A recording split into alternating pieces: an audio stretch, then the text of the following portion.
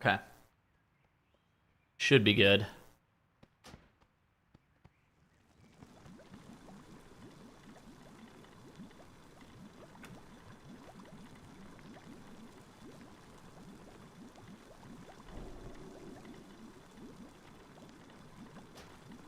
Hello, hello, hello.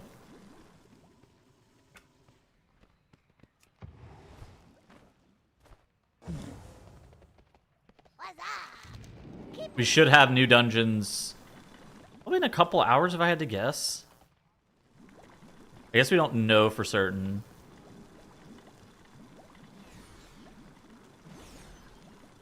What did they say?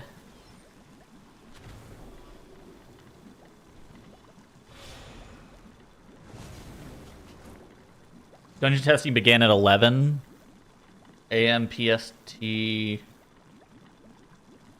So it'd probably start in like an hour 15 or something, maybe, in theory. If the schedule does get adjusted. But maybe it's not that time. But at the same time, still wanted to stream today.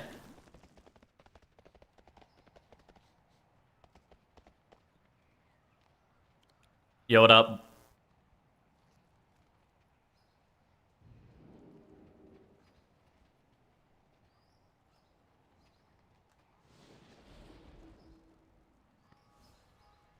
You enjoyed the video? I'm glad you enjoyed it. It was fun.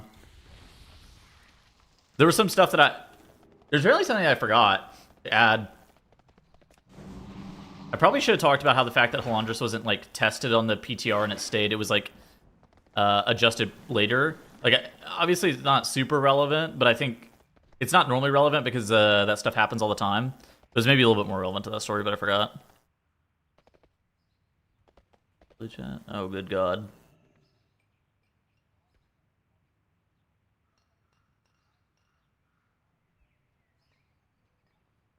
What am I looking for?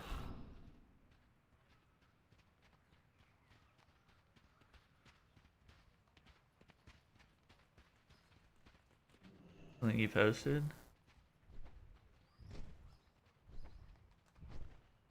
Is your air conditioning working? Oh, I see. Oh my God, congratulations.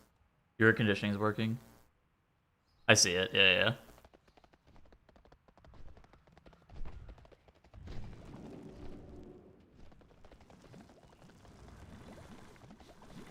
Love my AC. Yeah, love my AC.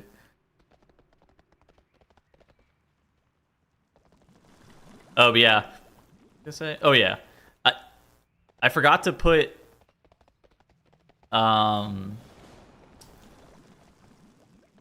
forgot to talk about Halandris, the PTR testing for Halandris, and then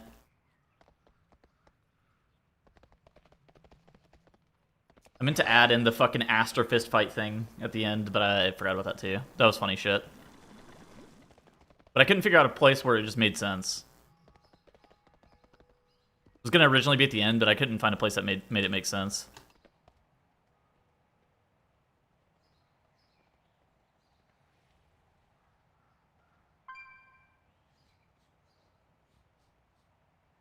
Yeah, in that. Yo, good morning, good morning.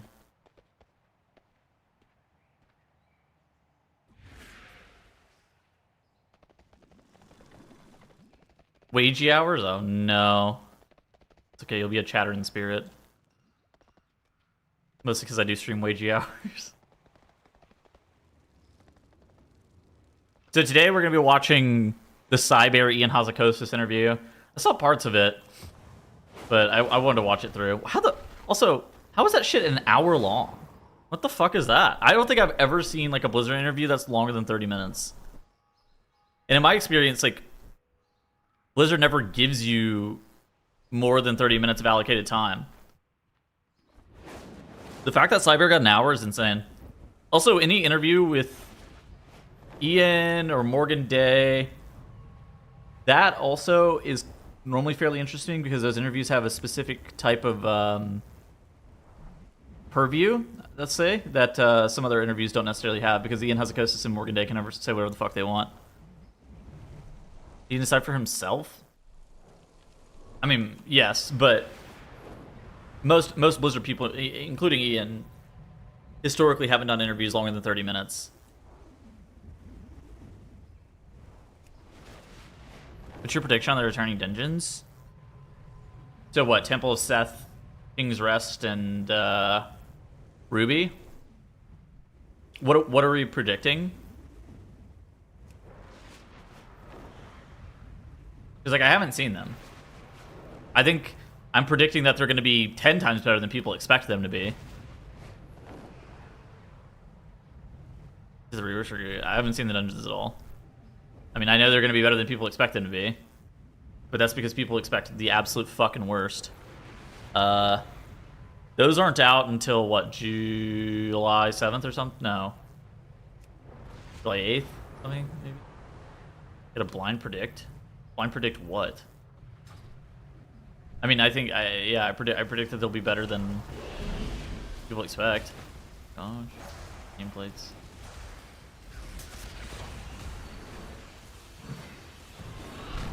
They already reworked the last boss in Temple. They got reworked for time walking, I think, a while ago, but I don't know what it's like anymore. I haven't seen it.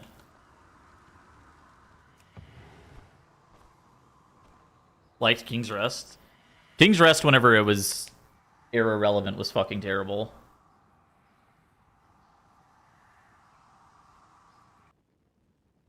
Like in terms of like worst dungeons of all time, King's Rest, Siege of Borealis, and Toldagor are pretty regarded as some of the worst. KR just had like a really bad mixture of low trash density, very rigid pull structure. The trash itself was not very fun to fight. The bosses themselves kind of stunk. There was a forced trash gauntlet. There's multiple forced trash gauntlets that were fucking terrible. Like it was really just not that well designed of a dungeon. I don't think Toldagor was the worst. I mean, Toldagor is by far the most buggy dungeon of all time, and for some people, like if you thought Dawnbreaker was bad, Toldagor was much worse than Dawnbreaker. Like Dawnbreaker literally had nothing on fucking Toldagor. 328, I think, is what we're scaled to.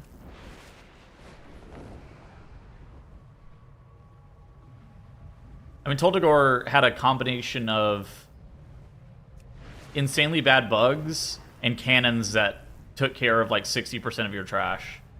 Like, it was a very non-interactive dungeon that had really bad RNG on the last boss in a really buggy midsection. It was just a really fucking stupid dungeon.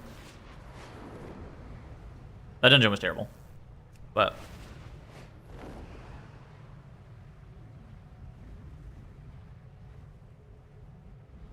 I mean, I think in recent era, most people would say what, like City of Threads and Grim Batol, but I mean, I think like old Borealis and old CD and KR, I think were.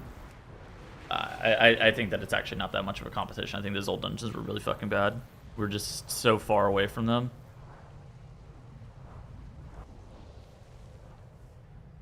I don't think Siege was bad. It was just long now. I mean, the original Siege was fucking terrible. The rework Siege was better, but still bad. Like it was a good version of a very bad dungeon, and it was still a bad dungeon. Mostly because there's like trash mobs in there that are pretty fucking criminal, and the last boss is really cringe and shit.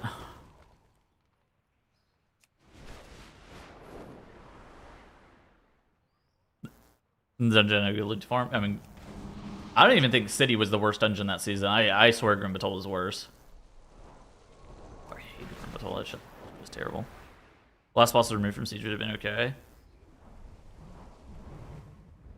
I mean, I don't think it would have been fun, but I think it would have been better. Also, are other people getting freezes whenever they like do think? Like, I swear it's like I open up my talent pane for the first time. And this is just a PTR thing. My game freezes for like 5 seconds. Like, what the fuck is this shit? Yeah, War Within Season 1 was a terrible season. It was terrible for a multitude of reasons. It was terrible because Dungeon Pool was comically fucking awful. the reworks to the systems that they implemented, while in the future they ended up being good, in their first implementation they were really fucking bad. Players will bitch if they have to go back in dungeon level ever, and a lot of people got stuck in 8s and were unwilling to see out the system to begin to start progressing 10s. And so people who view Mythic Plus as just a loot pinata, a means to an end to get gear, were very unhappy. The fact that you couldn't just dog walk 10s.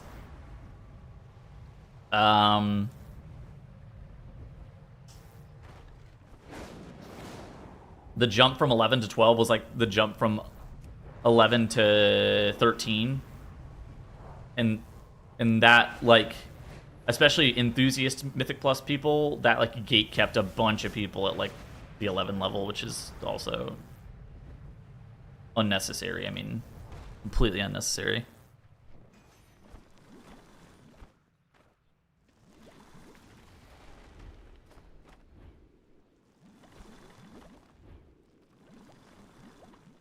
And, yeah. I mean, that season was pretty bad.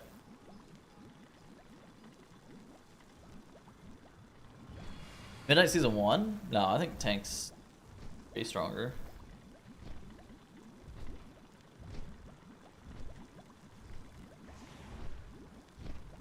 I think of, like, weak tank seasons, and I think of, like... I only think of, like, Shadowlands Season 1's, like, a weak tank season. There were some seasons that were, like, pretty weak for tanks.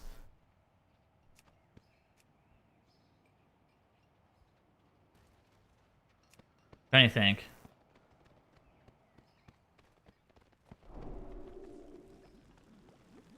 Tanks have been pretty strong for a while. Randomly dying all season, I mean... There's some iterations of Vengeance Demon Hunter that was, like... Vengeance was good. And it was the best tank.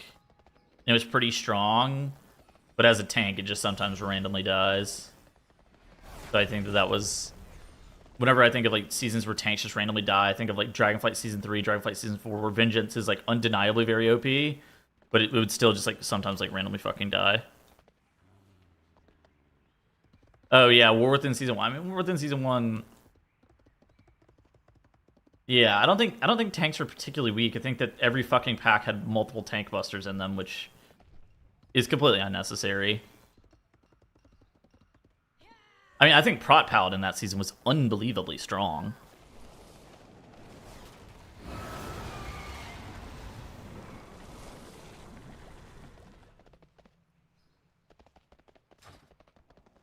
I just think that, like, they just have way too many tank busters. Favorite Mythic Plus season though so far? I don't know. Like, which one did I enjoy the most to play? Like, the last 2 seasons of Legion. I mean, those are my favorite, but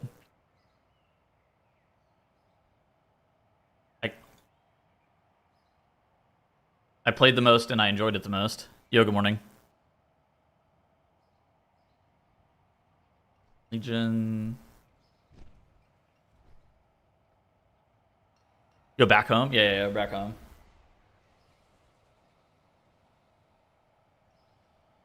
Something went wrong.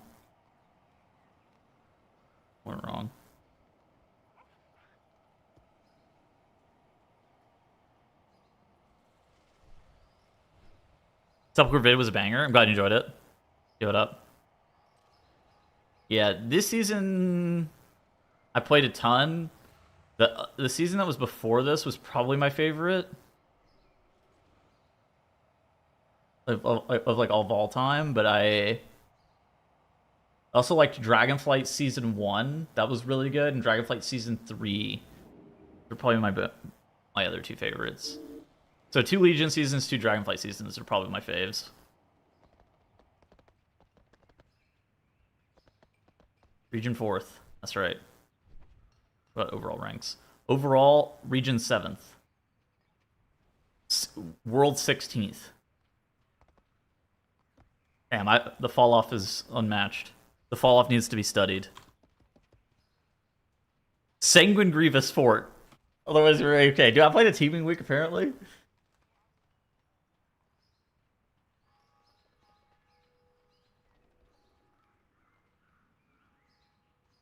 pretty sure this was a double Moonkin. Yeah, we played double Moonkin in this key. I'd have played double Moonkin in this key, too. Yeah, I played double Moonkin in this key, too. Holy fuck. I don't know anything about this. Probably not playing double Moonkin in Upper Karazhan. Yeah. Seems so bad.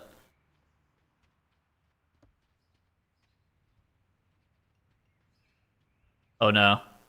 Stuck forever fucking bonus rolling. Give it up. 449 weeks ago? Yeah. Unk. Welcome to the unction. Over by 3.5 minutes. Huh. What went wrong?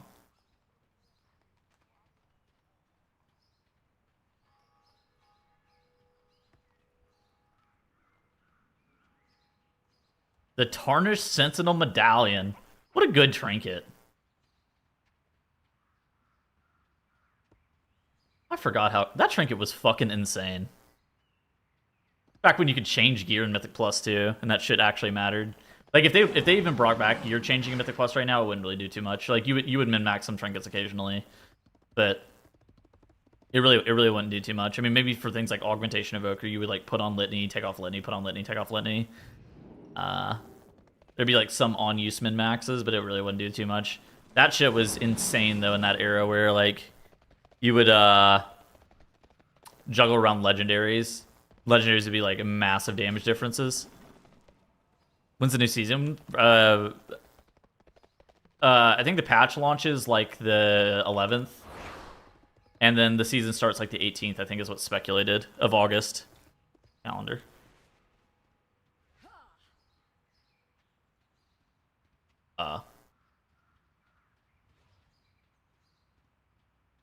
Not signing into fucking Google on stream real quick.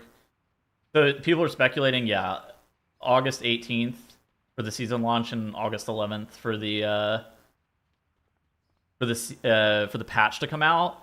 And if your method, you think that August 4th is the day that the patch comes out, and August 11th is the day that the raid comes. But the word on the street is that it's the 11th and the 18th. Again, unless you're very much method. Didn't method drop a leak on it? It's from things that other people have said, aka Mr. GM, it sounds like that guy was just fucking wrong. It sounded like it was one of those things that I was surprised to see the date, mostly because I didn't really expect that date. I expected something else. Like I don't know the date, right? I haven't heard it from anybody yet. So I feel fine talking about this.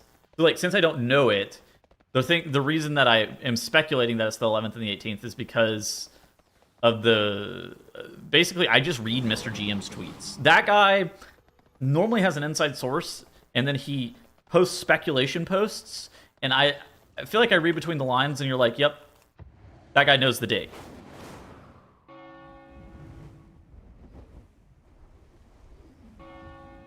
Use WoW's own calendar? How the fuck do I open this shit? I think Ellesmere UI is blocking my ability. /calendar. Mr. GM bat chest. Yeah.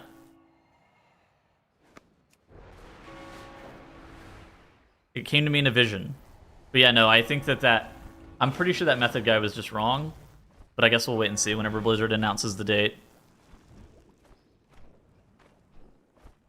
Alright. I want to watch that Cyber interview with Ian. Bahaz. While we wait on the dungeons to come up. I wouldn't be shocked if they're up in like an hour, but...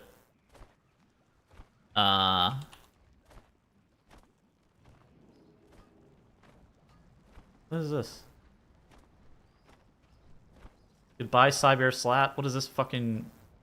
When I first started streaming, I made this name Cyber Slat as kind of a dumb Oh, he rebranded. Never mind. Okay, I understand. Let's begin. Ian, first of all, thank you so much. I know. Okay. Basically, TLDR, Cyber got a fucking interview with Ian Hazukosis an hour long where they talked about like a bunch of random shit. Bunch of random stuff. There was I watched parts of it where he was talking about like it's okay to gatekeep players, but it's not okay to be BM about it. And he talked about the gearing ramp. This interview did maximum mental damage to Growl. What was Growl's mental damage? Probably about the fucking gearing track, where Ian basically said that gear is a means to an end, and that they feel like players don't like gearing that much. I thought, yeah. Ian, let's get into things. So I'm just gonna listen to this. First and foremost, Midnight has been, I think, an exceptional start to an expansion. You're just building and layering on, building this nice cake of just so many different systems and things that seem to be working very, very well, and expanding upon that. How has the team found the reception to Midnight Season 1, and just how everyone in the community seems to be finding it? I mean, overall, with regard to the season in particular, I think feedback has been great. There's been a lot of excitement, a lot of participation. I think Mythic Plus in particular has been sort of a night and day improvement over season 1 of War Within, where I think we, at the start of War Within, the dungeons were tuned at a very challenging level. People were, kind of struggling to recapture the success to which they've been accustomed. I think we wanted to make sure with Midnight that it really came out the gates in a way that was approachable. And I think that, has landed pretty squarely with people. Now, we've had to pivot in a couple of ways to make sure there's still, compelling rewards and goals to chase at the high end of the system for people who may have, quickly blown through the first 10, 12 levels early on. But I think we're very excited about, the new top 1% title, other things that we've rolled out there. And then I think it's been a great season on the raid front. We had the experiment this time around of having multiple raids, 9 bosses total, but divided into that, 6-1-2 structure.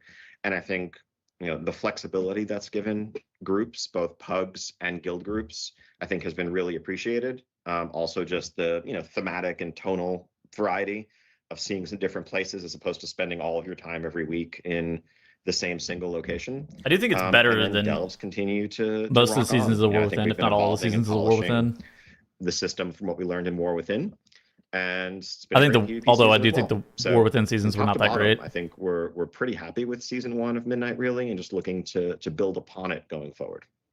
Yeah, perfect. Yeah, couldn't agree more, to be honest. I do particularly really enjoy the multiple different raid tiers, and even now in 12.0.7 where we had Spawfall, if I'm correct on the patch there. Yep. So even that's been really cool, and we'll get into more questions about that, sure. I'm sure, later on. So yeah, it's been really great. To be honest, it's been almost overwhelming for me as a player with Midnight, where even as somebody who plays the game like full time or overwhelming traditionally, I felt like at times even lost, because I was like, where should I be going? What should I be doing? There's so many, the prey system, delves, dungeons, there's so many different things going on. So if anything, I think players are spoiled for choice, and it's really cool to have an expansion where people can just go and tackle things that are important to them. So kudos on that one. And to be honest, all my friends have really been, they play the game at maybe like a lower level than I do. They don't go as hardcore on the raids. Yeah, I don't know. I don't think it's overwhelming at all. But also that's his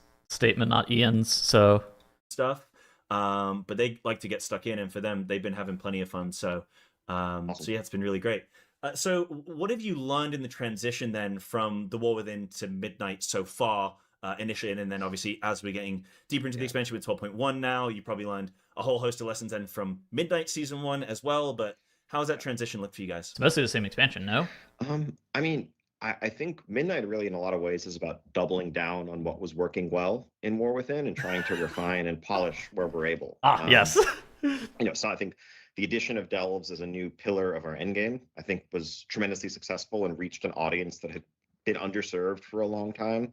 And so while we rolled that out initially as, maybe a feature that might be just specific to War Within, we pretty quickly realized it's going to be something that we want to carry forward and really enshrine as a permanent part of our end game.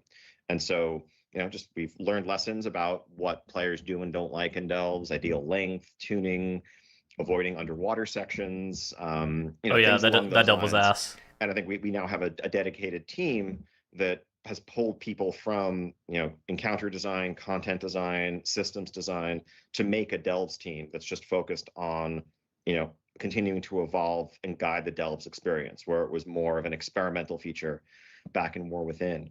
I think just lessons otherwise in world building, That people liked? storytelling. I don't think so. Trying to serve our players and their very diverse motivations. We wanted to continue to do more for solo. Swimming in this game just feels like you're outdoor snared. players. Delves really were squarely targeted at them in War Within, but I think we were excited to add the prey system as a new feature for that similar audience, to give them more to do and to add a layer of depth in the outdoor world Praise. as they're spending their time there. And of course, who can forget all of the cosmetics and collections and self-expression as a huge axis of motivation, and housing is there for them and really for anyone who wants a corner of the world to call their own.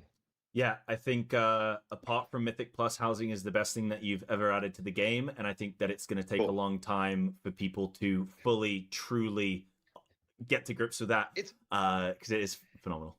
Yeah, thank you so much. I really appreciate that, and I think we view the system as it is today as a foundation upon which to continue to build, and I think we deliberately took a bit of a light touch with it, and we've heard feedback from many players of like, housing seems cool, but like nothing's forcing me to do it, and I have so many other things to do in WoW right now that it's hard for them to carve out. I think housing is good if you like building. I think that's kind of been the common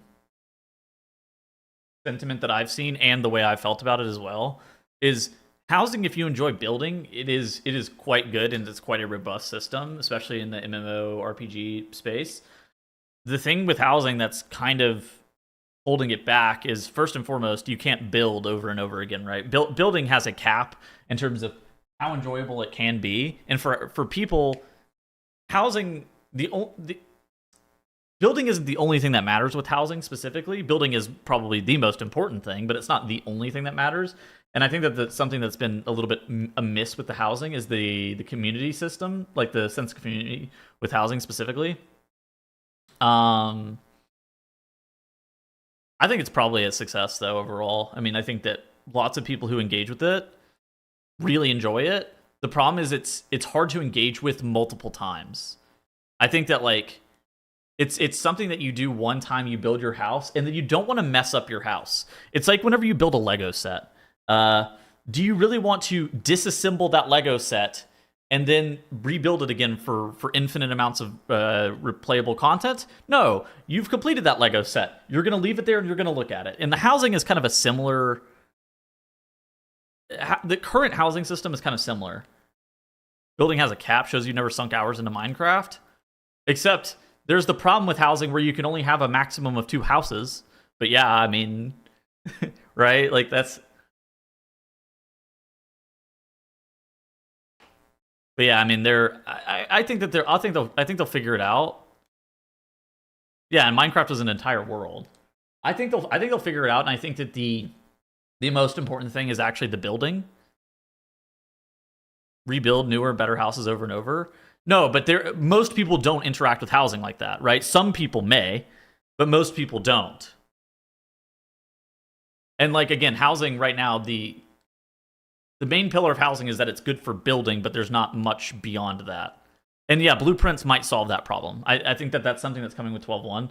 But I think that the another issue with it, I think, is the sense of community that kind of Ian is tiptoeing around a little bit, where there's no community built around housing right now yet. But it might just be it's because it's new. It's hard to really... Do you really need more? Probably not. I think blueprints solve most of the problem for sure. Time to focus on housing, and that's okay. Truly, right? There is a lot to do, and it's there for when people want to move on to it.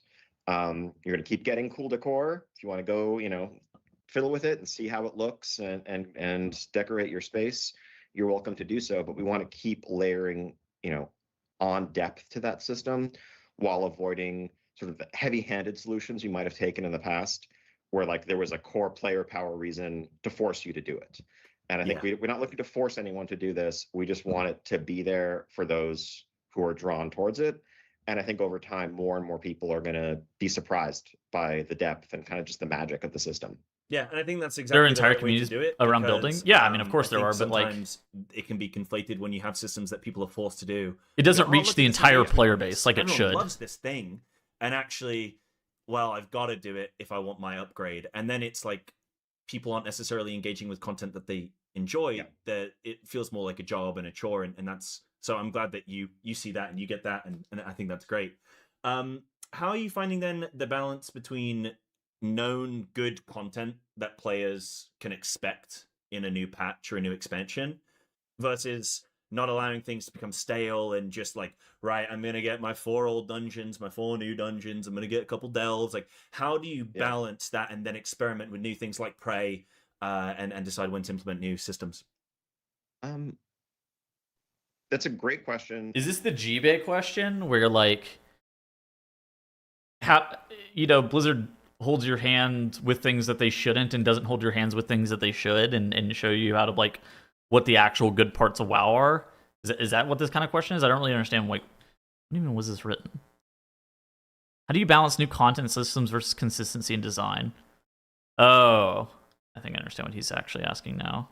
And it's a very real challenge. It's something we grapple with a lot, and that I think, while Midnight has been great all around, something that we are reflecting on a lot as a team right now is some of the feedback we're hearing about how things are starting to feel a bit samey in places and a bit formulaic. And I think agree with that.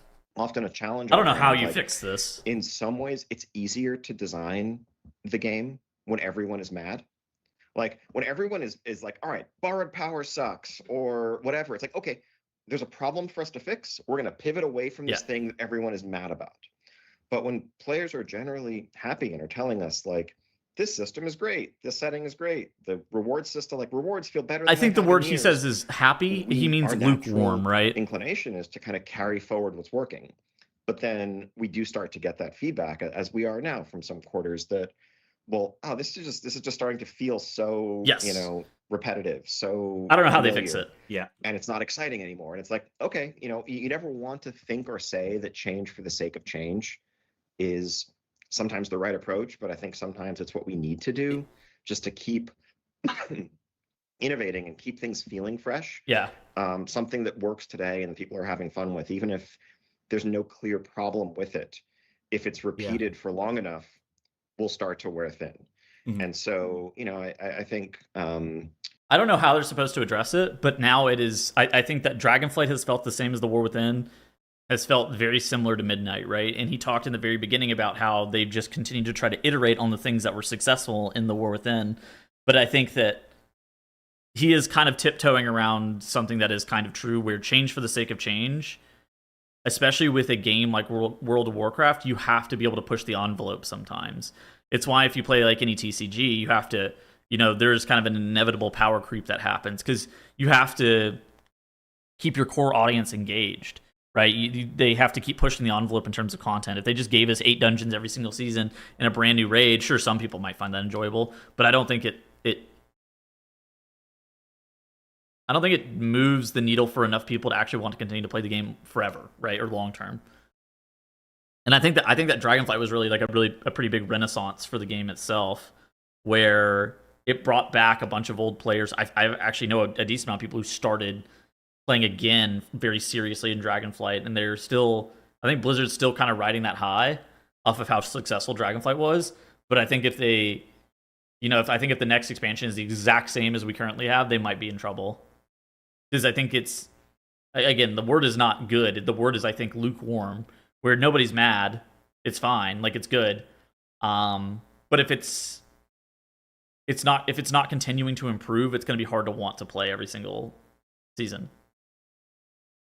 In one area, it's not exciting. We're definitely focusing some attention is the raiding ecosystem, how raids are structured. Raids are something that really hasn't been touched since 2014. I think wanna say. raids need a big Warlords change. I think is he's when we right, settled actually. on the 10 This to is 30 person flex. this is a normal tough thing to heroic, fix. 20-player mythic, and it's kind of been untouched for a dozen years since then. And meanwhile, all the rest of the game has changed around it. You have, the Great Vault, you have Mythic Plus, you have Delves now, and these things have kind of chipped away at and undercut some of the core Flex rating, I don't motivations think that fixes it. that made rating I think work for like so long. And so, part of moving we're to talking different like a big structures, revamp, I that's think. having different smaller raids in the first season, or what we're doing now going into season 2, making sure that raids give you tier up rewards from the Great Vault to let them really continue to kind of hold their own against Mythic Plus and Delves in the face of feedback we were getting from, a lot of players that while they still enjoyed raiding, they didn't see the point anymore because they were getting so much better rewards from other portions of the game. That's an example of an area where I think we're looking to really take a fresh approach to something that had been dormant for a while, but it's something that we need to keep doing in every facet of the game. If we ever get too complacent, too comfortable with something that feels solved, we know it's going to become a problem. Yeah, I think that WoW raid content is like pretty unmatched in terms of how good it is, which is a good thing. I think it suffers from kind of the same issue where it's just like for too long it gets boring. Yeah, like raids are boring now, hot take. I don't know if that's I think that this raid tier was actually really good, but I think the structure of what a raid is has been largely like understood and solved. And it's not actually I actually don't think it's about the encounters. I think the encounters are the shining like the bright spot. I think it's more just like the systems that surround the raid. Like, what would I do to fix it? I don't know. I think, you could really start to push the envelope with testing stuff. Like, I don't think we're talking about, turn it into flex rating. I think we're talking about like, change how it feels to do raids. Like how do you change how it feels to do a raid beyond the boss, right? Because I think the bosses are good, but I think this raid tier was terrible. I think this raid tier was good, but I thought I had fun with it. I thought last tier was good. I thought Liberation of Undermine was good. I like raiding. Blind raiding? I'm fucking in on blind raiding. Like, I don't know. I'm not really sure if that's doable.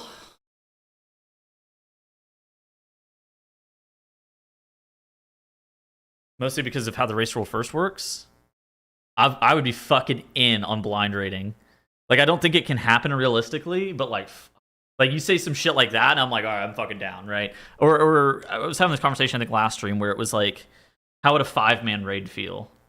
Like a raid boss, like something that is literally like a raid boss, except it's with 5 players. Similar to what they're doing in Fellowship. That would be fucking sick. I think that's the kind of level of like, because the bosses are good. The encounter design, in my opinion, has been quite good for a very long time. I think it's the system of raiding that has worn away at players because of how stale it is. Because it like he said, it hasn't been changed basically since Warlords of Draenor. Since WoD, we've gotten basically the same system of what raiding is, and you can't have that for 12 years. Realistically, like, it's not really that possible to have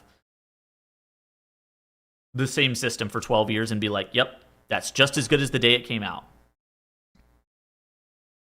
You can try 15, 20, 10, something like that, right? But I think that those things have to be committed to. Like, the issue here is that they're going to be taking a risk. Mid-season stuff like that is not as engaging as beginning of season difficult stuff, right? Beginning of season difficult stuff when there are stakes on the line, that is way more interesting whenever you're taking a risk. And something like the Sporefall raid, I'm sure it's good for their internal metrics to like look at and try to understand like what is good, what is bad with those things. And I think that starts to push them in the right direction. But I don't think it's like, how do we, like, until they actually commit to something big in a season, I don't know if they're pushing the envelope enough with raiding to make it enticing. It's like, okay, because the question is, how do you get more people raiding? Because raiding is something that I think is actually quite fun, and if you got more people doing it, it would kind of build back upon itself. because I think it is really. Again, I think the content that they're putting out is quite good. But yeah, it's just like hard to do. I think is one of the bigger issues with it.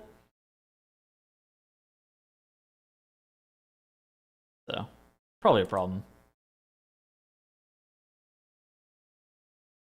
Hard to be asked to commit to it every week. Yeah. Well, I mean that's just prog in general, right? Progression as a concept is something that's hard to commit to.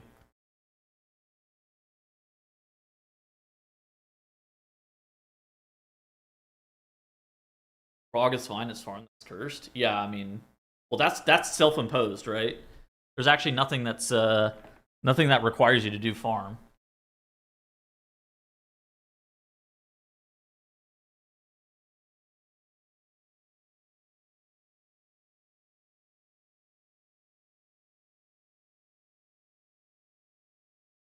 It's a large scale adult. It's a large scale version of the adult playing D&D problem. More people is harder to schedule, and the more you have, more people you have to recruit random people to volatile. Yeah, I mean, yeah, I don't know. I think that they need to try something big. Whether it be mess around with the formula of how many people, whether it be, maybe instead of like an 8 boss raid, it's like a really fucking hard 1 boss raid at the very beginning of the season. Something like that. Because I don't think it's the bosses, and I don't think it's the combat, because I think both of those are quite good, but I do think it's like the structure of the system. So we're always just trying to, stay ahead of players to whatever extent we can.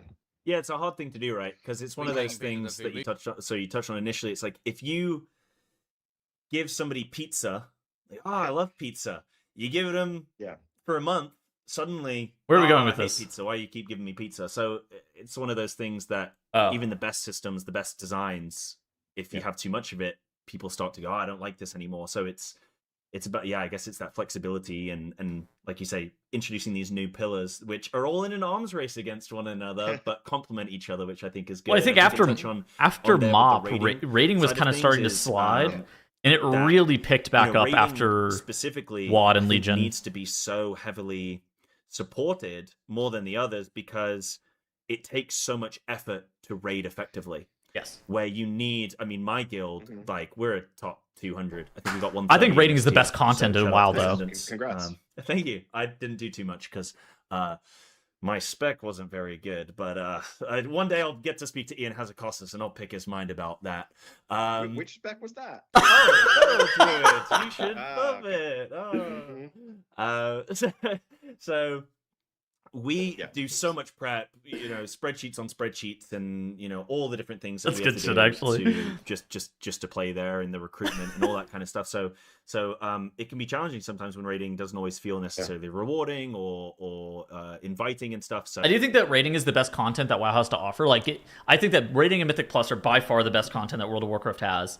The problem with raiding is that it is not easily doable, right? But even in spite of it not being as easily doable, people are still willing to do it because the content is so good. But as time goes on, it just becomes harder and harder. So, but I like to see some of the changes that you've got upcoming, and we will talk about those soon.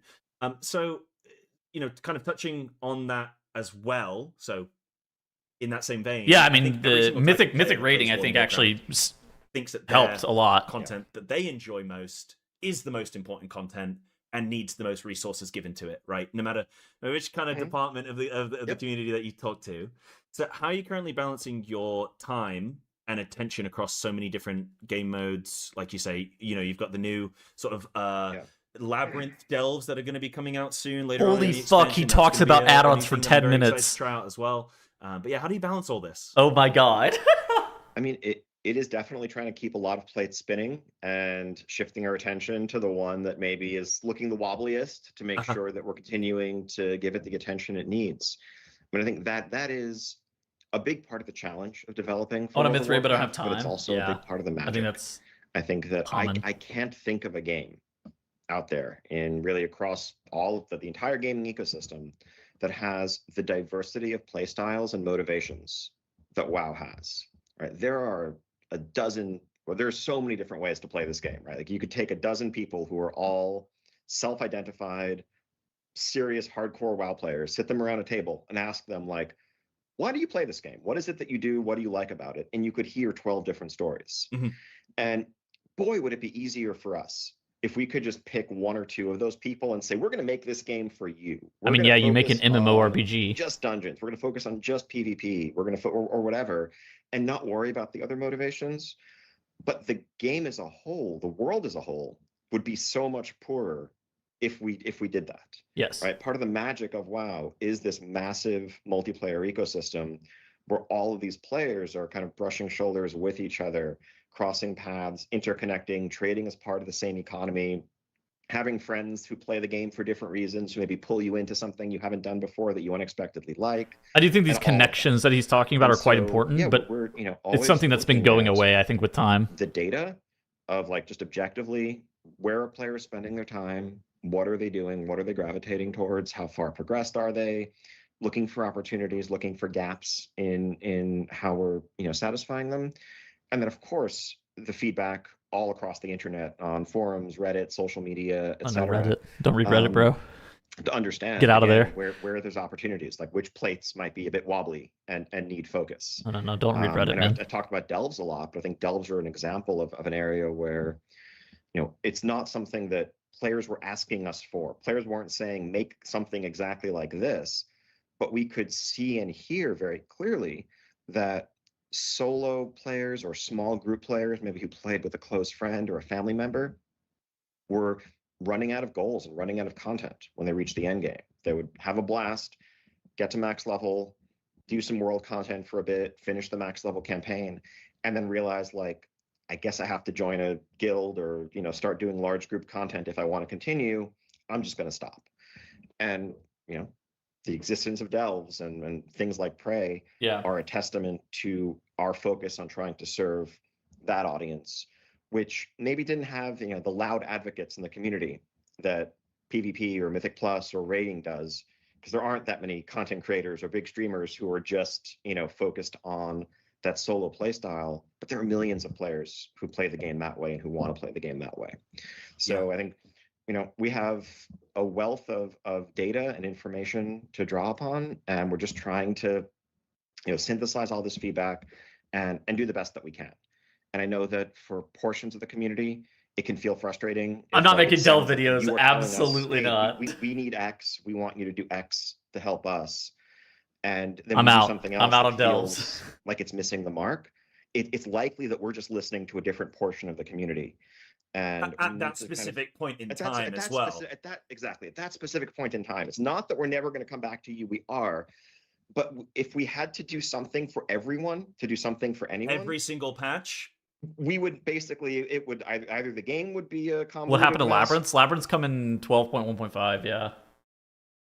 Yeah. Or we would just never be able to actually deliver content because we'd have to tick way too many boxes. Instead, I think we try to, spread the love over time, give everybody their turn, and make sure that we're always, being mindful of the different play styles and approaches people take to the game. Raid needs, obviously, in my opinion, Raid needs a lot of attention right now. We don't sometimes have something that, but it's tough because it's not an easy fix. With a certain audience that misses the mark. But when that happens, we're going to listen, we're going to correct it, and we'll do better next time. Yeah, and I think two things I want to... I think I'm interested in Labyrinths up until I actually do the Labyrinths, which in that case, I think Labyrinths are going to be probably what we all expect them to be. Delves, but bigger. 25% bigger delve. Comment on that. So first of all, I think...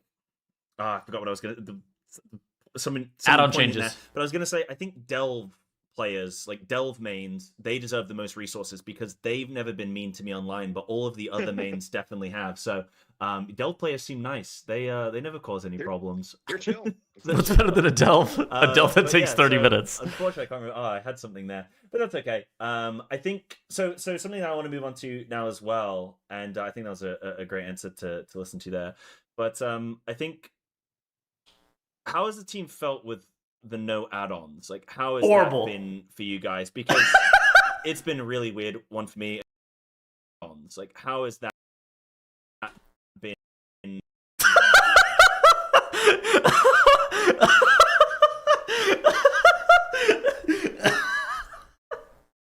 Fucking terrible. What do you fucking think, man? For you guys, because it's been a really weird one for me, and I was casting the race toward first, and it was like a really weird experience. So people were like, oh, there's this add-on boss, Lura, and look, we still need add-ons. And I was like, well, why don't you just try doing it without him? Yeah. And just see how that looks. He told that to Race to World First Guilds. What if you tried not doing with that? What? It was really weird where it seemed like the online complaints were like, look, I've managed to design these add-ons that solve the fight for me. At the same time, they were angry that add-ons didn't exist, but that they could still design them to exist. But did they want to? I don't know if they were asking for them to be fully removed or if they wanted them back. Like, it just seemed like this, difficult conversation to navigate. So, how have you as a team been navigating it? Well, so first off, your question was how we feel about no add-ons. Like to point out, there are thousands of add-ons out there. Apologies. But right, so but I think it's a key distinction though, right? It's disarmed add-ons, and I think it's a work in progress. But overall, I'll say I think I'm happy with how it's gone. It's not perfect, by any means. There's work still to do. And of course, as we saw over the course of season 1, there's a very ingenious community that will continue to find loopholes and workarounds. We have a pretty comprehensive refactor of the way buffs and debuffs are tracked and presented to add-ons in 12.1 coming up that should both make it easier in some ways for add-on developers to write code that touches those things, but also should close a lot of these loopholes. And I think, it's, you mentioned, the Race to World First and looking at Lura and other bosses there, it's an example of the natural inevitable arms race, right? Players are going to look for every possible advantage to help simplify a mechanic, to help coordinate something. That's natural. I don't fault anyone for doing it. But at the same time, we need to be mindful as the maintainers of the game about, what the player experience as a result is going to be, about whether it feels required to download and coordinate and set up a bunch of add-ons in order to be on a level playing field with everyone else, or whether the game out of the box is giving you the information and the tools you need to succeed and to compete. You saw us very early on in the Race to World First. There were a couple of early issues where we did like hotfix to close loopholes that were emerging, like interrupt tracking stuff and so forth. We pretty quickly pivoted away from doing that because we realized that it was very disruptive to the majority of players. Like, because we fixed this loophole on Lura, but doing that also meant that 1 million players logged in to add-ons throwing Lua errors and otherwise broken. Lura errors. Yes, sorry. Yes, Lua as opposed to Lura. Anyway, and so we're like, you know what, we're gonna back off a lot of rapid fire hotfixes here. We're gonna work on a comprehensive solution for season 2. I've heard a lot of feedback and discussion, using Mythic Lura as an example of like, well, this seems impossible. How could a Hall of Fame guild do this, let alone a cutting edge guild do this without all of these add-ons that players have come up with? And it's a little bit of a chicken and egg sort of problem where I think if none of the workarounds that players came up with existed in the add-on space, I can confidently say that aspects of the fight would have been nerfed much more by now. By the end of the day, we are trying to deliver appropriate level of challenge for the guilds with the tools that we know that they're using. I mean, I think that's their job, right? Is to try to make the best game possible, and they have to design the game around the community-based tools. I don't think that's ever been debated. I think that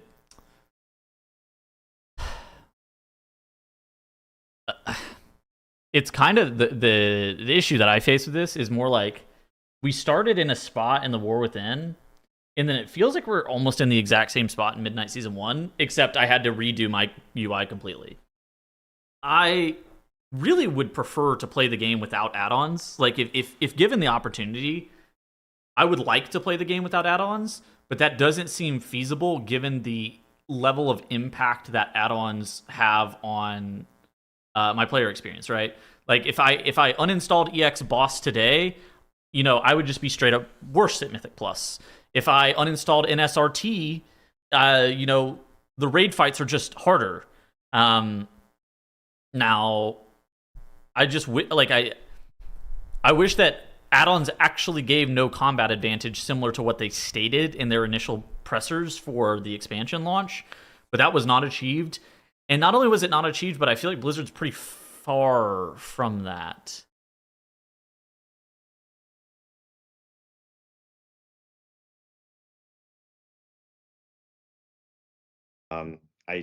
The top guilds in the world are capable. I understand that. I understand how they have to design around it. I do understand what he's saying. I think, and I think that their goals that they stated for the beginning of the expansion were correct, but I don't think that we're there, and I don't believe we're particularly close, given the current landscape of add-ons. And we're capable of coordinating the communication for the memory game or for interrupt, especially with the fucking workarounds. That shit sucks. Do it, but they were capable of doing that. But once we've seen everyone else starting to use those tools as well, at the end of the day, we need to make sure that the mechanic still remains challenging. Yes. And so, in a world where you didn't have some of the assistance, we give you a few more seconds to execute the thing. We'd remove one of the things you need to interrupt. I mean, he's absolutely right about that, though. Whatever else, to make it land in the right spot for the appropriate audience. I think our hope is increasingly as we go forward, we see less of this and need to do less of this. So I think our goal is to be able to deliver an experience that works out of the box, that doesn't need to be fundamentally redesigned, and that is giving you the information you need to succeed. Now, that's not to say that for cutting it, like for high-end Mythic rating in particular, I mean, as you well know from following the scene, from helping cast the race, like the top 3 guilds in the world, top 3 to 5 guilds in the world are just playing at a different level than everyone else, by a pretty significant margin. And yes, we do design the last couple of bosses early on for them, because no one else in the world is going to. I'm not shocked. Be seeing those bosses in that state, and given the option of, if we made a boss that was killable by Hall of Fame guilds from the outset, those top 3 guilds would steamroll it. I mean, and we wouldn't have the competition. Morgan Day said something similar at the end of Dragonflight, where he was like, I don't think he said it specifically as plainly as Ian is saying it here, but he basically said that Mythic is designed for, I would say almost hundreds of different types of guilds in terms of how competitive they take the game, right? It's kind of the question of like, what does it mean to be a casual hardcore player, right? Where I remember forever, unless you were day rating on WoW Progress, you would list your guild as casual hardcore, and those guilds dead ass would think, hey, yeah, we actually are a casual hardcore guild, and that's not that was not true. I think that pretty objectively, a lot of those guilds were hardcore, but they all believed that they were semi-hardcore. Yeah, that's maybe what it was. It wasn't casual hardcore, it was semi-hardcore, and they fucking meant that shit. And I think that there are, from world rank 20 to world rank 2000, all of those guilds would list themselves as semi-hardcore, but the needs from a world rank 20 guild versus a world rank 2000 guild are different, and it's the same with the Race World First guilds. And so I'm not shocked that he said this. Like, I feel like this was kind of something that was always known. It's more about how they design around it after the fact that people will sometimes have issue with, especially if they make fights that are, Forge Weaver or Raz or whatever the fuck. And you're just like, dude, how am I? What is this fucking? You're like, what is this boss? Like, so they have to be really careful. Also, it also depends on when the rest of the Hall of Fame guilds or the next level of guild or the next tier of guild reaches that boss as to like what you're supposed to do. Wouldn't have those moments that allow them to distinguish themselves from each other and really show who is the best at a given moment in time for a given season. What's your cat's name? And so Doug. the approach we do take and that we'll continue to take is to kind of tune them at superhuman levels early on, and then progressively nerf them down so that they're accessible to mere mortals as the season continues. But that's really an approach we only ever want to take for the last couple of bosses in a mythic tier. Ideally, everything else Hall of Fame guilds, cutting edge guilds should be able to go in and feel like they can make real progress from the start. Yeah, I mean, a lot of things to touch on there. Interestingly, like I find it so fascinating because, like you said, it's the chicken and the egg, right? And it's this arms race between Blizzard and add-on developers. And I think WoW players, and especially MMORPG players in general across the board, are used to being able to have their game be so customizable. There are a lot of games out there I remember that you just don't have the Bert same passed levels of away like customization May of that last you year. have.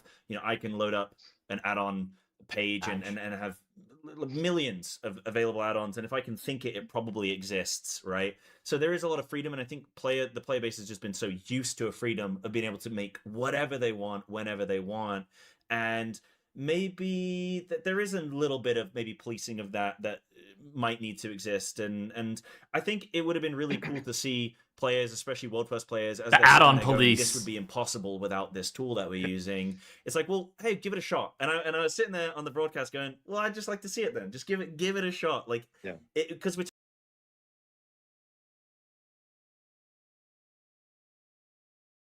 what Cyber is describing is why add-ons are problematic in their current state, right? Just try it. You don't have to have an add-on for this. While true, it's like, why would you put yourself at a disadvantage, right? Even if it's a very small one, like, even if it's like 0.5% or 1% disadvantage, why the fuck would you do that whenever you could literally install a third-party tool to make things a little bit easier? Like, if it's allowed and it's something that requires zero additional effort, why the fuck wouldn't you do it? Like, is it possible? Yeah, I mean, I think that doing Lura without an add-on is possible. Is it harder?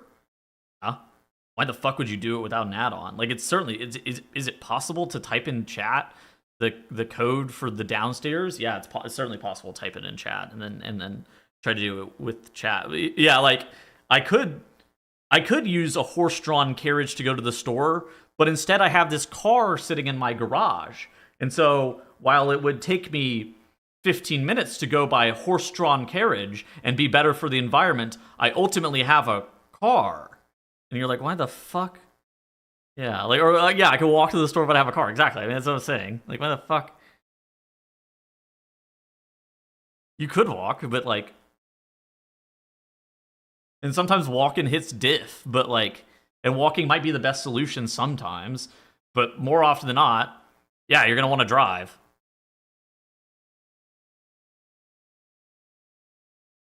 People can't count debuff stacks. I mean, I think most people actually don't. I'll say most. I think a decent amount of guilds actually don't use interrupt trackers on Lura, but some people do. You're testing two different variables. It's like you're saying it's impossible, but you haven't. I don't know. Like you say, they would have the level. I don't know if people would say it's impossible. I feel like that's maybe a little bit hyperbole. It's certainly possible to do Lura without an add-on. How many more pulls is it though? Right? Like this is a boss that was like 520 attempts. If it's 5% more pulls, 10% more pulls, or something like that, you're talking about something that is like race losing. It's why the Sneak.Lua shit was actually literally race to world first winning. I mean, let's go look. Liquid. It's why Sneak.Lua was like actually race to world first winning, because while it was possible to do it with the private auras, the fact that Echo had an edge made it noticeably easier. So Fyrak was 463 pulls for Liquid, and it was 463 versus 344, right? So 120 pull difference. Sure, it's maybe not all of this is 120 pulls of add-on difference. Maybe it's 50 pulls of add-on difference and 70 pulls of better play. But why the fuck would you lose 50 pulls to add-on diff? Like, there's no need. Especially if there's no need. Which is why I think it's more so on Blizzard to make sure that this shit doesn't exist, more than it is on the players to be like, yeah, it's doable without it. Level of Because players are going to take the easiest path. I mean, it's why I have EX Boss. It's literally like a joke. It's literally like a fucking bad joke where I'm downloading a Chinese add-on that's TTS that's not natively in English, and then we're updating it in English to make sure it works. That way you can have some TTS lady in Mythic Plus in your ear tell you that you need to do my defensive. But like at the same time, if that saves me one Mythic Plus run and gets me score on one run where I otherwise wouldn't have realized I was in danger and forgot to press a defensive or something like that, why wouldn't I download an add-on? You're just downloading an add-on. It's something that you're doing outside of the actual course of the game, and it makes your gameplay actually easier. Communication and coordination needed, I would think. So it would have been very, very cool to see. But I get that they're going to take any advantage. Dopamine goes up when I do as the lady says. That's right. Yeah, and we're gonna, and some of that is we are going to continue to evolve. Our encounter team. We all are learning some new lessons and having to relearn a little bit how to build in this world and kind of recalibrate what is fair to expect players to do, what's easy, what's really challenging. I'm less worried about the bosses. I think the bosses are fine. We have also grown accustomed in the last dozen years to designing in a world where, like, we would never make a mechanic with the intent that players build an add-on to solve it. Yeah. But we would also generally have an understanding of, like, well, this is likely how it's going to play out. This is a reasonable amount of coordination. This is enough. This is how much time we need to give people to react for this to feel like a mythic level challenge. And we're having to like recalibrate and rediscover a lot of those solutions. I mean, I will say at the same time, obviously a lot of focus on the memory game or uninterrupt tracking, but even like very simple things. I remember Echo had a catastrophic wipe late in the secret phase due to just, the like spread out within the circle beam mechanic. That's the kind of thing that is that shade? Back in the day, last expansion, an add-on would have trivially solved, right? It would have been one person gets assigned to back left, one person gets assigned to back right. Like you'd hear that, right? Exactly. It would be like, okay, these are the three people. Person one go here, person two go here. It would have been move left in a way that was pre-mapped. Exactly. And it's like, you know what? That's not an impossible mechanic, but it's harder. Like that became a mechanic that could wipe one of the best three guilds in the world at a crucial moment. Because there's a lot going on, and you need to see it a few. Is that not solvable by an add-on? Could you not get an add-on that goes left, right, left? Yeah, like, can you not, like, do that? I'm pretty sure you can. Only in Mandarin, that's right. Times, and that's like, that should be part of the process of learning an encounter, as opposed to seeing the thing once, having your add-on author write a tool for you. Don't the stars come out at different times, or is that not true? Externally. Yeah. And so there may be places where we overshot in terms of complexity or coordination, but I think I am probably private actually and really optimistic about the foundation that we've built upon and what the future will look like as we continue to evolve raid mechanics in this new, more consistent world. Do it with the timer? Yeah, there's always a workaround is the problem. 12.1 because of Ula Tech, if I'm pronouncing that correctly, but you have some improvement to some of the like telegraphing of some mechanics already with like a lot of sort of frontal, like you've already said, I think the dragon in this in Void Spire, Taliesin and Evertel, I think they've got the twin dragons. They do a frontal beam that is a little bit wispy around the edges. You said, okay, if we design that fight now in 12.1, we would have a solid block line. It would be a lot more sort of visually, easily digestible there. So you're already making some changes to that to help with the combat. And I think this is a thing. I know that there was a lot of criticism about add-ons and stuff going into Midnight, but I think what's important for players to consider is just the fact that this is a process and it's going to take some time. But I think we're in this new era of World of Warcraft. We are in the WoW 2.0. This is what it looks like, and it's that development.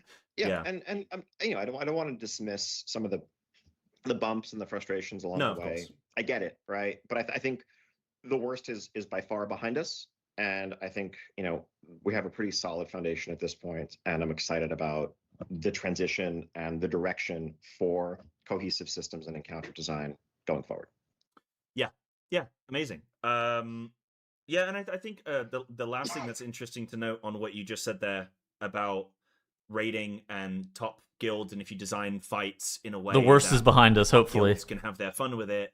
and like you said, there's the distinction between Wish content creators give Blizzard more shit in these interviews. Why the fuck would you do that? You don't want to. Do you like your job? Like, I don't know. Do you want to get another interview ever? They'll probably stop the fucking interview. Like, it's like in sports, if you start like heckling the fucking athlete, he's just gonna walk off the stage. That shit is like. Wemby got heckled, I think, during the NBA, one of the NBA Finals interviews, and he just fucking left. Like, why the fuck would you stay?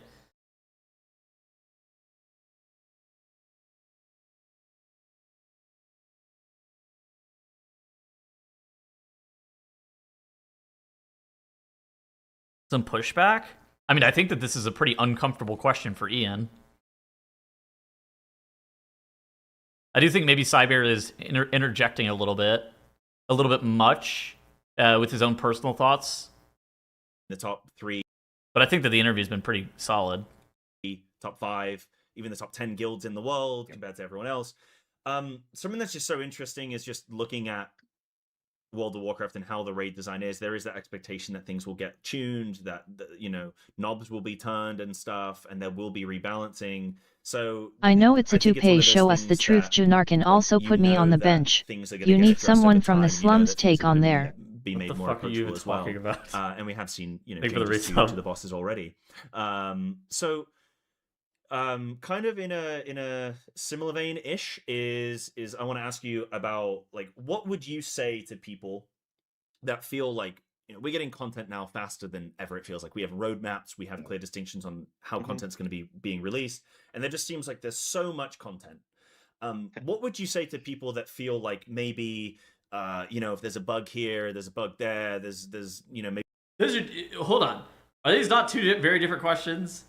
Maybe this system is designed, but maybe it's not fully fleshed out yet. Maybe it needs a bit more time, but does it get given the time? Like, what would you say to people that maybe think about that with the current state of things?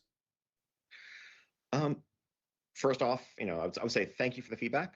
I think it's super valid that it feels that way. If it ever feels like something is rushed or half-baked, that's not something that we're going to take lightly. I think we want to understand what more players we're hoping for from a given system, from a given feature, and take that to heart and do better the next time. I think there are a lot of players, as you mentioned earlier, a lot of different perspectives, a lot of different desires, and we are trying to serve a very diverse, very large audience. And so there are times where we're putting out content that someone may look at and be like, I don't see the point of this content. Who's it for? It may just not be for them. That's fine, right? There's also players who are playing a ton, have exhausted everything there is to do, and need something more. There are players who have less free time and who feel like they're struggling to keep up. We're trying to strike a balance across all of those audiences. I can say, we definitely committed to a faster patch cadence from Dragonflight onwards, and I think I'm proud of the team's efforts to have been able to continue to meet that cadence over the years. That was coming out of long droughts during BFA and Shadowlands, where we heard loud and clear from players that having months go past without anything new, without any meaningful updates to the game, was not acceptable to them. And so we adopted a more agile approach that lets us get out smaller, medium-sized, different-sized pieces of content in between these major, seasonal tiers and major content updates. Now, just because we move faster doesn't mean that we are sacrificing quality. We are never going to put something in a patch if it's not ready. If anything, the fact that we have these 8-week patches roughly means that if something is not ready now, we can just slip it into the next patch and give it the time it needs. Whereas years ago, when there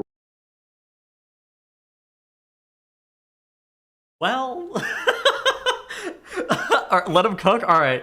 wasn't the next patch, when the next patch might be 4 months I'll away. listen. I'll just sit here and listen for a little bit longer. To, in some cases, work overtime, do whatever they could to get the thing into this patch because there wasn't going to be another chance if we missed it. Whereas we have a number of features, a number of systems improvements over the years that originally were intended for a .5 that fell into the .7, that were meant for the .7 that moved into .0 or the next .5, and that flexibility is a reflection of how we maintain a commitment to quality. An 8-week patch cadence is an aspiration. It's not an ironclad set in stone thing. if we are looking at the reports we're getting from QA about, the bug count or the stability of a patch, or the feedback we're getting from PTR about people being unsatisfied with a key portion of the patch, we're not just going to push it out because, well, we told ourselves 8 weeks is what it has to be, even if it's not the right thing for players. No, it's obviously not lost on me.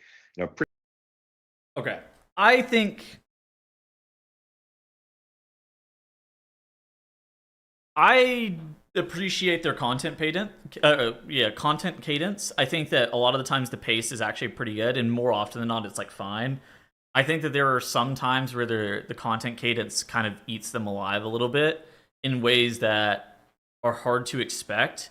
But I think at the same time, there's been kind of a shift, at least in my experience, from the type of patches that I have come to accept over time, right? Where I think that Blizzard will push something out, even if it's 98% of the way there, just because it's 98% of the way there, instead of in the past, they would take the time to actually, maybe take 3 more weeks to get it to 100% or to where it's like less buggy.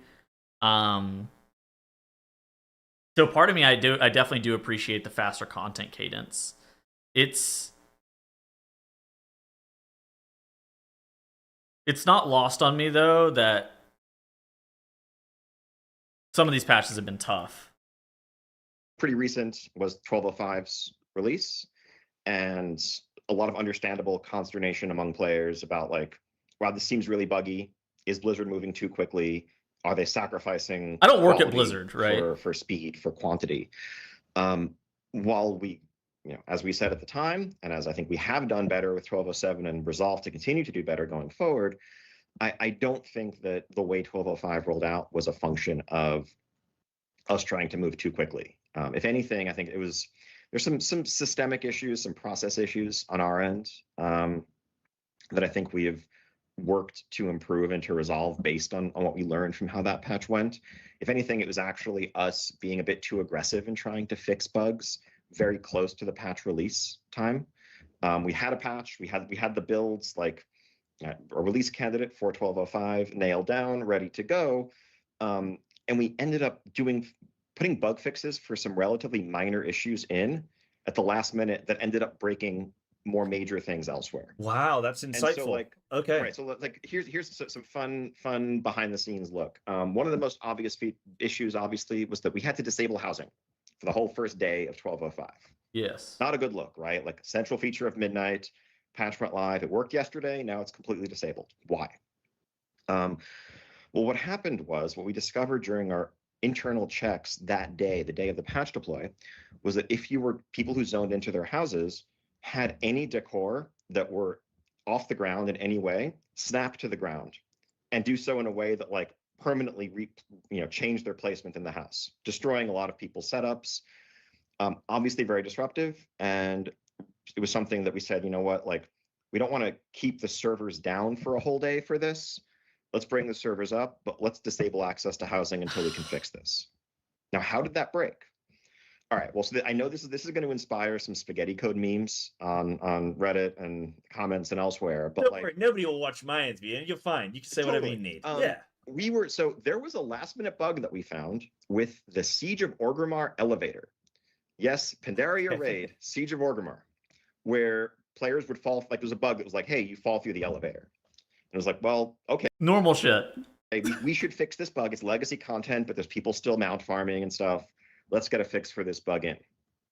That bug fix went in just a few days before 12.05. Because of the complex interdependent nature of 20 to 25 years worth of code, aspects of what controls how a player attaches to an elevator object also touch on some aspects to how different objects can be parented to each other or stacked in housing placement. And so, fix the elevator bug, elevator worked, QA went in, verified, elevator is fixed, all right, we're good to go. We did not go back and check housing during that. So the problem isn't this specific example, and the problem actually isn't 12.0.5. But in my opinion, the quality of patches that we've had, I mean, dude, I remember War Within Season 1 had one of the worst patches I've ever seen. But even from, like, a real perspective, Like, this isn't, I don't think this is the least common thing ever, but I think the fact that they're willing to ship patches at this quality is more of a testament to the type of patches that they're willing to ship, right? Like, to me, I don't work at Blizzard. I don't know the internal workings of the development team. I can only speak to it as a consumer.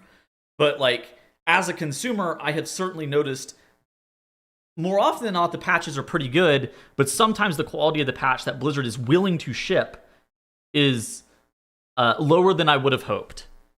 And I think that and the fact that they're willing to ship that patch because they have a deadline that they have to meet, I don't think that, like, again, I don't work at Blizzard, so I can't tell you if it's because they're being asked to design things faster than something that they're comfortable doing or not. I would assume that they have deadlines that are, every fucking job has a deadline. Like, ultimately, it's on their upper management to be able to roadmap what's obtainable and what isn't.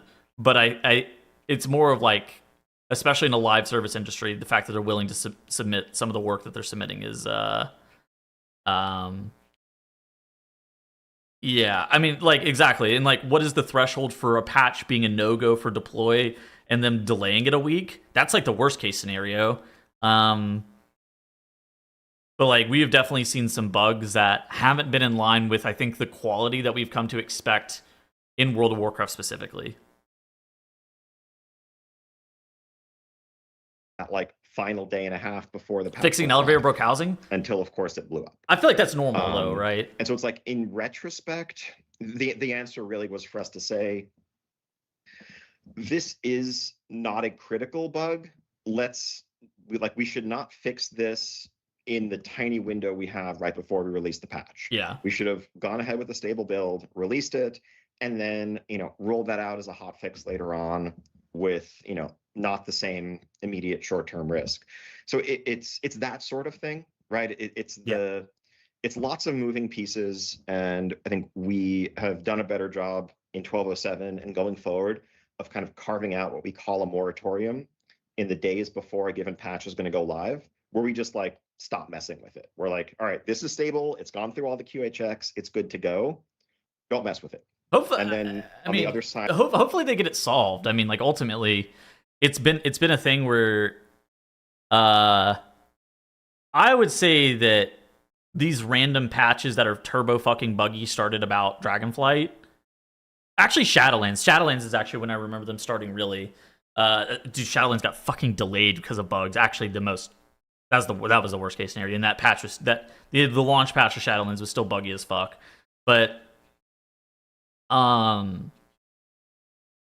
hopefully the quality of especially their 0.5s and their 0.7s goes up with some of the changes that they've been continuing to make. Shadowlands was COVID, so it gets a pass. I mean, sure, Shadowlands is COVID, so it gets a pass, but now we're six years out, and we still have, maybe it's a little bit better than Shadowlands, but it's not like a ton better than some of the Shadowlands patches we've had, right? Once we're live, and it's not about specific bugs. Without that, it's about like really the time pressure of an imminent ship date coming up. So that's how that happened. Just game development is full of all kinds of fun quirks and surprises. Yeah, it doesn't sound stressful at all. No, I mean, software dev is just like that. Sometimes when you said originally that sometimes you just change one fucking thing and then your code doesn't compile, and then it's just like, my fucking project is ruined, and then you just hit Control Z a bunch of times, and then you're like, well, I'm submitting this. I'll get a fucking 85. That's how I felt. That's how I felt in college. But it's unfortunate because whenever you're talking about designing a live service video game, the expectation isn't that you turn something in for an 85. It's that you turn it in and you get 100% of the time on a deadline. If we wanted player housing, it would cost us a raid tier. It was actually Siege of Orgrimmar. That was a raid tier that it was going to cost us. Those pesky elevators. Who knew? Who knew? Okay.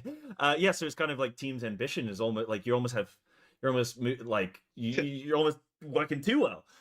Okay, that's cool. That's good to have that insight. And I think that's a lot of the time as well, what players, we don't have that internal knowledge. And of course, we're not ever going to have everything that you guys are privy to. So Blizzard. I think that sometimes, and I've been so guilty. It depends on the scope of the bug. Knee-jerked to things. And sometimes it takes me 6 weeks to go, actually, you know what? This thing I thought was really bad, I actually really like. And those a lot of the time for me, that can be like class changes or spec changes where I go, Sure. what on earth is this? It definitely depends on the scope of the bug. I think that something like the marquee feature of the patch with the bonus rolls not being working is like that pass checks.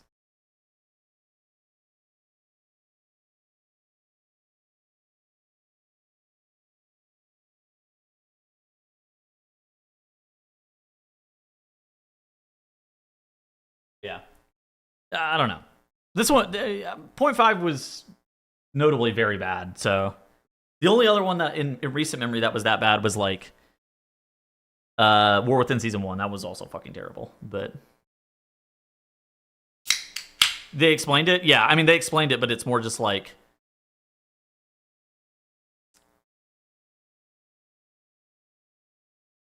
It's kind of like when Cloudflare goes down. And you're like, how the fuck did you allow this to happen? I understand that they explained it, but Cloudflare was down for 6 hours. Turn that shit back on. I was using that. It's kind of like the same thing, right? You're like, why the turn that motherfucker back on? AWS outage. Turn that shit back on. I need it. I'm trying to use the internet. And then I play it for a few weeks and I go, all right, this is pretty fun actually. Fine. But you know, and then I go, oh, okay, like maybe knee jerking, you know, it's like I'm not saying everyone's guilty of that. Oh yeah, CrowdStrike. Yeah. Guilty of that myself sometimes. So I did say that we were going to. Was it CrowdStrike or was it Cloudflare that had the rating? The code that got randomly pushed one day that fucking took. We mentioned the fact that there's these multiple. Took down a bunch of websites for like 6 hours. Maybe it's CrowdStrike we had actually. Sport introduces the standalone boss a few weeks ago, and that's actually been really fun to interact with. So for players that don't know too much about like Sportball and how you've designed it, it's like you can go in. Oh yeah, CrowdStrike was the airport one. Okay, never mind. Yeah, I was thinking of Cloudflare. You can repeatedly. That was not what I was not thinking. And also, it's flexible raid sizes. You and Ian have the same hairstyle, which is not something that we've really had. So both two men who should shave their head and would look handsome bald. Is this sort of like a tester for how you maybe want all raids to work in the future? Is this a one-off? How have the results been? Are you happy with it? Results have been great. I think we're definitely happy with it. I would say it's somewhere between just a pure one-off experiment and the cohesive future of all rating. I think, you know, as I alluded to earlier, we're definitely looking to evolve a formula for raids that really hasn't been touched in the past decade. And I think we've heard a lot of feedback about the rigidity of old school Mythic lockouts in a world where people are increasingly looking to start to pug Mythic. There's more sophistication in the community. When we first introduced Mythic 10 years ago, it was like very few people were even attempting pugs there. That's not the case now. I think we've also heard a lot of feedback from heroic guilds that, you know, get ahead of the curve. I think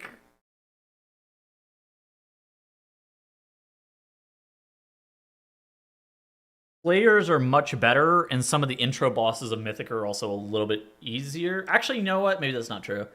I think more people... never mind. I think he's actually right. I think more people are just willing to try the first couple of bosses of Mythic. Because Hellfire Assault was piss. I mean, that boss, you could actually just like walk over that. Kargath Blade Fist, that guy was free as fuck too. What was the first boss of Blackheart Foundry? What do people do first? Hans and Franz? Beastler Dormac? I don't remember what people did first. Oh, I think Beastler was done first normally. But yeah, I mean, those fights were really easy. Hans and Franz was also fucking easy. Or Gorger. That guy, oh my god, yes, that guy was also free. Okay, so yeah. I think that I was about to say, like, I think that the intro bosses are easier now, but I don't believe that that's true. I think people are just more willing to try it. Also, something that's maybe semi-related is the fact that you can do it cross-faction and cross-realm now is a really big deal for getting people grouped together that had the ability to be able to take down some of the early bosses on Mythic. But maybe don't have a full 20 people and feel like they would like to continue, but don't see a clear path to doing so without like really fundamentally changing the social structure and the nature of their group. At the same time, on Mythic, you know, on the other end of the spectrum, I think there is a lot of value to a fixed raid size for the higher end encounters in the tier especially. I agree. Where, you know, we know that we need to try to tune them to, a cutting edge level. We know that groups that are very competitively oriented will manipulate raid size and find the best raid size. It makes for a better group, experience. And that makes a crappy social experience if it's like you're a raid leader decided that 18 was the right size for this boss. And so for the next 2 weeks of progression, a few people have to just sit out, and that's just how it's going to go. It's not something we want to fully lean into. So I don't think that like full flexible is the future of Mythic, but could we start to see some flex size Mythic bosses making their way into future raid tiers? I think that's certainly not impossible. Could we see some reevaluation of the rigid Mythic raid locks? Again, maybe later in the tier, like after the Hall of Fame is full kind of thing. Certainly possible. Okay. Nothing. That's probably the right time to remove Mythic Lockout, because you don't really want people doing splits. Mythic splits, I think, would be a fucking catastrophe. That shit is... Splits already suck. And I think that they are way too widespread for how unfun they are. There are some people in every Hall of Fame guild that probably enjoys doing splits, but most people do not want to do them if possible. And then if you're like, yep, we have to split Imperator Versian and Chimeras and Salhadar, and you're like, and Voracious, and you spend all of your week doing Mythic splits instead of actually doing Prog, I think that takes away from the fun. Specifically Mythic splits, I think that he's like, yeah, after the Hall of Fame closes, seems like a good logical part, like a point in time to open up loot lockouts for Mythic while not changing the play pattern. Fixed to announce right now, but these are all things we're discussing. These are all things that are on the table. It's probably about the right time. Flexible to announce, perhaps. Yeah, I think when I look at a lot of the the walls that I face when I raid Mythic, right? I have my guild. Yeah. We're a high level guild. We clear content. Yippee. But a couple things that I notice is, okay, well, if I'm not needed this week, maybe could I go pug? And if I do want to pug, well, I'm going to get saved to the lockout rather than the boss. That makes me like, we've all been there where you've cleared the first boss on Mythic and then somebody leaves. Well, nobody's going to come and do if you've already killed the bot, because then they're not going to get their weekly vault. A lot of mercs. And so that's one of the friction points. Yeah. Most guilds probably don't want mercenaries as well. Again, with like players in my guild, where they will almost be mercenaries, where they will go and help like friends guilds and things. Like, we've already cleared the tier, but they're going to go help a friends guild with maybe Illyria on Mythic. And if they could take that character of theirs, go and jump in and help them, where they're getting more, because some people just love to raid. I know most guilds don't want mercenaries unless they need them. I think is I want to raid on. You've made playing alts so fun now, and it's also at a detriment, because I want to raid on all of them. I want to raid on Mythic on 5 different characters, because it's the best way to like gear up, and I want to get access to that loot. And my guild is not going to do 5 alt runs a week, and most guilds won't, unless you're like a world first raider, and even then they're probably not doing that. So I think those are some of the friction points that I find with Mythic raiding. Is that something that you guys identify, or how do you think about some of that that I've said? I mean, I think that's a pretty good summary of some of the pain points. I mean, just having multiple smaller raids helps with that inherently. Yeah. I mean, I think even before Sporefall, like just looking at Dream Rift and behavior around Dream Rift, obviously on the easier end of the spectrum, Mythic boss, but also the fact that it was a one boss raid bypassed all the lockout issues, all of those, and all of those other, barriers, and overall was a good player experience. Now, at the same time, we want to be mindful of some of the value that lockouts and structure is the most miserable experience. I think Dream Rift's okay. It's better than.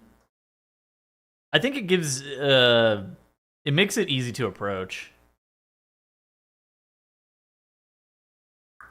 I think if you had Chimeras in every single tier, you would have guilds doing Mythic splits for it. Again, it's the split shit that I'm a little bit more worried about than the. Because it's like, how do you make it approachable for people who don't raid Mythic to start, to kill Chimeras, to get that hit of dopamine to where they're like, you know what? Maybe I do want to raid Mythic. Without making it so easy that people will do splits of it.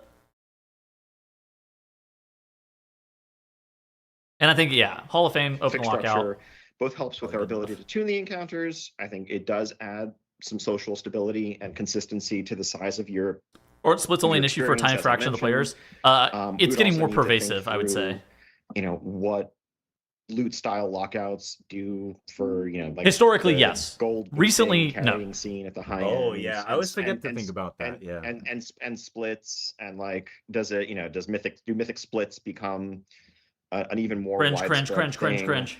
And it's like these are all, at the end of the day, we want to do the thing that's going to be the best experience for the majority of players, but we also need to be mindful that competitive players will take advantage of every loophole provided, and that can easily distort the way the game is played at the high end in very visible ways that then start to trickle down increasingly to other players.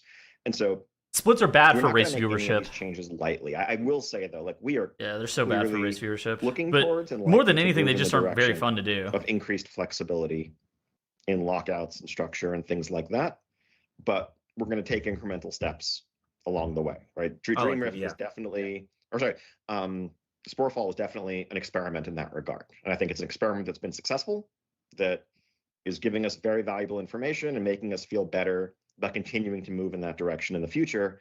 But we also did it as like a one boss late in the tier raid, so that if it blew up in some unexpected way, the damage was going to be relatively minimal. And so that's kind of why we positioned it that way. If there was some Spore fallout, perhaps, then Indeed.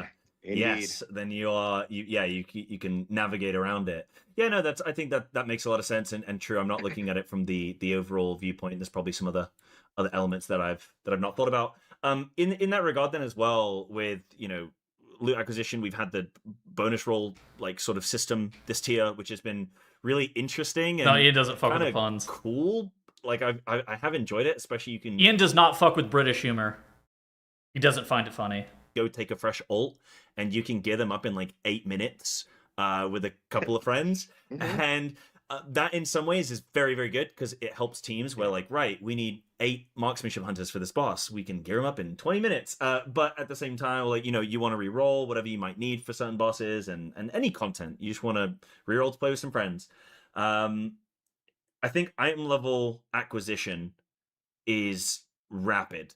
And let me just think of how I want to phrase this. So I've got I've written it, I'll read it word for word, but I've got item level is rapidly acquired, which sort of diminishes the distinction I feel between player skill, because what happens is you elevate more quickly players that sort of normally wouldn't have been at that high max item level, but now because they've gotten a bit lucky and with some of the systems in place, they're actually competing with some like high level mythic raiders. But the expectation of those players might be different.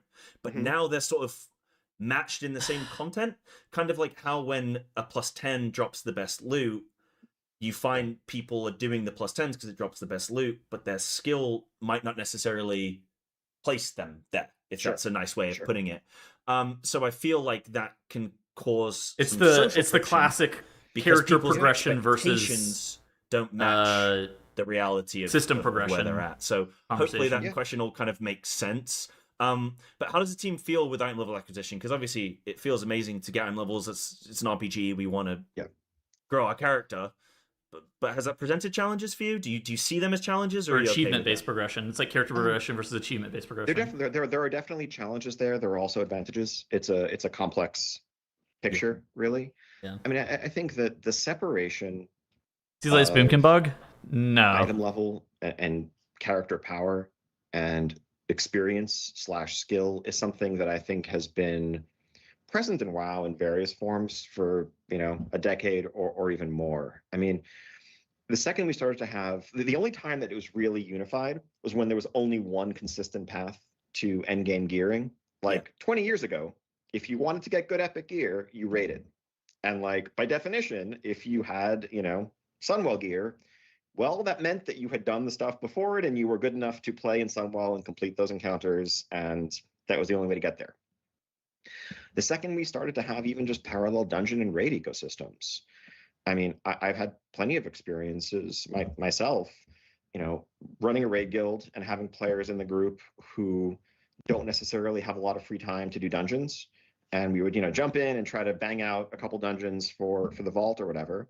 And these are players who are skilled players, like good raiders, but just don't have the dungeon knowledge because they don't spend much time doing the dungeons. And it was a guild group, so we just kind of carry people through it.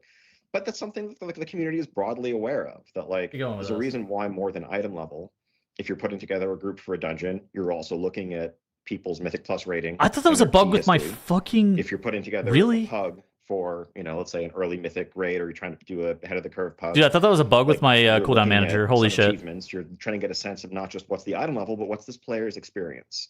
And that's some can say that's toxic. I don't call that toxic personally. I think that it's reasonable. Obviously now if you're a jerk about it, and some achievements, you're trying to get a sense of not just what's the item level, but what's this player's experience. And that's some can say that's toxic. I don't call that toxic personally. I think that it's reasonable. Obviously now if you're a jerk about it, that's toxic. Yeah, if somebody's I mean, this is the conversation that we have on the bench occasionally, where it's, first off, it's not elitist to want to have some distinction between yourself and other players, right? If you do the highest level content, you want to feel distinguished in some ways.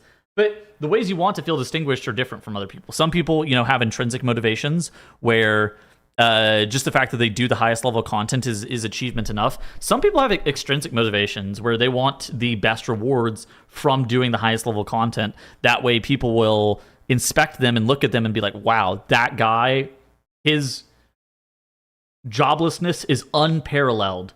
That guy is unemployed as fuck, right? And some people just want the best gear to come from the best sources. But I think that the thing that is true about World of Warcraft is that there is historically a pretty good balance between character-based progression and achievement-based progression, and Blizzard is now pushing the game more towards achievement-based progression, more so than it ever has been. Whereas in the past, especially in your vanillas, your Burning Crusades, it was definitely more about character-based progression, which was a lot slower. And I would say that things hit probably an equilibrium about the Legion era, and since then have been going more towards achievement-based progression.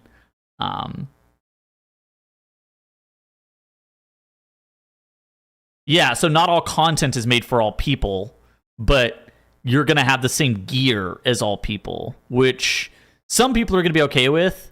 I think that I would prefer it to maybe get reined in a little bit. I don't think I need gear to be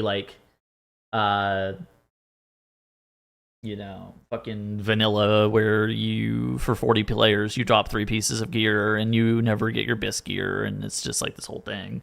I think that would be absolutely terrible. But I do think that there could be a little bit more friction and make the gearing experience a bit longer, but still enjoyable.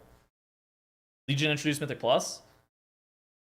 I was talking about achievement-based progression versus character-based progression, where your character progression in Legion was actually fairly long. You had things like artifact power, you had legendaries, but the achievement-based progression was, I think, some of the most relevant, where killing Mythic or Titan Forging as well for character-based progression, but the achievement-based progression was also a really big part, because Mythic rating had been introduced, Mythic Plus had been introduced, and this is the advent of Mythic Plus score and stuff like that. Mythic Plus gear was also pretty bad in Legion. The gearing process took a while, but I think that as time has gone on, they have reduced the amount of friction that has come from getting the best gear to allow people to more effortlessly do the content. But there is some cost that is associated with it. And personally, I think I would prefer a little bit of a slower gearing path, maybe a little bit more of an experience. But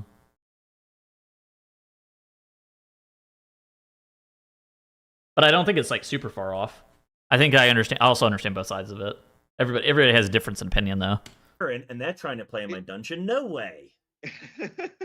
That's not what I meant. Yeah, I don't know about it. I don't know about AP. No, it's reasonable for players to want to seek out others who have the same. That was the most fun expansion I've ever played. So hard to really say that it was wrong. I've gone through a bunch of groups that have wiped a couple dozen times, have learned the mechanics. Legion is by far my favorite expansion. I've done that. I've learned this boss. Legendary RNG? It's reasonable for me to want to seek out I got good legendaries. other players who have had that similar level of experience. But yeah, no. Who are also going to be on the same page. It wasn't perfect, but it was my favorite. It was the most fun I had. The most important. Which there is something to be said about that. Is aligning expectations. Yep. That's why we've added, the drop downs to the group finder for like, is this a relaxed run or is this trying to push? Like, because it can be fine. If season 1 was bad and up for taking their time as others learn. Night Hold On was really good. Finding each other. Fuck, I love that expansion. That expansion was so good. If there's someone else who's like, you know what, I've done this 100 times. Decent legendary. I got 2 okay legendaries. It's reasonable for them to want to find people who have the same mentality. So, which is better than most people. I don't think that's a new thing. Now, I will say that a high item level and myth tier gear is probably more accessible than ever before. Yes. We are pulling back a little bit on the generosity and the pace with which you very big emphasis on a little bit. You can bonus roll gear with void cores in season 2 for that reason. I think you'll be able to start getting them earlier, but 1 a week is a more reasonable pace there than what 2 a week led to, as we saw. BFA smacked. I liked BFA. BFA was good too. But also, what we've heard a lot from the very high-end players in recent years, especially, is that for a lot of them, gear is a means to an end. The end being competition and success and killing the mythic boss or timing the highest key possible. Whereas for a lot of But it doesn't mean that gearing is unfun, right? Gearing is a means to an end, but gearing the process of gearing is still content in and of itself. I think that's maybe something that's been a little bit lost is sure gearing is a means to an end, but there is still content that is attached to gearing as a whole, which is it's relevant content in my opinion.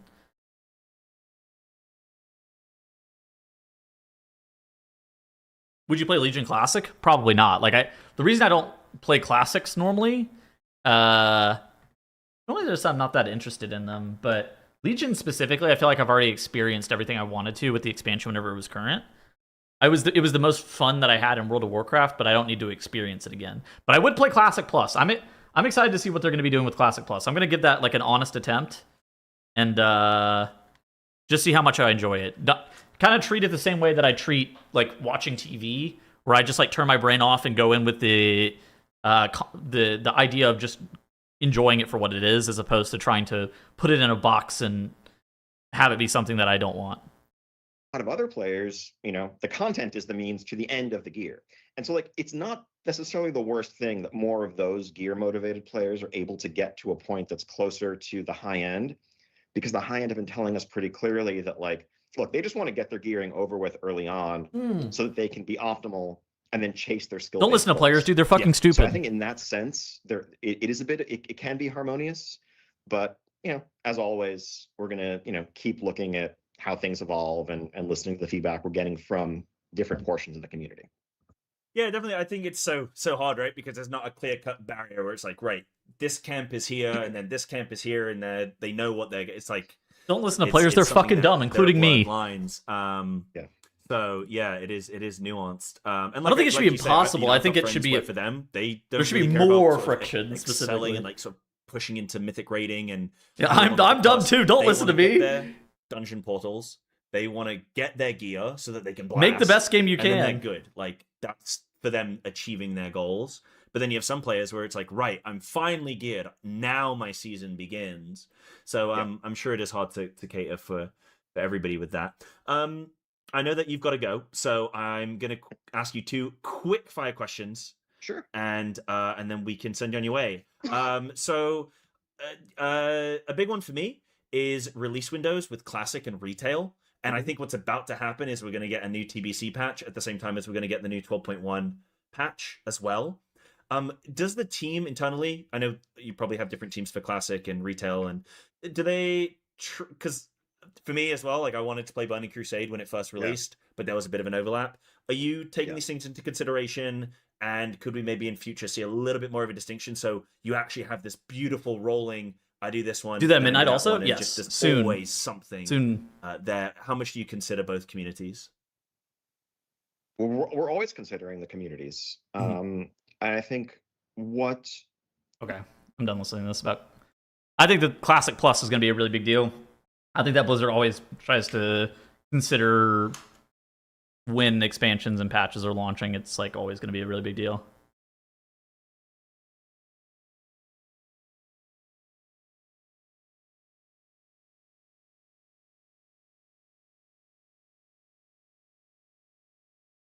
Here, all right, I'll hit play. I'll hit play. Seen for the I was pulling up another video until very recently while I was waiting. Was largely separate communities and player bases that were either focused on playing modern or focused on playing a particular version of classic. And so while like, yeah, we would always try to avoid like literally having big releases fall on top of each other, because that's, you know, messy for a bunch of reasons. Did it get to bed? Yes. Our priority has historically sleep through the thunderstorm, then show back up later. The right thing for each individual community. Right. In a world where it seemed like most classic players were classic focused, it didn't feel right for us to say, oh, we're going to rush this next update, or we're going to delay this next update in order to avoid conflict with some other group of players playing a different version of the game that you may not care about. Right. We wanted to do the right thing for people in that ecosystem. When are they ready for the next raid tier? Let's make sure we're moving on to that phase at that time.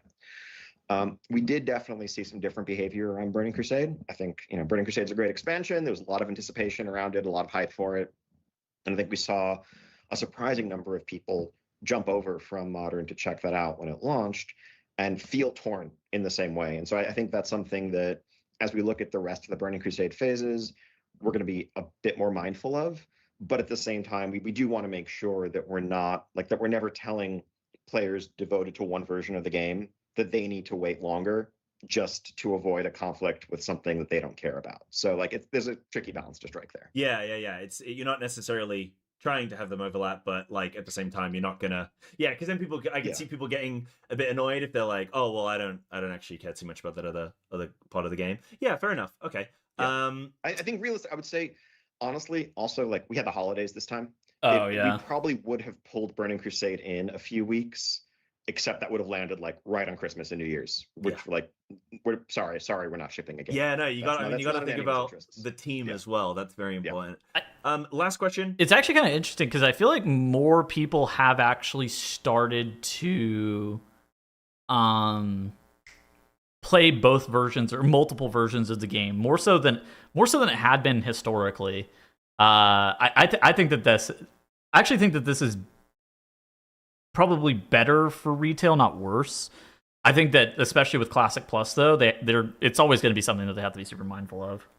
Super quick fire. Discord integration is. I stopped playing at the start of the season. It seems like people are kind of down on the game at the moment. Is that true? No, I think people are pretty pleasantly surprised with how Midnight Season 1 has fared so far. I think that a lot of people were expecting more of the same, and in a lot of ways, Midnight Season 1 has felt like very similar to The War Within. I do think that I don't want to say decent, but some of the content has felt kind of manufactured, where the increase of bonus rolls and the Sporefall raid, it kind of feels like a little bit of treadmill, a little bit less of in-depth content to kind of keep you engaged. But I think the game overall is in a pretty good state, and I think most people have been pleasantly surprised and quite happy with the current state of the game. I've been enjoying it personally. Yeah, I think that most people enjoy it. I do think that like long term, there's probably going to be a little bit of burnout, but I think at least for the first season, most people have been quite positive on it from everything I've been seeing. But yeah, no, I mean, this is the end of the fucking patch, like whatever. It's coming as well, I believe in 12.1. Yeah, that's awesome. So what's the purpose? Discord integration, good. Why are we adding it? I mean, no secret that most WoW players use Discord. Certainly, it's the social backbone of modern gaming. A lot of people are moving between, logging in, using guild chat, and then keeping in touch with folks on Discord. This first step of being able to unify the two, of allowing guilds to link their chat to a Discord channel, I think this Mythic Plus season was quite good. Great convenience for a lot of guilds that already are in the habit of using Discord. That will just add ease of communication. Yeah. We're also just really excited about the partnership and this initial integration, and I think we'd love to hear from players. What's the Blizzard saying? We need to meet players where they're at. Yeah, I mean, fucking everybody uses Discord. Like, this is the most. I think this is one of the easiest slam dunk changes they ever could make. Like, guilds as a culture have been migrating to Discord basically since 2016, and like I think it really took a big step in that direction, probably about the 2020 mark. I think that this was just needed. What more they might want to partnership see that would enhance their experience in World of Warcraft. It is a partnership, probably. Yeah, yeah. Maybe we could like link the auction house with Wall Street or something like that, so we can, you know. That's gonna be a no. But what did he just fucking say? Okay, hear me out. Hear me out. Hear me out. Hear me out. All right, Warband Bank linked to the S&P 500. So the goblins, they're making money for you, right? And based on the real world performance of the S&P 500, the goblins are able to make the money, and you get to reflect real results. So we're going to call it investing for noobs. That way, everybody can really understand the impacts of investing. So you put your money in your Warbound Bank, and the goblins, they're gonna buy VOO, right? Or they're gonna buy SPY, and your money's getting invested into shares, and then you can cash it out, and you have to pay a tax on the capital gains, or you just lose the money if it's a capital loss and get fucked, Lamau.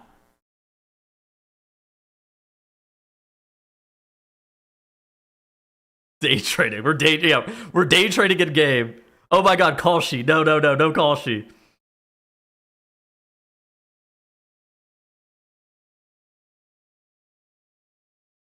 I've been cooking on that one for a little bit. We're calling it Goblin Investing. A high yield Warband Bank account, yes. Okay, what was that other video? Wait, are the dungeons up? Let's go look. A tax return professional. Yes, that's right.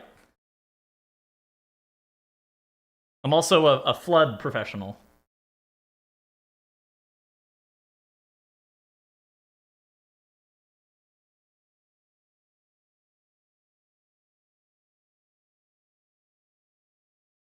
Skype.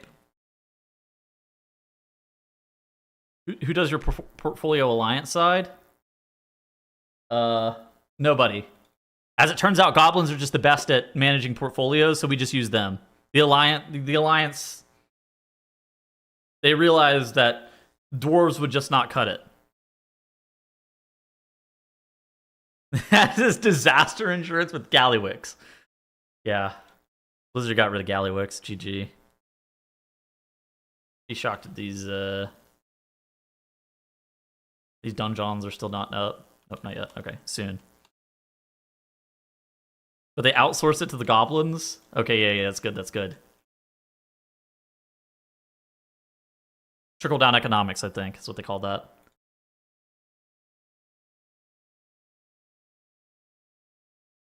This is a video that I've been meaning to watch on stream for like a month, I think. I'm Chris Will.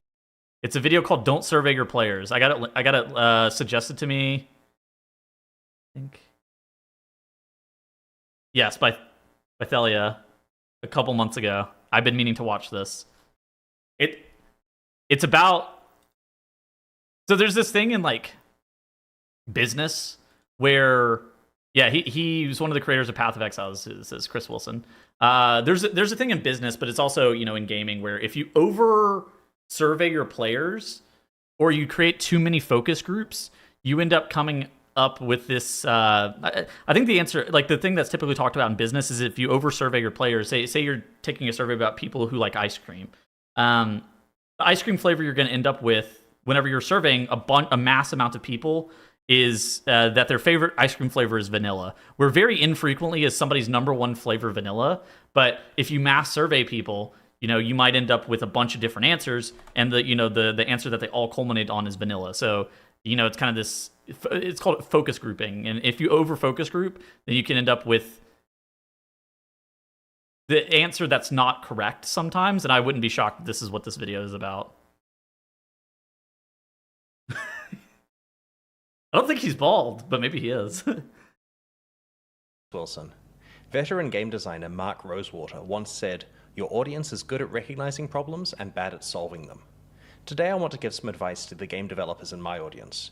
Don't survey your players to help you decide your game's design direction. Agree. Now, that probably sounds strange, because asking your community how to improve your game seems completely reasonable.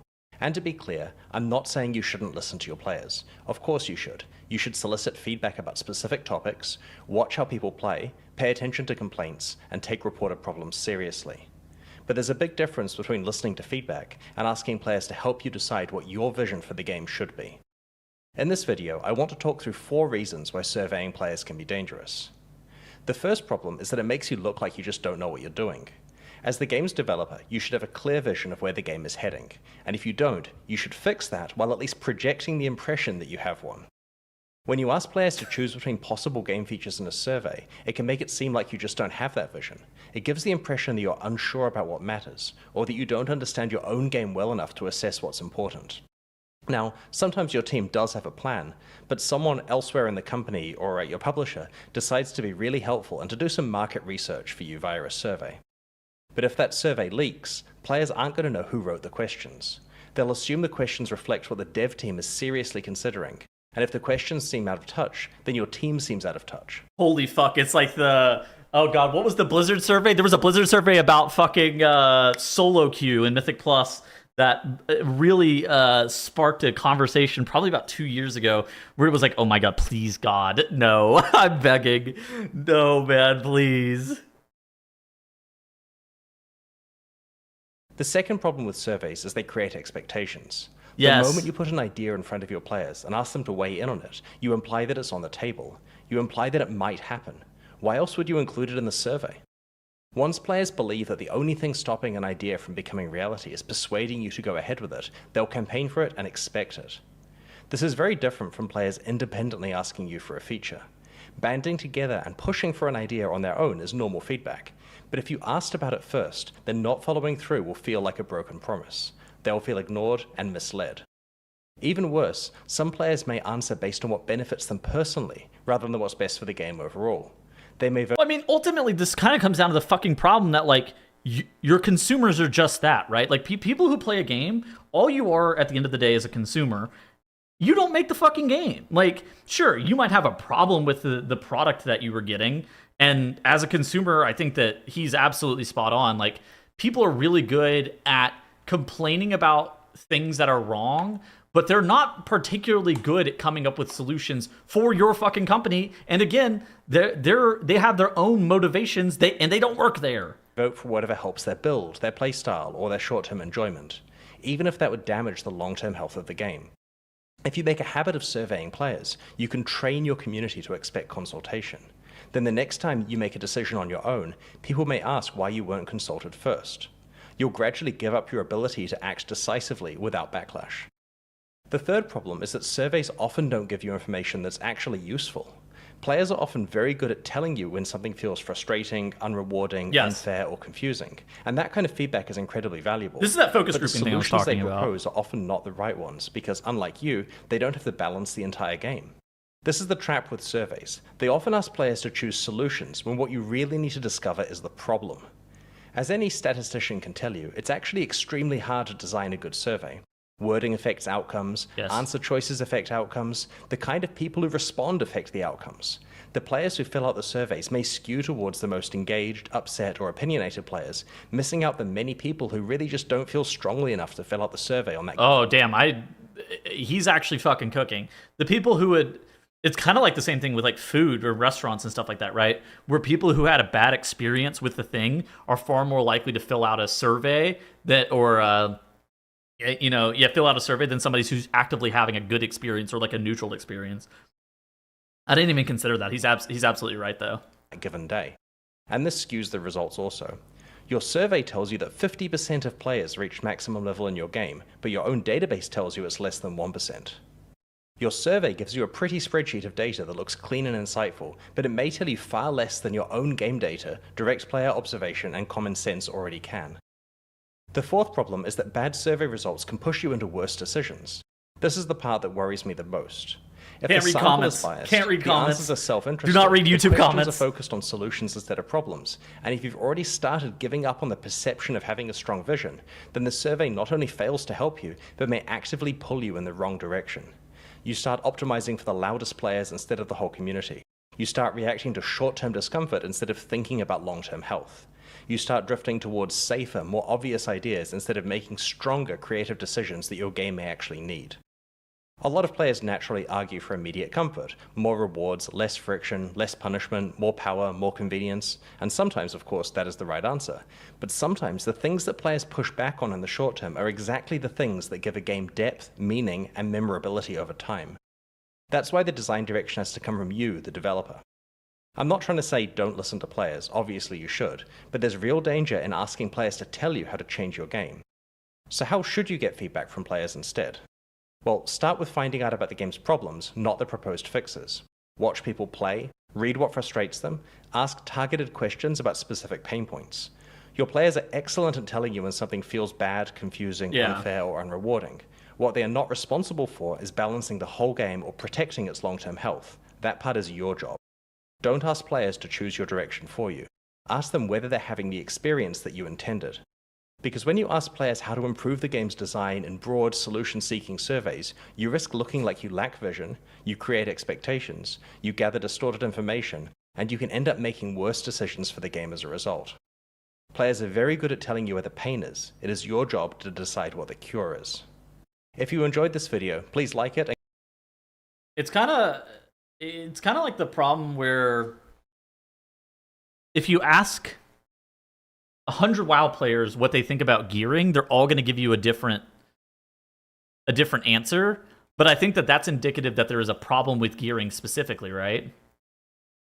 Is that everybody believes that there's a problem with gearing, but nobody has a good answer for what the solution is to gearing. But that's why it's important for Blizzard. That's why, at least on the bench, sometimes people will be like, what would you do? And they want you to come up with an answer. First off, I don't work at Blizzard. I'm not talented enough to work at Blizzard. But secondly, I don't think that my solutions are even good. I think that they would end up being flawed and bad in ways that I couldn't even begin to predict because I'm not a fucking game dev.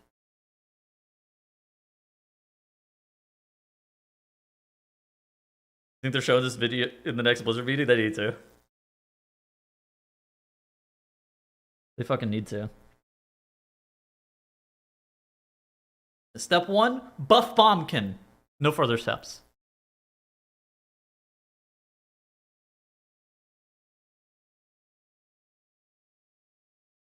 They gotta turn these new dungeons on. Based on your opinions, they definitely should not. If anything, I would say that the best thing that Blizzard can do is actively play their own game. Beyond the scope of inside of test realms on the Blizzard campus.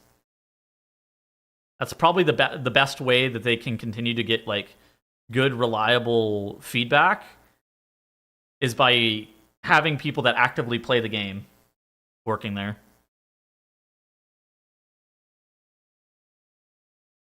I mean, again, this is WoW players are good at identifying things that aren't working, or consumers are good at identifying things that aren't working, and giving you, particularly sometimes, reasons that they're not working for them. But sometimes they'll even lie to you about the reasons. It's kind of like if you ask a player why they quit World of Warcraft, I would say more often than not, they will just fucking lie to you. Will they lie to you intentionally? Probably not. But a lot of people, if you ask them why they quit World of Warcraft, they will just fucking lie about it, unintentionally so. Where they'll be like, this dungeon pool fucking sucked. I was tired of playing mage. But whatever reason that they come up with, it's normally not the truth, because normally the truth is more nuanced than one specific reason, right? A lot of the reasons are also not super identifiable as this one thing, but players will synthesize it down to one specific thing. And a lot of times it's a lot more complicated. It's like a balance of the game isn't as fun for me as it once was, and I'm having a hard time recognizing that. I'm a little bit bored with the current content. My life is a little bit busier than it used to be. And it's like a mixture of a bunch of different things, but then players will synthesize it down to one specific thing and fucking lie to you about why they quit the game. Right? Asmongold saying that he's coming back to the game if they introduce 40-man raiding. Do you think that guy would actually come back to the game if they reintroduce 40-man raiding? No. Absolutely fucking not. That guy is not coming back to the game if they reintroduce 40-man raiding to retail. I promise you, that guy would not come back. But he'll tell you that the reason that he quit is because 40-man raiding is dead. And it's just like, dude, this is not the reason you fucking quit.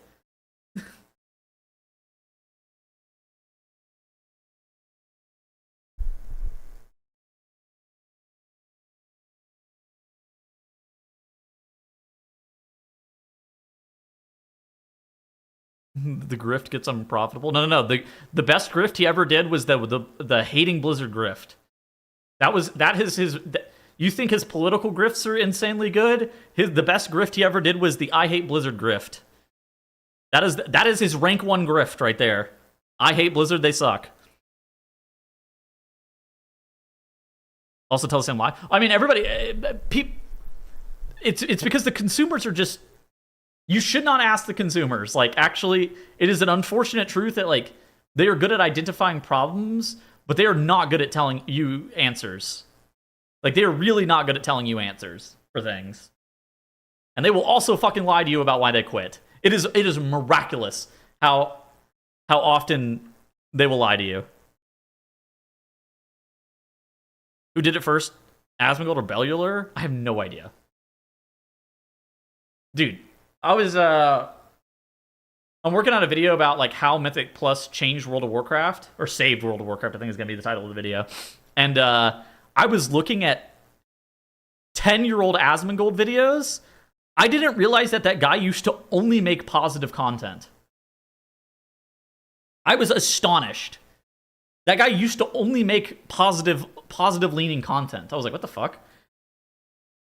Like, some of the stuff he would have like critiques, but the content itself was positive only.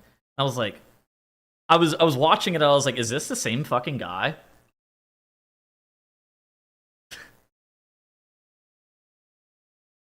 Like, he was talking about the BlizzCon announcing Legion, and he was only talking about it positively. I was like, eh?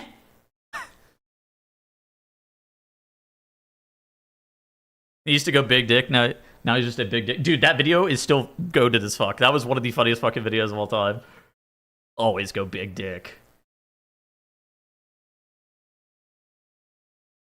He's literally morphed into a different person? Yeah, I mean, he's literally just like... The grift affected him, I think.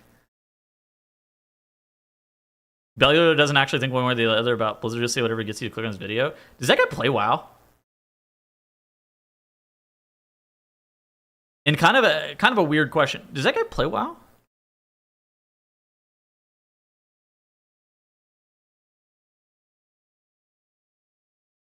Like he actively plays World of Warcraft? Like again, I started in WoD.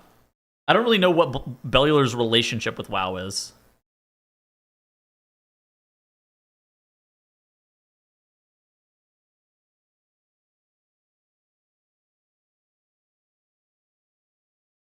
Like, I started the game and Asmongold was like blowing up then. I know Asmongold's fucking relationship with World of Warcraft. That guy rated in Indestructible and was actually quite good for a couple of tiers in Legion, like really good. I know that guy used to actually be pretty good at WoW. I don't know what Bellular's relationship with WoW is, or like Preach as well. Like, I know Preach was in like Nova and The Bald and the Ugly, or whatever the fuck the name of that guild was. But I'm pretty sure Nova was like World 15th or something. Yeah, no. Preach was really good at some point. I think Preach rated Method at some point too. Yeah. Preach was in like WoD Method, I think. Yeah. That he was good. So like, there's some people that I know their lore. I don't know what Bellular's lore is, or his relationship with WoW. Yeah, I mean,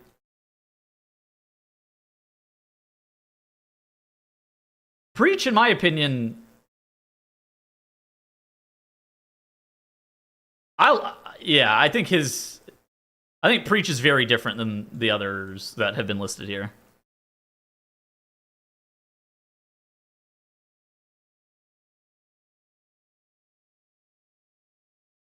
Preach's content's just different, I think. I think Preach falls into the category of WoW means a lot to him, but he doesn't really want to play WoW anymore. But it still means a lot to him. Which is, I think, a pretty common sentiment. Like, I think he wants to play WoW, I think, is the read that I get off of Preach. Yeah, exactly.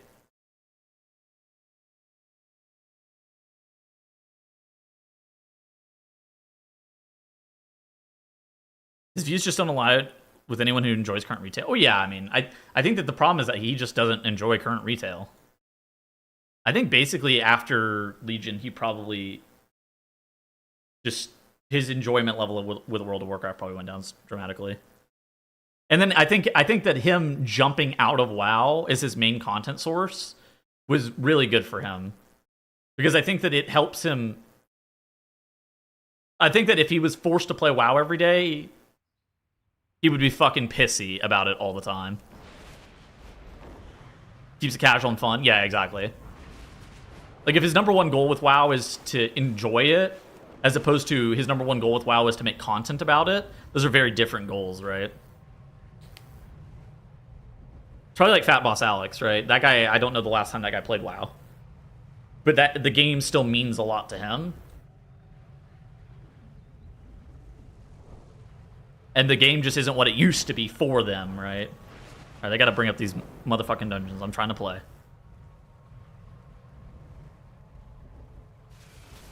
Do we know when they're coming up? Let's see. Check WoWhood. No.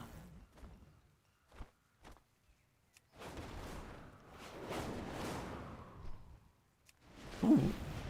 3383. Not bad.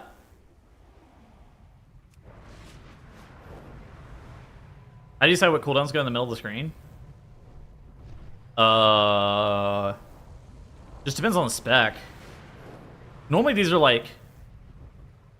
I mean, I'm pretty sure these are just all the cooldowns that Moonkin has.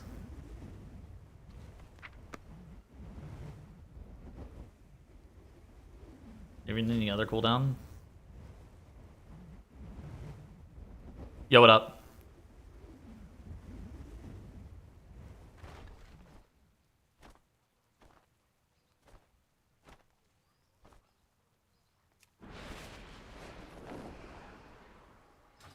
Dude, I have not been somebody who's like super into Classic, but I'm definitely down to try Classic Plus. I don't know what my relationship with content creation will be like for Classic Plus, but I want to try it at least and give it like a real honest attempt. Mostly because I never gave like 2019 Classic like a real shot. What class did you play? I don't know. But I would want to give it like a real honest attempt. You'll log some dummy dome? Okay, sure. Where's the dummy dome? Hi there. Where's that teleporter? This guy? No one else will.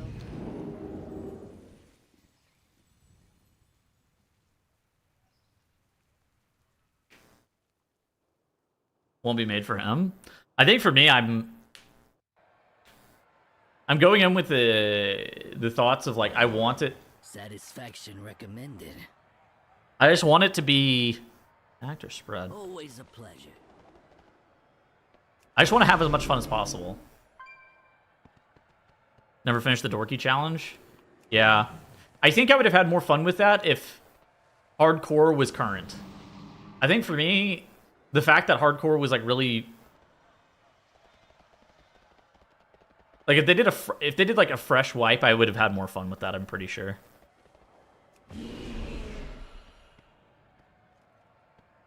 We want this combat logged? Archon.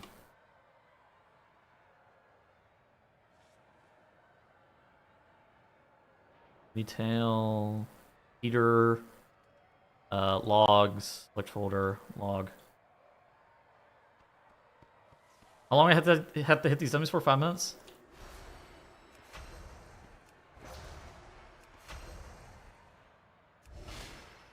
I'm getting UI errors. Let's...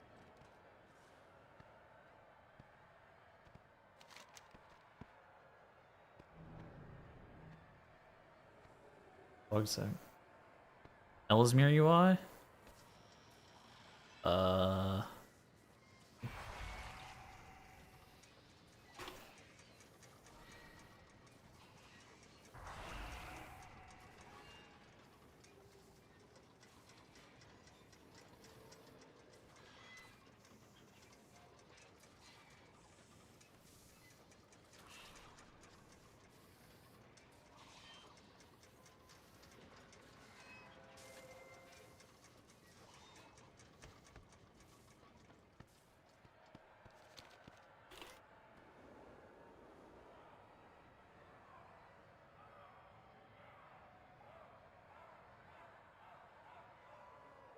Well, I think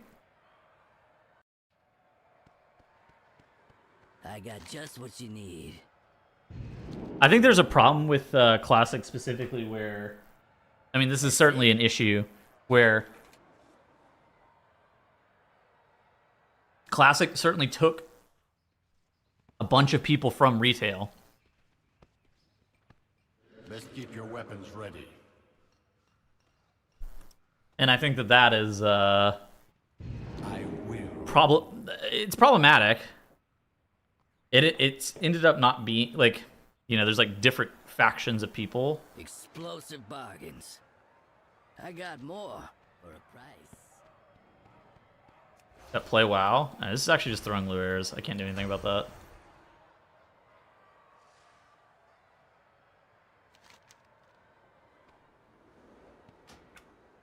It's like Scarlet Monastery, probably. Best deals in sight. Check in real soon.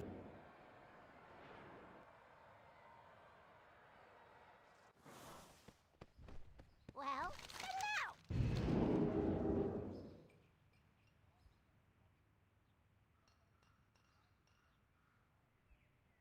BRT.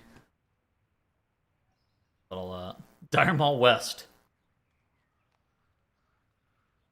And this right here, this is where the pirate software incident happened. Zul'Jin is already empowering the Fang of Ulatek.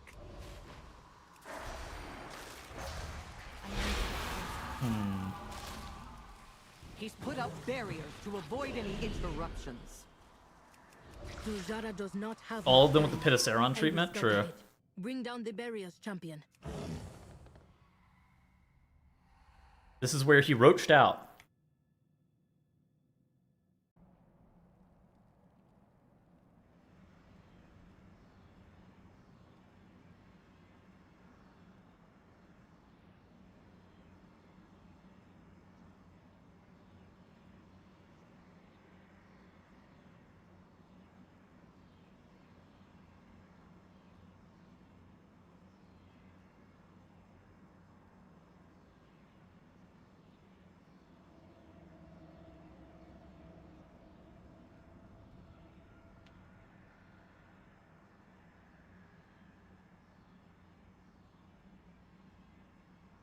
You roach if you played hardcore?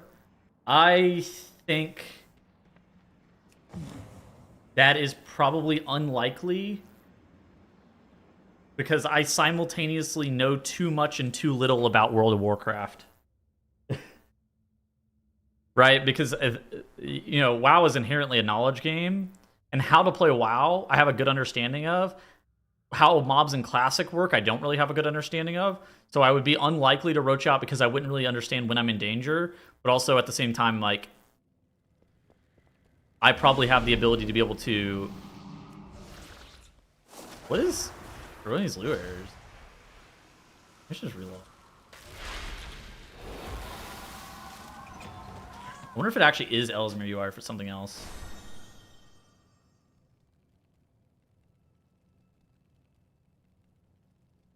It's a Little Wigs? Oh, Buff maybe it's Boomy Amirite. Amen. Maybe it's a Little Wigs issue.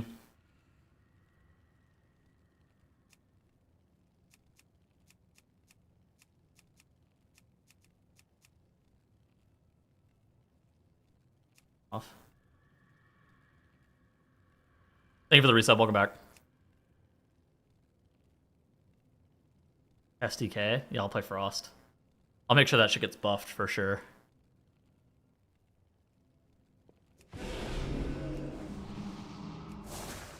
Oh.